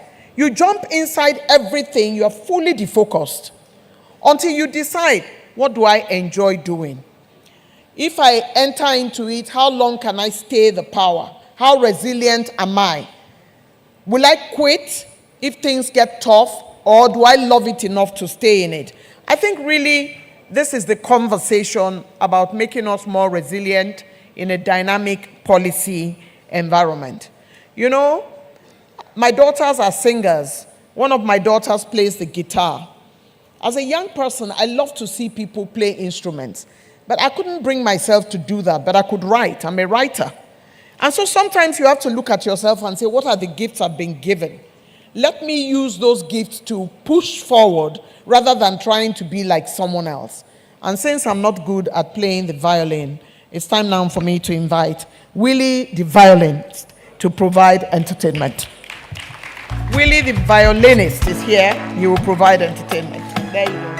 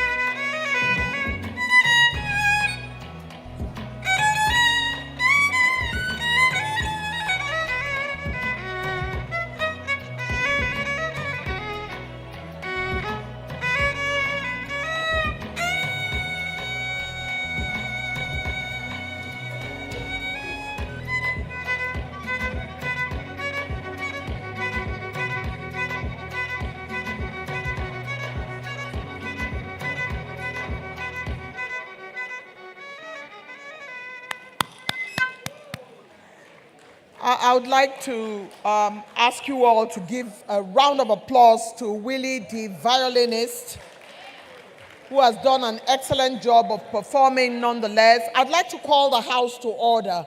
This event will come to a close in the next 10 minutes. But I would like to please ask you to sit down for a few minutes. The MD is still going to be here, and you can have that conversation with him. You can have that conversation with him afterwards. So let us call the house to order. Allow Professor to be seated for a few minutes. He's going to be here after this event, and I know how proud we are. I'm taking my PhD in Kano at BUK. So when I see a Kano person, I feel like this is my brother professor because, you know, both of us are around the same zone, even though he's a professor. So I would like to say that we have had a truly great time today listening to people who have done the most amazing things. Prince Uche said people from Aba are hardly invited to things like this. And it is wonderful to see that DBN went out of his way to look for him and bring him here. And we have all been drinking deep of his wisdom and the wisdom of Affion Williams in what they do and how they did it so well. I'd like to congratulate all our speakers and congratulate DBN. This annual lecture 2025 has been a bomb. As usual, I've been excited to be your host and director of ceremonies. I'd like at this point to quickly invite for the vote of thanks Executive Director DBN, Mrs. Ijeoma Ozulumba. Please clap for Mrs. Ijeoma Ozulumba. There she is. Welcome. Thank you very much. Good afternoon, everyone. The moderator has coached me, so I think I'm going to. But my job is to say a big thank you to all the participants, starting from the special guest of honor, the Vice President represented by Dr. Tokwe Fasua. I know he had to do something else. And also our keynote speaker, Ms. Flora Mutahi. Thank you very much for coming all the way from Kenya. My MD always likes to see people from Kenya, so I think it's connected. But I would like to say that she's the best tea girl that we've ever seen, and she really inspired us and made us long for the tea, to drink of the tea, not only of the wisdom, but of everything she has created. A very compelling story. Thank you very much for coming. Also, our first fireside chat that we had that was led by Lolade, Professor Aliu Dahiru, thank you very much. Thank you for your wisdom. Thank you for coming. And Jelani Aliu as well. I no longer see him in the room, but thank you for coming. And the moderator already said, Ms. Williams, thank you so much for your insights. And of course, Prince Arthur Uche as well. Thank you very much. And for all our special guests, MSMEs, the hall is still full, even at almost 3 o'clock from morning. Thank you very much for gracing us with your presence. We've heard a lot of things, and I'm sure the SMEs in the room had a lot of nuggets that they will be able to take away from this session. Of course, I have to thank our able and super eloquent moderator, Miss Eugenia Abu. Thank you so much for all you do. Thank you so much, much appreciated. And the Managing Director, Development Bank of Nigeria, as I like to call him, Mr. Development. Thank you for your leadership. Thank you for everything that you've put together over all these long years, all the hard work, very much appreciated, and for putting together this wonderful event. As I said, the hall is still full, just to show the interest. Of course, management and staff of the hard-working Development Bank of Nigeria. Thank you very much for all you do. Let's go back and do even more. We need to change our mindset. We need to have clarity. We need to have purpose, vision, all the things that we heard today. And I'm sure we are going to do even greater in the years to come. Thank you very much, everyone. Thank you.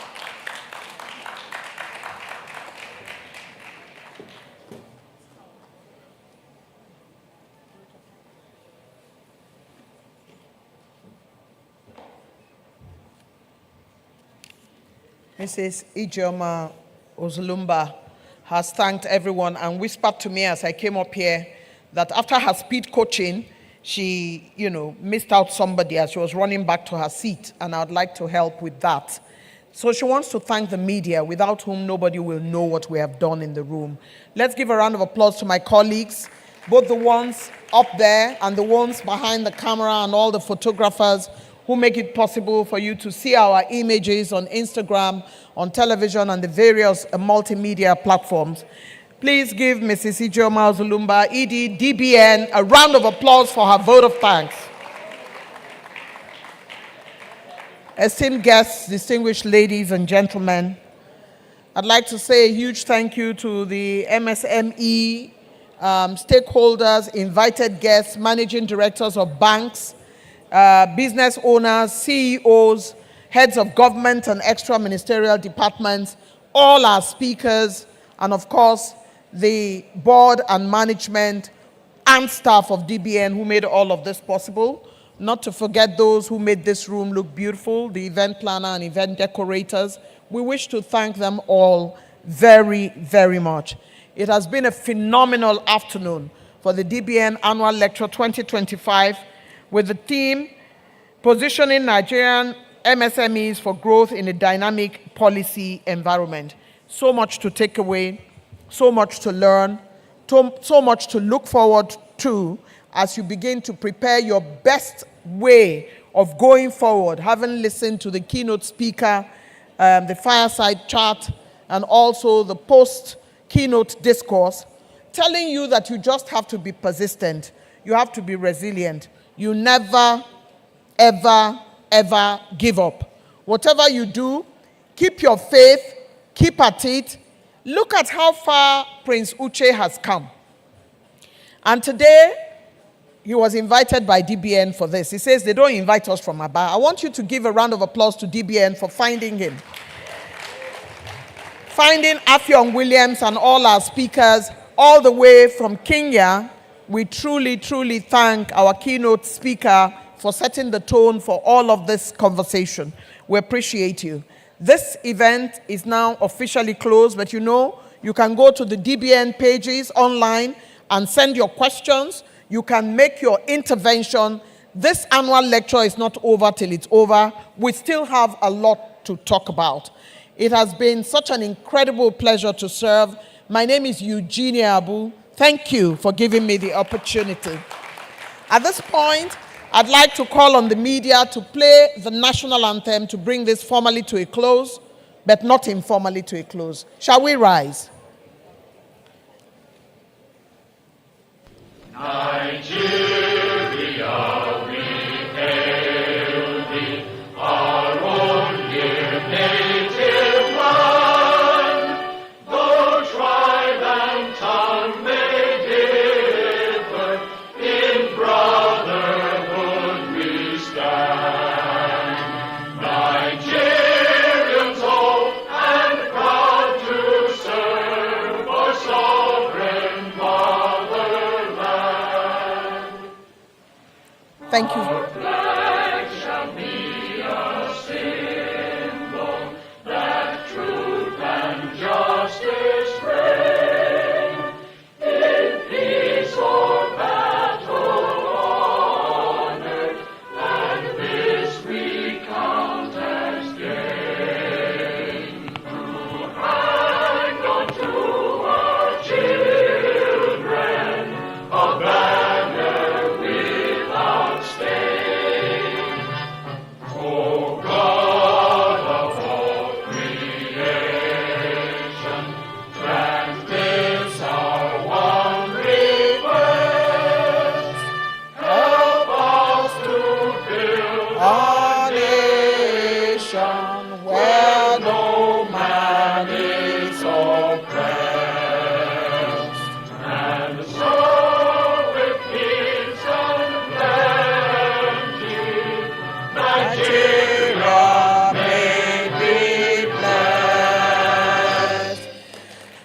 Congratulations, DBN. Do not forget to check the exhibition stands. There are so many exhibitions outside the door.